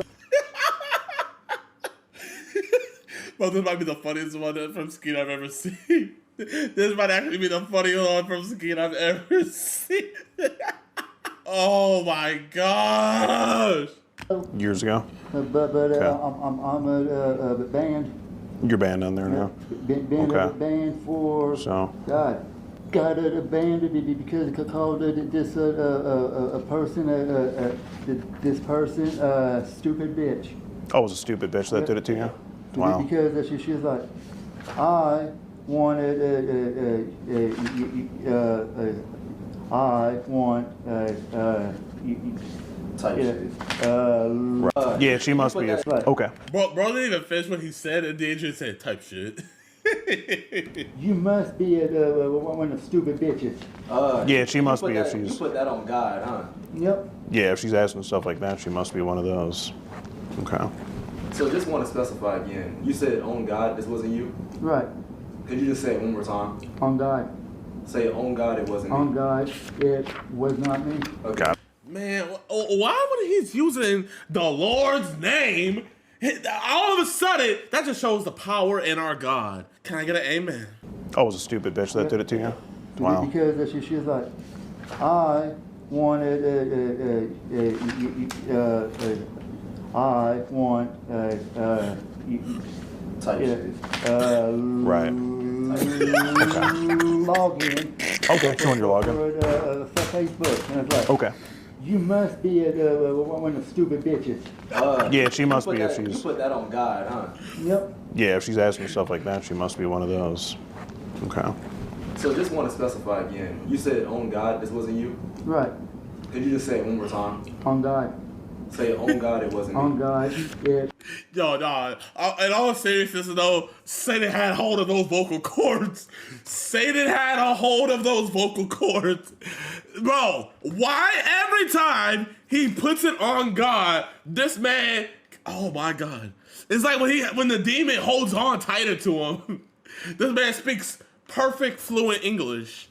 Was not me. Okay, God, it one wasn't more you, time huh? to say on God, it wasn't Gary. Because that's you, right? No. You're Brad, right? Sorry. Brad, On okay. God, just Brad. say on God, it wasn't Brad. On God, it wasn't Brad. Oh my God. God did. Bro, this is actually crazy, bro. This is actually. Okay. Well, he got me beat. All right. Yeah, for Hey, sure. He's a tough cookie to crack. I'll tell you that. Yeah. Well, Gary or Brad, I mean, where do you think we should go from here? Since it wasn't you talking to this girl, yet you're here, but it wasn't you, so where do we go from here? What do we do now? What would you like to happen next? Walk away. Just walk away. That's it. Okay. That's it.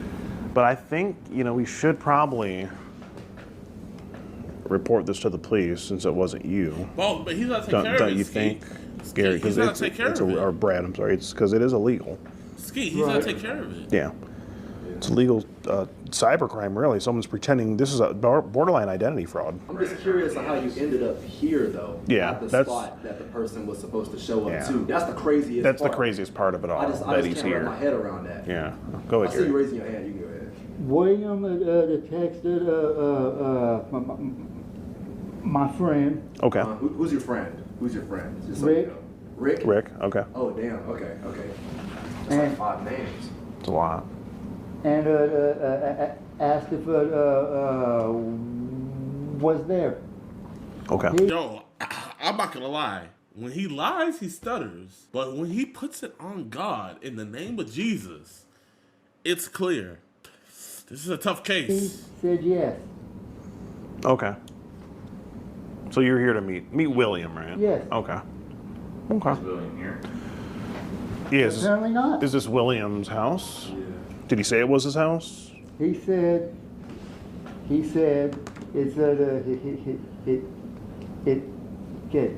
He said it's a friend's house, and he's house is setting. Why the Newton before a couple days. Okay. So supposed to be a Bible retreat. Okay. A Bible retreat. So you're going to a Bible retreat, Hey, you just whipping your pants down. Like, what? We gotta take off our pants to get baptized now? God did. Thank you, my brother, for the sub. I think we should really get to the bottom of this. And, we should probably get this reported so that, detectives can start going through things and really find out who's doing this to you. I mean, he is homeless as well, right? Thank you, Landon. Appreciate that Prime sub. We'll see if, we can get someone hired to help you with this whole situation and whatnot. Because it's really just bad stuff. Right. We don't want to, a good guy like you, we don't want to see anything, see you get hemmed up with anything, he's scratching his legal or anything like that. So, booty scratcher. To get it straightened out. Why are you putting your head down? Are you okay? I mean, you didn't do anything, right? No. Just tired. Just tired. Okay. Been in the heat literally all day because I don't even got a phone. You don't even have a phone. Okay. It's not in either of your pockets or anything like that. Okay. So you don't have a phone? Call him again, Skeet. What's that? All right. What'd you say? Get to feel it. Oh, no, I don't need to feel it. I'm just okay. Oh yeah, I guess maybe you don't have a phone in you. It's just, a lot of what I have in this chat log here just points to it being you, Gary, is the thing. That's just what I'm stuck on. And they say how you ended up here with your pants down. Literally. Down. Well, they were just loose. They're a little loose, I would say it happens, but this kind of thing doesn't really. It's never happened. It's not a very common thing to happen. Not at all. They have to be at least 23. At least 23 or 3. That's as low as you'll go. Okay. And I called. And you ID him? Yep. Did you ID? Did you ask this girl here for her ID? I wasn't here for her. Oh, you weren't here. You were here for Will, right? Yes. Okay. Got it. So how did you get here again? Supposedly Will's friend. Will's friend they brought you here? Yep. In a car? Yep. Okay, so it wasn't an Uber? I don't know. He was just Will's friend? This is a one of. Okay, so Will just said, hey. A white Toyota. Okay, so Will just said, hey bud, come on over. We're gonna kick it. I'm gonna send my friend to come pick you up. 13 minutes away, and then you got here from Will's friend sending their friend to get you, right? Is that about right? Yeah. Okay, and you were just going to see Will. Yeah. So why isn't Will here? I don't know. Is this? Oh, so you've been here before, no. though. You haven't been here? No. So is this? You never been to Will's house? No. But it's your friend, right? Did he just move or something? He's supposed to be in house. The house said, why is a friend was in a Newton before. Why is the house? The house said, why is a friend was in a Newton before. For Bible convention. Oh, Bible convention. Okay, so you were supposed okay. Okay, so when was that? So, bro, is this dude a Slytherin, man? Supposed to take place? They supposedly left yesterday. Okay, so that's why Will's not here, because Will went on the Bible study thing. I don't know. So you just don't know where he's at. Okay. Okay. Well, how did Will communicate to you that his friend would be picking you up? How was that? Friend's phone. Oh, your friends. He sent it to your friend's phone. Okay. Okay. Because you and your friends all share a phone. Is what you said before. Okay. Let's make sure I have it straight. Okay. Okay, because we just don't want you to get hemmed up with anything that you didn't do. We don't want anything to happen to the nice innocent man or anything like that. So Brad, the thing is with your story, it doesn't make a whole lot of sense, but what really puts the nail in the coffin is that it's actually an Airbnb. It's not that we rented. So it's not anyone's. Well, it's someone's house, but it's not your friend Will's house. I know who the owner of this house is. So how do you explain that? So how did you end up not at Will's house? Is what I'm wondering. How'd you end up here? It's gonna be hard to come. A white Toyota. Well, I know physically, but why did you come here specifically? Like, why this specific house? Earlier when I was at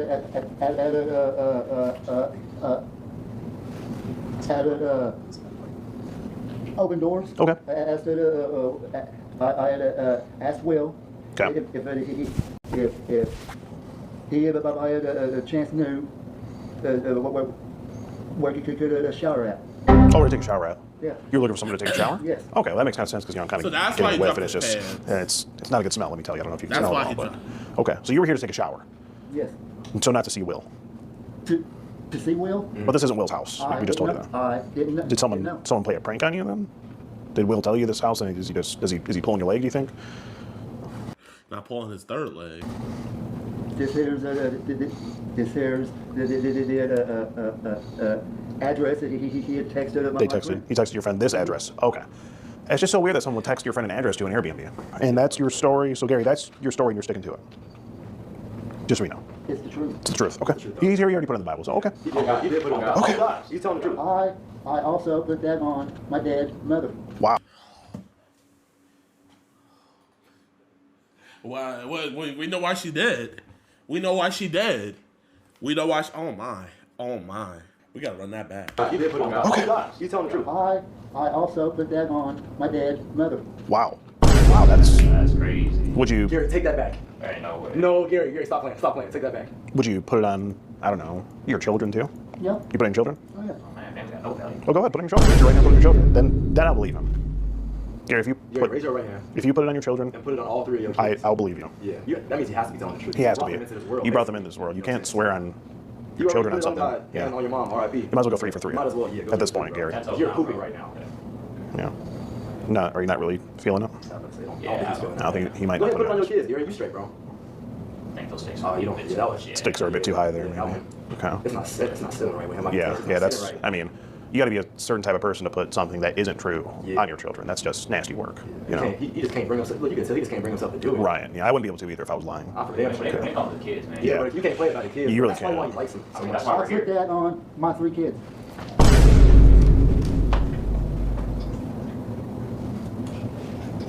Well, I guess he's telling the truth. He's innocent. This nigga is crazy. Wrap it up. Gary, you're a crazy man, bro. Oh my God, Gary, you're so crazy. Hey, Chad, we can probably cancel the call. I think he's innocent. I think we got the wrong Bro, one. he has to be telling the truth. We must have the wrong No, he's guy. telling Yeah, he has to be. We have the wrong guy. Damn, oh, I thought we had him. This is never. We've never gotten the wrong guy before. I don't know how this happened. Man, this business for years. We never had that up. But I mean, it's the first time. Oh, what were we saying, Gary? if you think that if you think that Type shit. What? Guilty. Oh no, we don't think that now. You put it on your children. Yeah, So. you put it on. You put it on. Yeah. And you put it on the kids, bro. You gotta be in the clear, though. Just so we know, would you mind emptying your pockets? Not just pulling your pockets out, just so we can make sure you don't have anything, a phone on you, nothing like that. There, and just empty that one out. What about your back pocket? my wallet. Your wallet? No idea in there? The other back pocket. Okay, that one's empty. Well, looks like they're all empty. Where's his Maybe phone? nothing in his bag.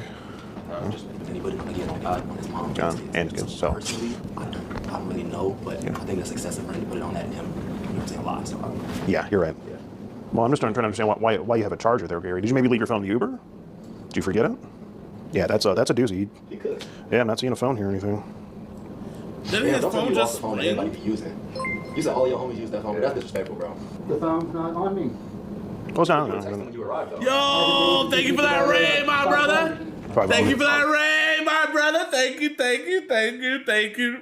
W raid. You last had it at 5 o'clock? 5 o'clock, okay. Okay. Well, it's just weird because, they say, I'll have to drop my pants. And then his pants were just... Oh, is it? Oh. I can kind of see the bulge. Hey, Gary, it's getting kind of hot, dog. You want to lift up your pants a little bit, man? Just around the ankle area? It's just call it what it is. We always got it. Yeah. Call it what it is. Seems like... So, Brad or Gary, we just saw the phone on you. Or were we seeing things? In your sock? Yes, it is. Sock? You was itching for like a minute straight. Are you okay? You got it in we can look sock? at it. Yeah, there's a nurse next door. See, I was believing you. We all were. We all were. Then you didn't have a phone or anything, but now we just saw there was a phone on you. So now it's kind of hard to believe. The story's kind of hard to believe now. Yeah. Because, I mean, I don't know, you just put it on so many things that mean so much to you, bro. Yeah. Why would you do that, man? And then you lie to us, bro. You say you ain't had no phone, bro. And then you ain't said nothing in like 2 minutes, man. Come on, bro. We see the phone, bro. Just... Do you want to, Gary? I think the jig's up. No, the jig is up. Do you want to tell us the truth now? Why you're actually here? You had us fooled until you started itching. What's that, Gary? Take a shower. You want to take a shower? Here? Oh, you're saying that's why you were here? To take a shower? Okay. It makes sense though, because carrying a charger with no phone is crazy. Yeah. So now, Gary, now that we've seen your phone, do you want to, if you can show me that there's nothing on your phone related to what I have in this binder, I mean, that'll clear your name, you know. Then we won't have any suspicion that we've... There'd be no further questions. Then we just would have the wrong guy. No further questions. Oh, now phones are bit. If you want to show the delete some stuff. He's gonna delete some stuff. If I just look at it. Here, do you have the Google Chat app on your phone? Like, what's that right there? Call miss. You have a few missed calls. It says meet. It looks like that was the name of the girl that is in this binder. You just saw it, Gary. Are you calling? See where Will's at. Oh, he's here, Will. Okay, keep it on speaker so we can hear. Call Will. Where's that punk ass Will at? Oh my! Oh no! No! No! No! Oh, dude! Oh! Oh! Oh! Oh! Oh! Oh! Oh! Oh, Gary, you're one of a kind, Gary. You're one of a kind. Are you calling? See where Will's at. Oh, he's here, Will. Okay, keep it on speaker so we can hear. Hey, bro. Where's that punk ass Will at? William. Yeah, Will. I don't know, bro. So Gary, who is this? That's my brother. Oh, your name's Brad, though, right? Because. Just what's your brother's name? That's Jamie. Because James. What's your brother's name? Will is using my name again. Hey, what's your brother's name, by chance? Like I said, I'm Brad. You're Brad. Is that his name, Brad? Bradley Holmes. Yeah, I know it's a crazy situation, huh? But what's your brother's name? Is that his name? So we thought it was Gary. Hi, Jamie. Can you hear me? Hey, Jamie. You awake, bro? Did you fall asleep? Probably. Okay. We got anyone else you can call? This is Gary. I just saw the conversation on your phone. Oh, you swiped it away. The missed calls. Go to that. Yeah. Well, don't delete it. Don't uninstall it. Oh, Gary, Gary. we just watched you uninstall it. Gary, you just uninstalled the app. Gary, we asked if you had it at least. Yeah, that's Gary. Well, why would you do that, man? He erased the conversations. Didn't happen. Okay. Yeah. Well, shucks. Bro, I thought we had him, bro. Yeah. Gary, it's right there. We have it on camera. It's right there. The account is right there, Gary. We calling? Oh, calling Will. Yo! Garkin! Thank you for that gifted sub. Okay. See what Will says. Let's see. Could you maybe put him on speaker so we can hear? Voicemail. No, voicemail. So, Gary, now that we actually seen the conversation on your phone, do you want to be more truthful as to why you're here? To take a shower, honestly. To take a shower? Yes. With who? Nobody. No one. So who were you here to meet, though? Will. But, Gary, I just saw it. I just saw the conversation on Google Chat. You think Will set you up? He might have, because Will told him to come to this house, and Will's not here, and now he's not answering his phone either. So, do you think it could have been Will? Possible. Possibly Will. Okay. So we have another suspect. Yeah, it's like your friends don't fuck with you. None of them really answer. Yeah, they're not picking up. They're not talking back to you. When they do pick up, they're not texting you back. They setting you up using your name. Yeah. Even pictures of your meat. They got pictures of him, and They got pictures of your meat sending it around and stuff, bro. he said it's not his. Oh, damn. He said his is small. His is small, yeah. Damn. Yeah. For me to set someone up like that, I would have to really hate that. That's like. They had done something stupid. Man, where the cops at? Where the cops at? Where the cops at? Man, And I we're don't know doing why. an online series. This got but me also try wanting to meet up with. catch. This got me wanting to go catch a guy. Yeah, can you come talk to me? Yeah. Yep. Talk to the sergeant as well. Basically, what I have here, whole chat log of this. Trying to get now late 9. On this night, Gary was taken away by the Wichita Police Department. However, he was let go the next day, pending investigation. This is just how some police departments choose to handle these types of situations, but I don't think Gary will be getting off the hook so easily. However, since he was free to go the next day, Gary got his phone back and messaged the decoy profile a rather interesting message. It reads, "I got Gary good this time. Hopefully he learns. I'm the best, and he can't win with me. I had arrested him. I didn't mean for that." I hard the arrest him. I didn't mean for that to happen. I know he's phone being off, so I can't tell him I'm sorry. And didn't mean for this to happen to him. It was always supposed to be a joke. And I know he's phone been off, so I can't tell him I'm sorry and didn't mean for this to happen to him. I knew where he was, and I texted his friend and said you was sending an Uber for him. But for real, Gary wasn't talking to that girl. I was under his account at the same time I was talking to my mom on his phone. That D-pic is not Gary's, it's mine. And below... This dude got no shame, bro. That message, we have a picture of, allegedly, the man behind the messages. And below that message, we have a picture of, allegedly,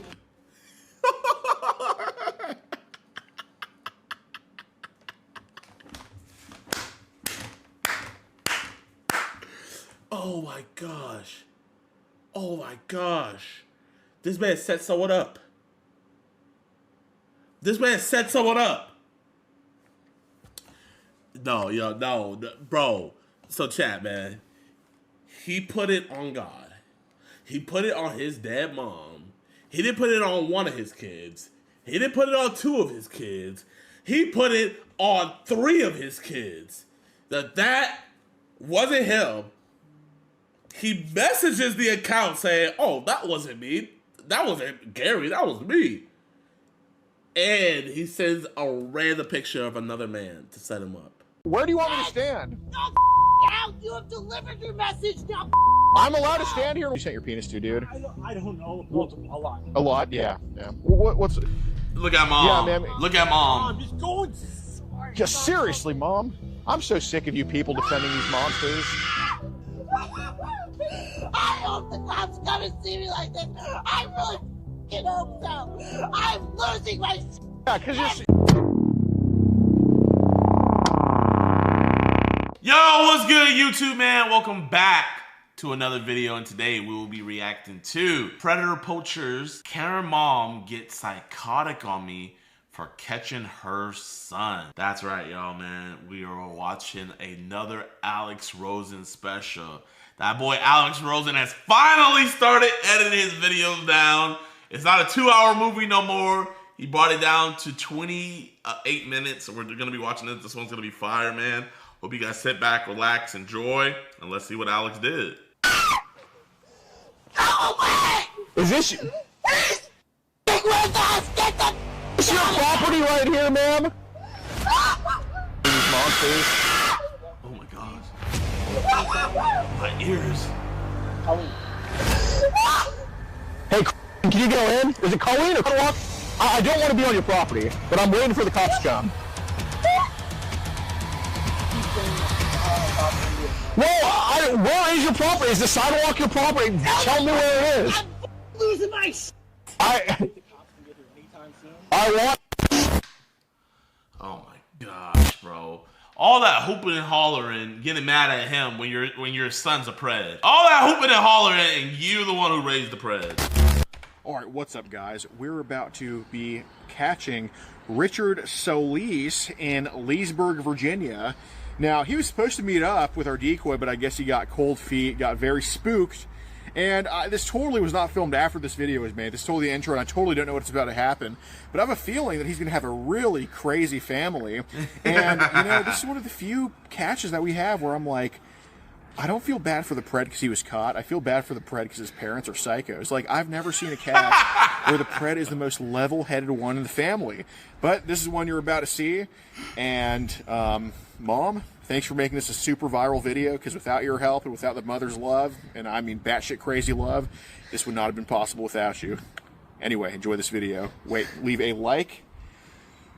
And after you leave a like, hype the video. We'll see you there.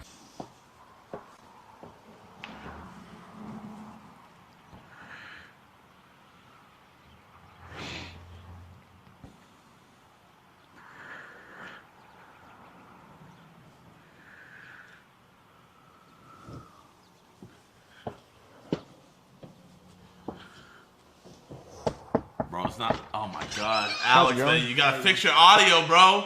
I can only hear it out the right side. It might be better for you guys because it's my video, but I can only hear it out the right side. I got a Dang. package for Richard Solis. Oh, yeah, it's fine. I can wait. He just needs to sign for it now. Okay. No problem. Hey, how's it going, man? Richard? My right ear is loving this. Gotcha.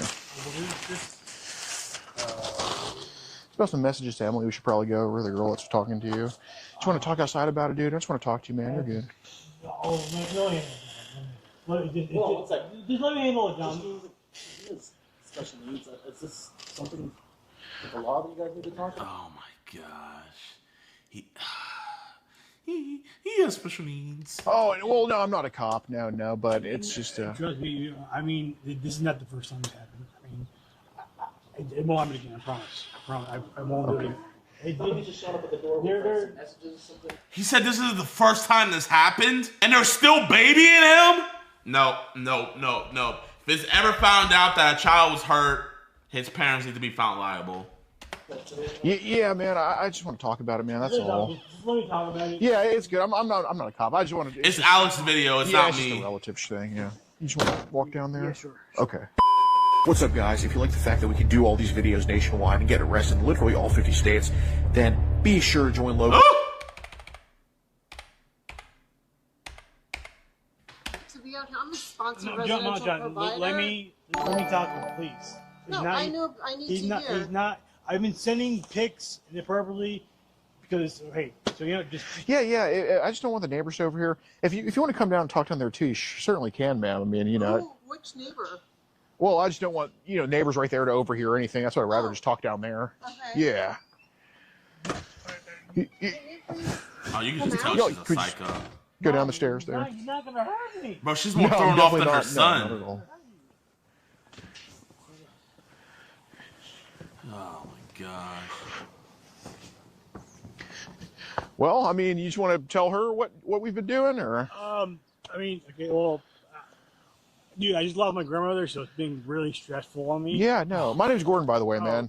Oh man, I lost my grandmother, and it's been really stressful on me, so I just have to release this built-up stress on the nearest 13-year-old girl. You know what I mean, man? Nice to meet you, dude. Yeah, so I understand you're. Where are you from? Where am I from? Well, originally from Houston, but I live here now.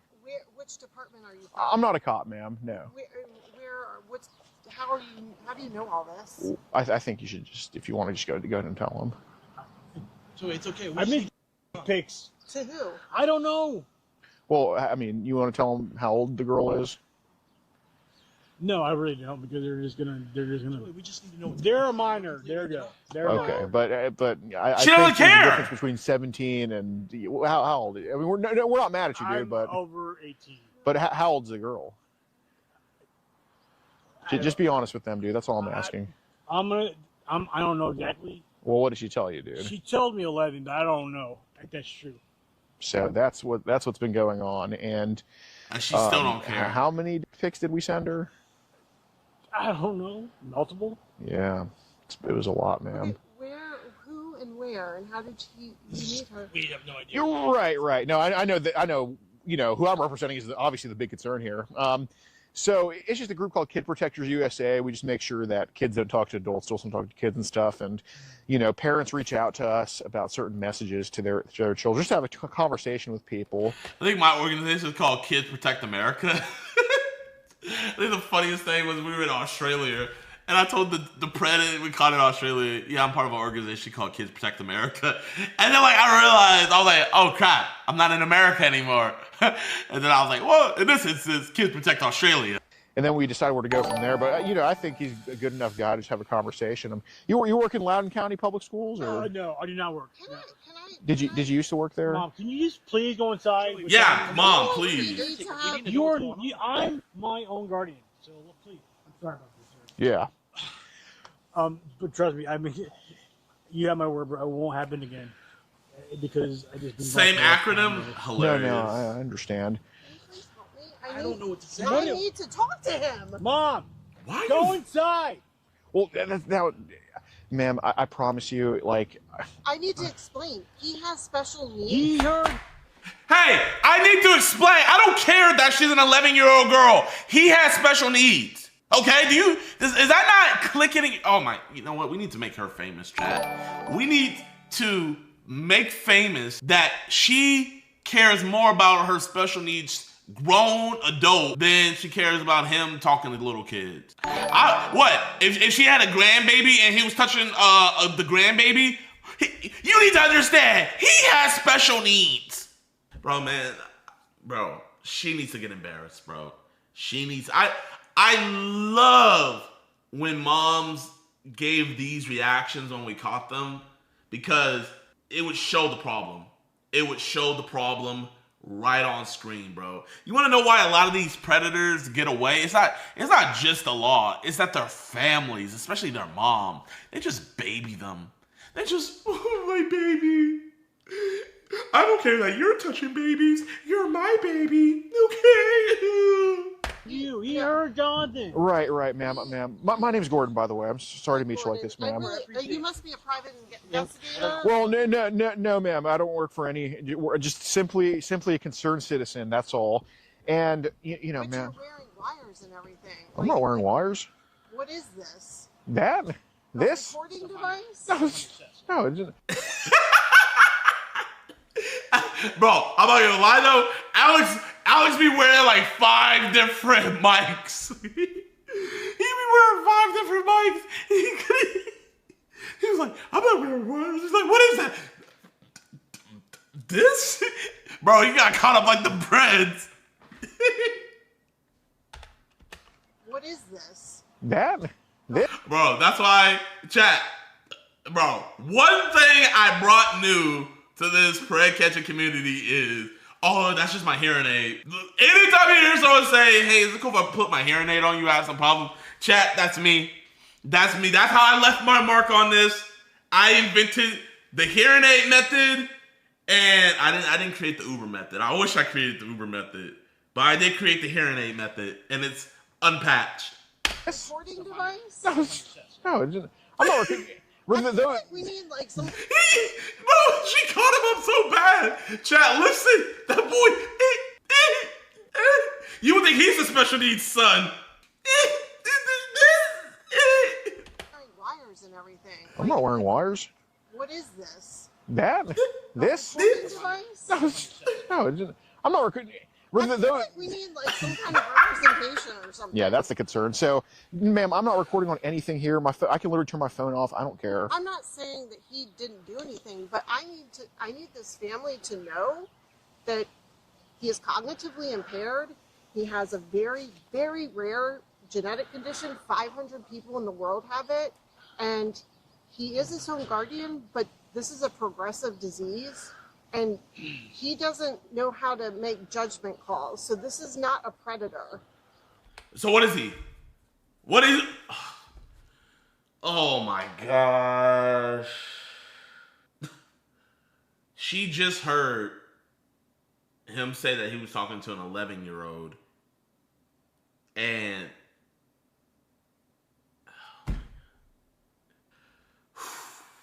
Chat, man. I'm gonna try my best to... Oh, bro, man. I know he's thought about going to go get the milk, going to go get some cigarettes. Bro, man, for his sanity, bro, he gotta have 5 other families to go just get some peace at. Oh, it's till death do us part, man, but we'll let you slide on this one. Right. Excuse me, I don't want judgment here on any end. No, I just, thanks for awareing me that he's actually not a predator. I appreciate it. Oh, I feel like... No, ma'am, if he's not a predator, then... We're just saying, I don't think there's... I don't He know can't even leave, he doesn't drive, he doesn't leave the house, like... Yeah, I have no way to communicate with... To communicate? No, not communicate. I don't mean, these are these 2 cars. The cars are them. I understand. I don't drive, I don't work, I don't have money, so... Right. As a parent, I would be extremely disturbed Mhm. if they don't know, like, our situation. He's gonna stop, we're gonna figure out a way for protection. Do you want to tell your mom how I got this address? Assuming that I read the messages, do you want to tell mom how I would have got this address? You know what? Because the thing about these websites all these days is that you don't know who the we're talking. Bro, she's more disgusted at Alex's Yeti yak than she is about her son being a pred. It could be a 40-year-old man or a 6-year-old girl. I have no. Right, but did you give your address to this girl to send an Uber to pick you up? Yes, ma'am. Yes, sir. Yes, sir. Okay, so She's 11. If she's 11, how does she drive? Does she not? Do you not know what an Uber is? Dummy? She doesn't. to send an Uber. He was hoping that she would send an Uber to him to go pick him up and he also invited her over here to have sex with him. Am I wrong here, or is that what happened? Correct. Yes. Okay. Yes. Okay. We need to stop. Like, Okay. Do you feel like we need a cop or something? Like, Oh, if you want to call the cops, you can. That's I'm fine. not calling the cops on you. Should we call the cops? There no. I mean, no. This is not going to happen again. Well, do you want them to call the cops? No, They can. Oh no. Oh, okay. Well, what could happen if the cops came? There's nothing they can do. There's nothing they can do. Well, what could happen if the cops came here? The cops would just talk to me and just leave. That's all. Oh, you- That's what it- No, they can't. They have to use. They have to. What is that term? It's going out of my head. A lot of things are going out of your head. Oh. Yo, Alex, that was a smooth. Bro, Alex be saying some slick stuff. Listen. What are you? They have to use. They have to. What is that term? It's going out of my head. Enabling? Yes. Oh. When you have somebody who does not have the cognitive ability to discern right from wrong. Yeah. Oh, So right. my disability stopped me from that. So I'm just reading the messages here. I see that she tells you she's 11 years old, and then you say, For you to stop, Joe. You need to go in the house. "Well, hold on. I noticed that here that Joey says 29 bye. Why would you tell her bye after you say you're 29? Because I said. Well, because well, Joey, because what? Yeah, well, let me. Yes, Please, seriously, please. seriously, yeah. Let him speak. I'm 29-year-old. Let me speak. Thank you, Joey. But why would you say 29 bye? I'm saying that because I've been trying to say just leave me alone because I'm too old for you. Oh, just so- bye, it means bye. What did you mean by that? I mean find someone your own age. Oh, okay. So you're not supposed to be talking to her. of course. Oh, okay. Wow. Off our property. She's triggered. She's triggered. You seem like you're actually trying to resolve Go. this. Oh, of course I'm trying to resolve. Okay, I'll be on the sidewalk here. What is Joe, your name? Gordon, Joey, can we just finish this? What? Flowers. Oh, Gordon Flowers. Joey, can we... Get the house. Oh, okay. All right. Well, Joey, I'm letting you know. Nope. I'm letting you know, Joey. Okay. Well, if you don't want to resolve with a conversation, then We're gonna get guardianship. He doesn't have the wherewithal, and Jesus Christ, he has an IQ that's. Shut up! You get it. well, I'm trying to understand. No, you don't get it. You know, all you're doing is making sarcastic. Shut up, Dad! Ooh! Woo! Woo! Chat, man. This would have been this Crash Out Dion would have came. Crash Out Dion would have came. You know what I would have said? I would have said I could tell clearly where he gets his IQ from. I can tell where he gets his morals and where he gets his IQ from talking to you guys. Comment. How am I being sorry? Well, and listen, in my defense, I just feel like. What's your defense? Is it your daughter? We don't even know who you are. Yeah, it's a relative of mine. Okay, so I'm not allowed to be just a little bit frustrated. Okay, Joey, they're calling the cops, man. There's nothing I can do. We're not worried because. Because he's gonna get out of it. Yes. Okay, that's gonna look great on you, by the way. Off, man. Yeah, I'm so glad you just don't enable him. That's. We're not enabling him. We're trying to get to the bottom of it. Well, I'm trying to help out with this too, but if you. Paul. Okay, but saying that he doesn't know what he's doing when he just is clearly saying he does know what he's doing is just kind of off-putting to me. This is the problem. We need to get guardianship. All right. Because he's his own guardian, right? Yes, sir. He is. Oh, wow. Yeah. So legally, he knows exactly what he's doing. So you understand that you calling the cops on him, like I have zero things to worry about. I mean, you understand that dick pics are a felony in Virginia to a child, right? Yes, we know that, sir. Okay. So I'm glad you know, Joey. Maybe your mom doesn't know what she's. Mom, calm down. Mom, calm down. Just calm down. Okay, but Joey, another thing I had, since I am off your property now on the sidewalk, another thing that I had was, do you want to tell him what's been happening on Telegram with pictures? Oh, not only that. Ooh, he has cheese pizza. I think they ought to know. They have no clue. They have no clue. I think they ought to know because if they're going to be watching over you, I think you got to tell them, dude. They know now because. Well, I'm talking about what pictures people send you on Telegram. Oh, like I said, they send pictures. They say they're this age, but I don't know that. How old are they saying they are? That's the problem. They're saying they're 12, 11, or whatever. Okay, what pictures are they sending of that? Right. Okay, well, are they sending their body, or what are you talking about? I'm saying my body, but the thing is, I don't know. Yeah, because I have a lot of... How many kids have you sent your penis to, dude? I don't know. Multiple, a lot. A lot, yeah. What's... Look at mom. Yeah, man. Look at mom. I'm just going. Yeah, seriously, mom. Just go away. I'm allowed to stand on public... Especially if y'all are calling the cops. I'm waiting here to make a report with them at this point. I'm on public property, ma'am. I'm on a sidewalk, so... You have zero authority to tell me where to be if I'm standing on a sidewalk having a conversation with him. Okay, I need to get all of our papers and stuff. All of his Social Security papers, his Yeah. Medicaid papers. Oh, she know he could. Oh, he's giving those up already to people. I'm sorry? I'm just kidding. I was kidding about that. Just trying to make light of this. You're a really sweet lady, ma'am. Do you have any idea what we've been through for the past 29 years? Do you know the diagnosis that we just got in January? Nope. Cerebrotendinous xanthomatosis. You know what? Hey, I got another diagnosis. Predio Shisam parent dumbass condition. Untreatable. Only cure, execution. All three. Do you know what that means? It means his brain is damaged. He has brain damage. It's swollen. I think all pedos do. No, please. Damaged. He has brain damage. It's swollen. I think all pedos do. No, please don't put hands on me. I'm not going to put it No, down. not me. Not me. Oh, yeah. Well, don't. Well, if you're going to do anything, just don't do it in front of me. I don't want to break up a fight, but no, please be peaceful. Seriously, I just want to have a conversation here.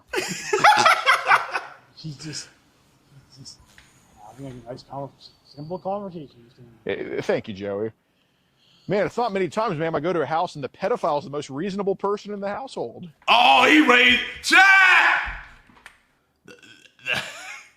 This is literally Alex, bro. Brain damage. Nope, I think he has more common sense than you do. So what does that say about your brain, ma'am?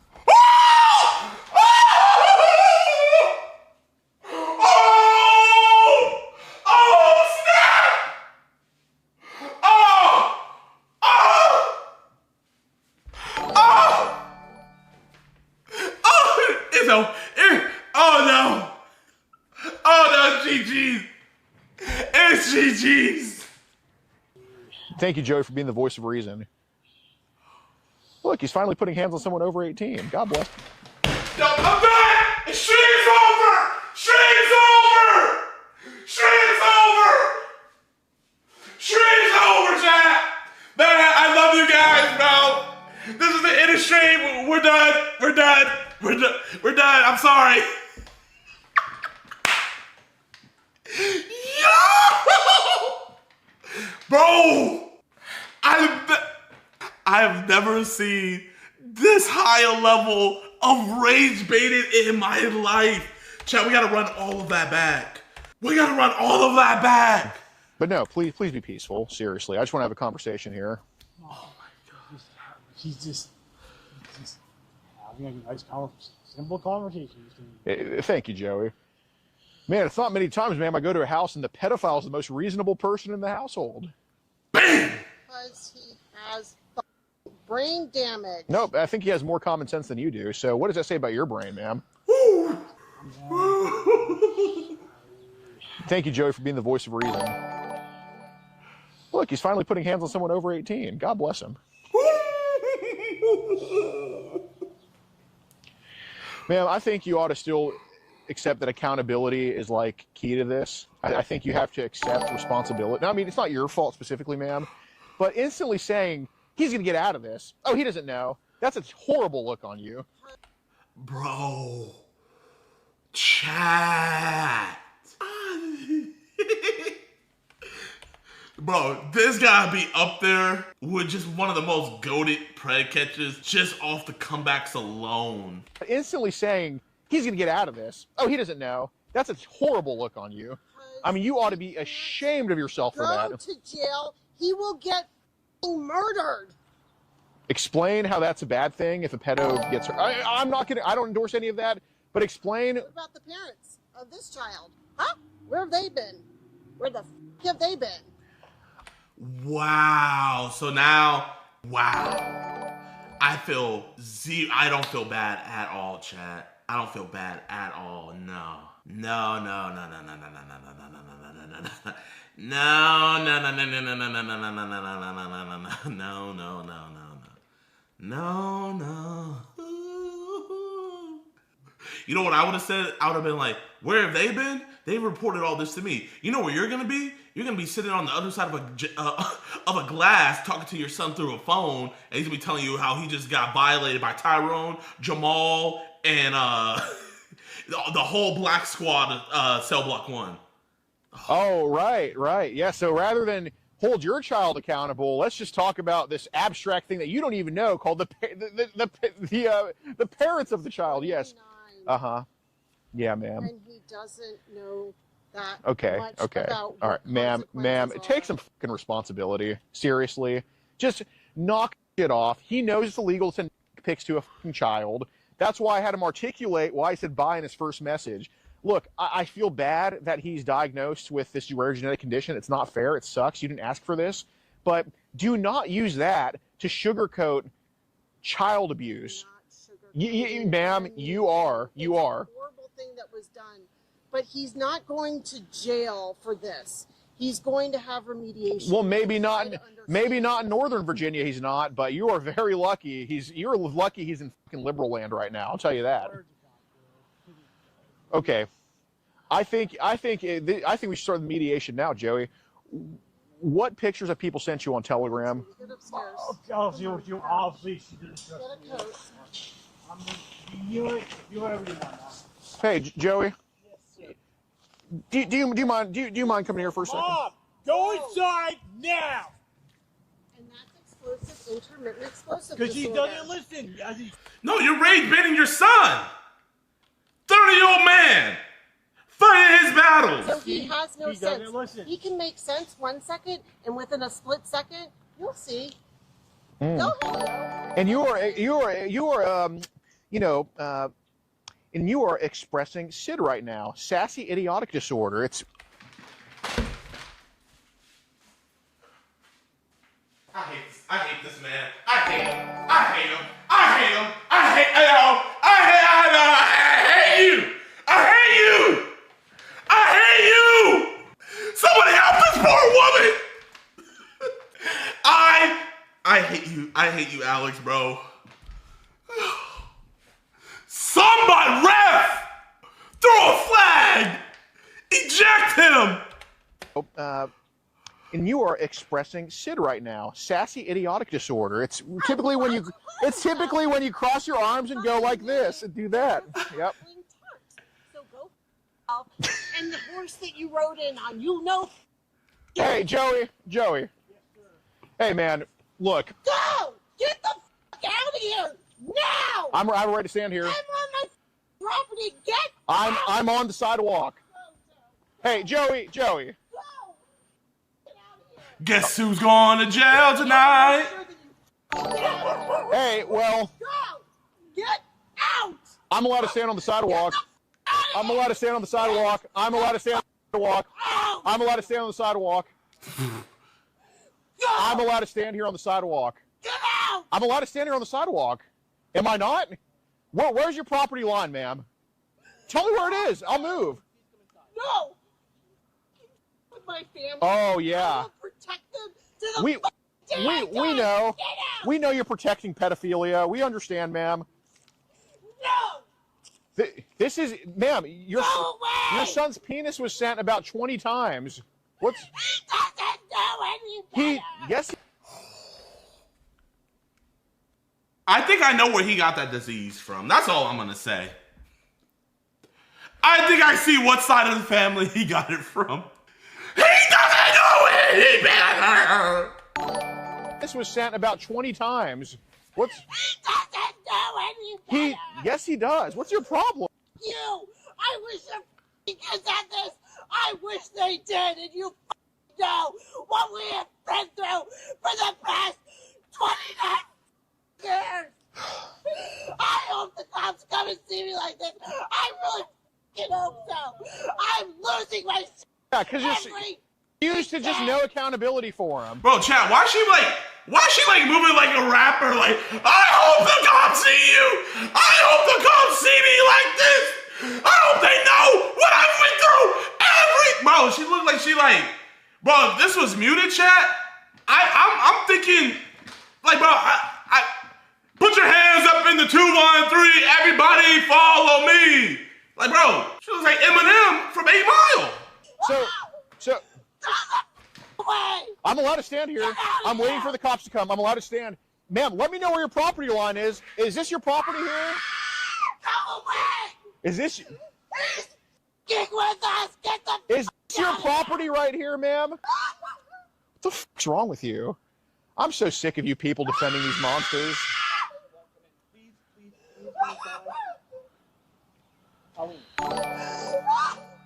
Hey, can you go in? Is it Colleen or... Please go in. Please, just wait for the police to get I want... Okay, so is this your property line? Where's your property line? Bro, and I'm not gonna lie, bro. This dude, bro, he is a bitch. How your woman got more balls than you? This boy all the way up at the top of the staircase, man. But bro, I'm not gonna lie, y'all. Alex is a very physically imposing dude. Hold up, chat. Chat. Alex is freaking 6'5", 340 pounds, and throws around 500 pounds on squat for 13 reps, and benches 500 with no warm-up. Am I allowed to stand here on the sidewalk? I don't want to be on your property, but I'm waiting for the cops to come.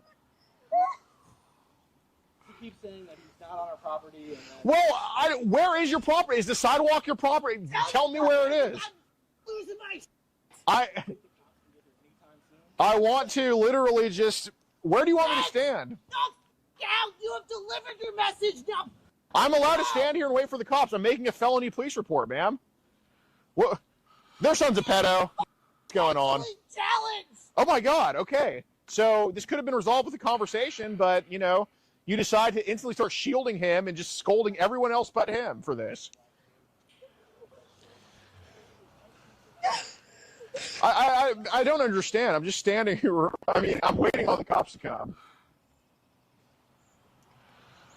you're also taunting my wife. She's screaming at me, cursing. She's cursing me out. All right, Alex, let's be honest, man. You did rage bait the hell out of this woman. Deservedly so. But you rage baited the hell out of this woman. Everybody tell me to go to Canel's stream. They're saying he got arrested. Yeah, man. Yeah, bro. Chat, man. I've been watching the civil rights attorney. I've been watching Audit the Audit. I've been watching those First Amendment auditors. I know what's up, chat. I know what's up. What's qualified immunity? Pretty much it's every cop's get out of jail free card. But if the crime that the cop committed is egregious enough, the cop can be... So that qualified immunity is why a cop can kill somebody and they don't go to jail. You know what I mean? But their crime can be egregious / unconstitutional to where they lose their qualified immunity and then they're able to go to jail and be charged. No, absolutely not. She can go inside then. What? I'm standing here waiting for the cops to come because I'm reporting your son for being a pedophile, sir. So, I just wanted him to admit to it on camera, which we have. We're recording this whole thing, and then we're going to turn in this footage to the cops too, and we're going to post this footage online. We're going to post this footage. Yep, we're posting the footage. He doesn't deserve this. Online. We're showing your reaction to defending the monster. We're showing his admission. Yep. He has special needs. Oh yeah, you're right. He knows it's illegal. He knew it was illegal, ma'am. He even admitted it himself. I mean, it's just unbelievable. You can't just. If there's anything I could beg you, please come inside. Sure, he's allowed to go. She can go in. If she wants to keep talking to me, I'll keep talking to her. Just rage baiting. I mean, I just don't get. I mean, ma'am, you have to just like calm down. I swear to God, with every ounce of me to please come inside. You're You get over here and you get on these stairs and you protect our family. Damn. Ooh! She said, you get down there and you. Ooh! She just said, bro, she has the pants in the relationship. I can see that. I can see that all the way here from Texas. She just pulled his man card. She said, I'm doing your job. Nobody's protecting your family from what? Holy. At this point, I feel bad for the pedo for going through that for 29 years. Golly. Okay. Bro, hey, shut up, bro. You're all the way at the top of the... your brother, his brother? Don't worry about it. He's... Yeah, no, I know, man. I can talk to you if you want, dude. Okay. Get away from my son! Get the f*** out! He's a minor. Oh, okay. Well, look, I agree. Adults shouldn't talk to minors. Take notes. Oh, he's 18? Oh, that's not a minor. Oh, he just turned 18? He's literally 18. He's literally 18, you sick. He said 18 and he thinks he's a fucking minor. Does that tell you anything? Oh, so I'm so confused. So is it true that... You better be confused. We've been confused for the past 29 years. So is it true that Richard used to work for the Loudoun County Public Schools? No, you piece of... Oh, went to school there. Oh. Well, I just saw that he worked there on his little LinkedIn thing. Oh, when did you work for them? Oh. Well. Guess what he was working for? He was in the intellectually disabled department, and they gave him a job so we can feel good about him. I bet you fucking feel good about your fucking self standing there with your little hands on your head. I feel fine. Ma'am, I just don't understand. Like, you got to calm down. Oh, so she just said she's going to kill me? She's going to kill me. Okay. So she's going to kill me. Great. Sir, do you have any weapons that I should be worried about? Okay. You don't even see it. When you watch a little video, you're going to see it. And what are you guys I going to see? and hundreds of thousands of others. Knock yourself out. Say disabled person. Unbelievable, dude. How's it going, sir? Oh, now you're leaving. Come talking to the... Go. I was on the public sidewalk the whole time. What do you... Unbelievable. No, they're out of their minds. Anyway, I'd like to report a felony sex crime having to do with enticing a minor online. So we have a group called Predator Poachers. We catch online child predators across the country, and we're from Houston, Texas, but we've helped with arrests in all 50 states, including a lot in Virginia. We were just in court actually earlier in Shenandoah County in Strasburg for a guy that we caught. Okay. And Joseph, their son here, was messaging who he believed to be an underage kid that was 11 years old. And y'all can come out at this point. And, you know, he invited this girl over to have sex with him. Okay. And sent tons of penis pictures, just breaking every law imaginable in Virginia pertaining to this stuff. And I came here to go talk to him. They're just camera guys. None of us have any weapons or anything. We came here to go talk to him. And his dad came to the door, then Joseph came to the door, and Joseph agreed to talk to me down here. And over the course of our short but very eventful conversation, he admitted to me that he knew the girl was 11 years old, admitted that he knew, admitted they sent all these pics, and also said that he sent girls online that have been 11 or 12 multiple penis pictures. Yes, it was a non-law enforcement. I literally just said I'm a conceited to her, and a comment. It's a going through the evidence. Did all you gotta find the pocket. Okay. Oh, he got arrested. Let's go. Oh, she wasn't lying when she said she was gonna bring out all his medical stuff, his social security. He got arrested. Okay. All right, guys. Well, so the end result of this one, he ended up getting hit with 4 solicitation-related felonies. Basically, they charged him with 4 felonies from our chat logs. And they're going to see if he has any of the food stuff, a.k.a. the cheese pizza stuff, which I'm sure a lot of you all know at this point. And Yeah, so if you want to see this full thing uncensored and every full-length video, because we don't post full-length videos to YouTube, go to Locals in the pinned comment. Over 100 videos early and uncensored, tons of mugshots, conviction updates, all that stuff. And in the pinned comment is our Facebook and Kick. We do. Yo, shout out to Alex, bro, man. This was... Chapman, that was an amazing catch, bro. The rage baiting, top tier, everything top tier. They threw blue paint into his eyes. They kicked him. They stomped on him. They threw bricks and stones at his body. They forced batteries into his mouth. They even dropped a 22-pound iron bar on his head. They laid his body across the tracks, weighed his head down with rubble, and then left. A train severed him in two. Oh! He was found 2 days later. Thompson and Venables were just 10 years old. You're gonna tell me they don't deserve the death penalty? Oh no, bro, they gotta get out of here, bro. They cannot be breathing in the same air as us, bro. Alright, y'all, so I had seen like this got clipped up on TikTok and I want to react to it. It's the most evil kids in history. The reason why I want to like react to this with you guys, man, is like, bro, my whole mission is to try to protect kids. But I'm gonna be real, man. There are some evil kids out there. When we react to this video and we hear some of these like horrible crimes that these kids committed, I don't care what age you committed that crime at. If you did something heinous and deplorable and disgusting, that even like for an adult to do that, that is like, whoa, even an adult did that, you should like spend the rest of your life in prison. I know this is gonna sound crazy, bro, but if a kid did something absolutely horrible, like a kid doing a school shooting, I think children should also face the death penalty. Why does it only have to be for adults? Oh, their brain wasn't developed. Like, what do you mean? What development do you have to not go into a school and harm kids? Let's listen to some of these crimes and I'll tell you if they deserve the death penalty or not. Brenda Spencer. A reporter called the house while the shooting was still happening. He asked her why, and she said, "I don't like Mondays. This livens up the day." On the morning of January 29th, 1979, 16-year-old Brenda Spencer loaded a rifle, sat by her front window, and began firing across the street at Grover Cleveland Elementary School in San Diego. I don't even need to hear the rest. Death penalty. What? I've never heard about this. How old is she? Children were waiting for the gates to open, and she shot 8 of them. She started with 9-year-old Cam Miller because he was wearing blue, her favorite color.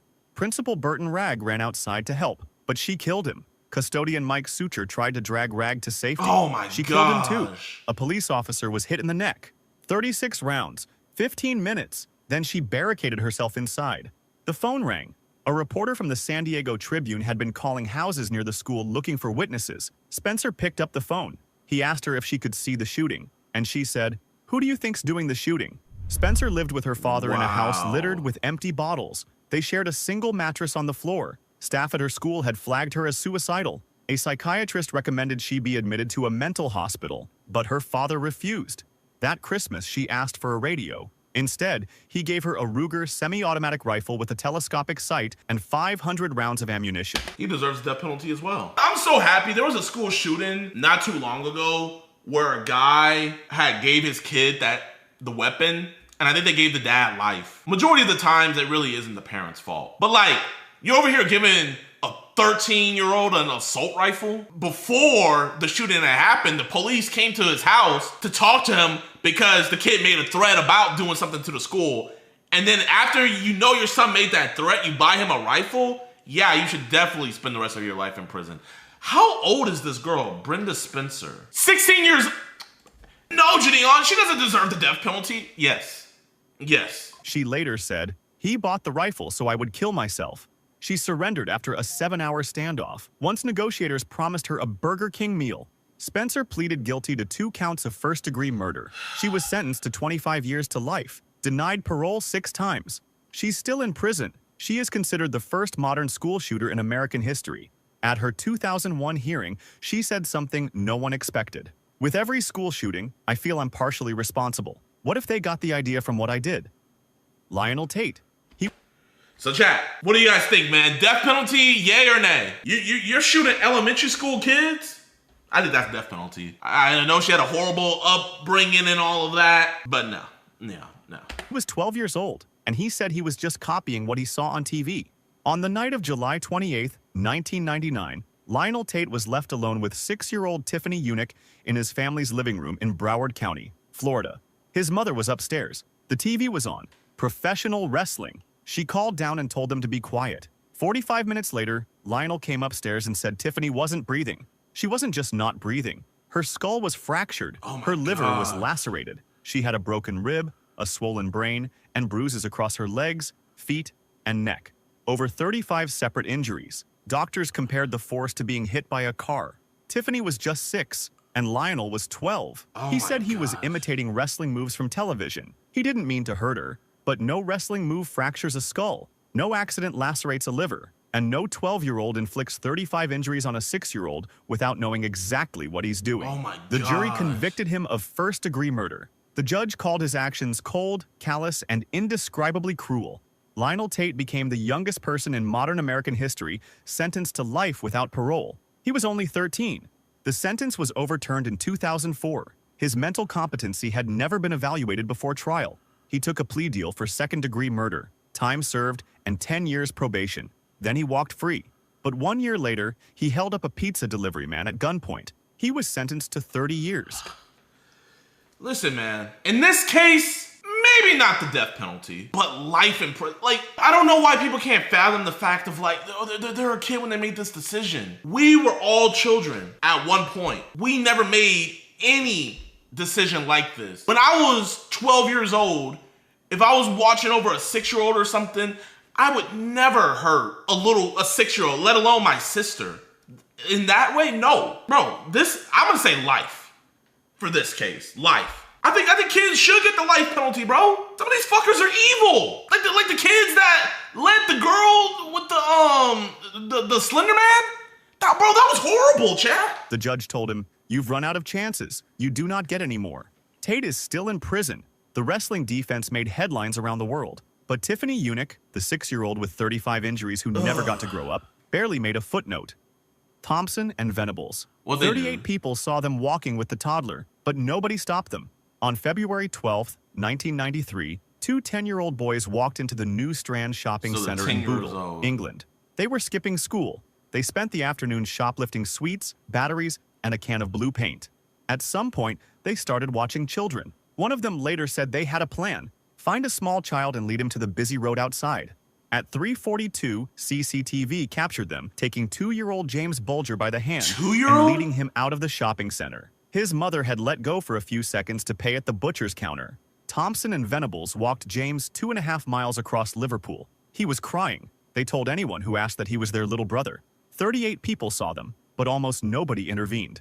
They led him to a railway line. What happened next took investigators weeks to reconstruct. They threw blue paint into his eyes. They kicked him. They stomped on him. They threw bricks and stones at his body. They forced batteries into his mouth. They even dropped a 22-pound iron bar on his head. The pathologist counted 42 separate injuries, but none could be identified as the fatal blow. They laid his body across the tracks, weighed his head down with rubble, and then left. A train severed him in two. He was found 2 days later. Thompson and Venables were just 10 years old. You're gonna tell me they don't deserve the death penalty? Oh no, bro, they gotta get out of here, bro. They literally need to, they gotta be gone. They cannot be breathing in the same air as us, bro. And that's the sad thing about it. It's like, our whole channel is about protecting kids from adults and stuff. But, you know, and I really gotta preface this, man. We gotta protect kids from kids. Kids are just as evil as adults are. A 10-year-old did this to a 2-year-old. That little boy, I can only imagine what he was going through. God, please bless his soul. They became the youngest convicted murderers in modern British history. They served 8 years. They were released at 18 with new identities and lifetime anonymity. Wait, they what? Served 8 years. They were released at 18 with new identities and lifetime anonymity. UK, what are you doing? So, these monsters are back on your streets. And you won't even be able to know who they are. It's one thing to release them, but we can't even know who they are? Hey, we're gonna give you a new identity. We're gonna get you set up in a nice position. Whenever you get hired somewhere, you know what? Hey, do you want to go work with children? Do you want to go work with children? Is that what you want to do with your new life? Even though you murdered a child? Here, you know what? We're gonna scrub your record. It's gonna be illegal for anybody to like find your past record of what you guys did. Nah, man. This is when like someone needs to actually be doxxed. Their address, what their name is, where they live, what they do for a living. Death penalty, death penalty. I don't care. Kill him. Venables has been sent back to prison twice since, both times for possessing child sexual abuse images. You can't do that as a kid and grow up to be a normal, productive citizen in life. He was probably watching the CSAM. Oh, I don't want to get caught with this again. Let me just watch this. It's gonna be only a matter of time before he tries to recreate what he did in his youth. No, every single time. It sucks to say, man. It really does. It really does. I know I'm gonna sound like the heartless bastard. Oh, JiDion's over here talking about he's trying to protect kid. Bro, this isn't a child. This is a monster. He needs to die. He needs to be unalive. They need to be off this earth. Had any grown man done this, everybody unanimously was like, oh yeah, off with their head. With a kid, well, we gotta think about their upbringing. No. James Bulger was just 2 years old. He held Venables' hand the entire walk, thinking they were taking him home. Eric Smith. He was riding his bike to summer camp. So was the boy he killed. On August 2nd, 1993, 13-year-old Eric Smith was heading to a recreation program in the small town of Savona in New York. 4-year-old Derek Roby was walking to the same place, alone for the first time. His mother let him go. It was just 1 block, with no streets to cross. He kissed her and said, "I love you, Mom," but he never arrived. Smith lured him into a patch of woods. He strangled him until he passed out, dropped a large rock on his head, sodomized him with a stick. Then he opened... Oh my gosh! Yo! Eric's lunchbox, took out a container of Kool-Aid and poured it into the wounds. Then he arranged the body. He removed the sneakers and placed them next to opposite hands. Derek was just 4 years and 10 months old. 4 days later, Smith walked into the police command center and offered to help solve the case. Investigators said he was upbeat, happy, and didn't want the conversation to end. He was sitting in front of the people looking for the killer. His family eventually sat him down, and he broke. "I'm sorry, Mom. I killed that little boy." Smith had been bullied for years, for his ears, his red hair, and his glasses. When asked at a parole hearing if killing Derek felt good, he said, "At the moment, it did. Yes." When asked if he would have done it again had he not been caught, he said, "Yes." He was convicted of second-degree murder and sentenced to 9 years to life. He was denied parole 10 times. He was then released in 2022 after 28 years. Oh my Derek's gosh. He's gonna kill somebody again, bro. He's gonna kill somebody again. Listen, when I say they need to die, I'm not saying as a kid. When they turn 18, when they're legally an adult, that's when they need to die. Sodomized a 4-year-old boy, and he is back out on the street. Chat, had a man did this to a little boy, and they let him out, we would be calling the justice system corrupt. We would be mad. We would be livid. All hell would need to be paid. But since he was 13 when he did this horrible crime, he's a kid. You know, he's probably changed. No, man, you can't come back from something like that, bro. You can't. Spent every one of those years fighting to keep him locked up. On August 2nd, wherever they are, they still get white ice cream with sprinkles. That's what Derek called vanilla. Joshua Phillips. For 7 days, an entire city searched for an 8-year-old girl, and she was under her neighbor's bed the whole time. On November 3rd, 1998, 8-year-old Maddie Clifton walked across the street to play with 14-year-old Joshua Phillips in Jacksonville, Florida, but she never came home. Police and volunteers searched for a week. Phillips joined the search. At one point, a sergeant entered Phillips's bedroom to question him. Phillips sat on his bed, petted his dog, and answered calmly. Maddie's body was underneath that bed the entire time. On November 10th, Phillips's mother noticed a wet spot on his floor. She lifted the base of the waterbed frame and found Maddie. Phillips said it started as an accident. They were playing baseball, and he hit her in the eye with the ball. She started bleeding and screaming. He panicked, not because she was hurt, but because his father was coming home. His father was violent and had strict rules. No children in the house, especially not girls. Phillips dragged her inside. He hit her with the bat to stop the screaming and stuffed her under his bed. When his father came home, he acted normal, then went back to his room. Maddie was still alive, moaning under the mattress. He lifted it, cut her throat, and stabbed her 7 times. Then he went to school the next morning, and the morning after that, every morning for a week, sleeping on top of the body of the girl he killed. Phillips was convicted of first-degree murder and sentenced to life without parole. He was just 14. The prosecutor who put him away later said he had second thoughts. The sheriff who pushed... Why would... Bro, I'm gonna be real, man. Only way I would lose a wink of sleep if I had any involvement with a case like this. Two things. Thinking about the case would make me lose sleep, and if that person got out would make me lose sleep. If I did my job the correct way to where this person is locked up for the rest of their life or they're either killed, I would be able to sleep soundly at night, man. He could have just, hey, you're crying? Okay, here, just go home. Go to your parent. Brought her to his room, beat her over the head, then slit her throat. No, bro. I think I'm gonna title this video, Kids I Think Deserve the Death Penalty. People are gonna be mad at me. I'm probably gonna make headlines. People are gonna probably be trying to cancel me for this, but if you can sit up here and tell me that these kids don't deserve the death penalty, I would argue with anybody. We can talk about it. Hey, you wanna debate me on this? Let's go ahead. For the sentence admitted, I never got the feeling it was a malicious, calculated murder. It was an impulsive act that, given a different set of circumstances, would never have happened. Okay, I like that. It was an impulsive act that, given a different set of circumstances, would have never happened. So, would you be saying the same thing if he was 14 when he did this crime? 4 years, let's fast forward. 4 years, he's 18, he does this exact same crime. Are we keeping that same energy? Be honest, are we keeping that same energy had he been 18 and did this? Are we saying this was impulsive, given a different set of circumstances, it would have never happened? Yeah, no. They're gonna say it was planned. They're gonna say that he had these thoughts, all of that. Phillips is still in prison. Maddie's sister said it best. Maddie didn't get a second chance, and her killer's sentence should be final too. Mary... Listen, while I do think these kids deserve the death penalty, if they get life in prison, I'm not mad about that. But it's the fact that they're giving them life and then letting them out. That's the part that I'm most mad about. And I think now it's actually illegal. Can a minor get a life sentence? Yes, a minor can receive a life sentence in the United States, but only if they are tried and convicted as an adult.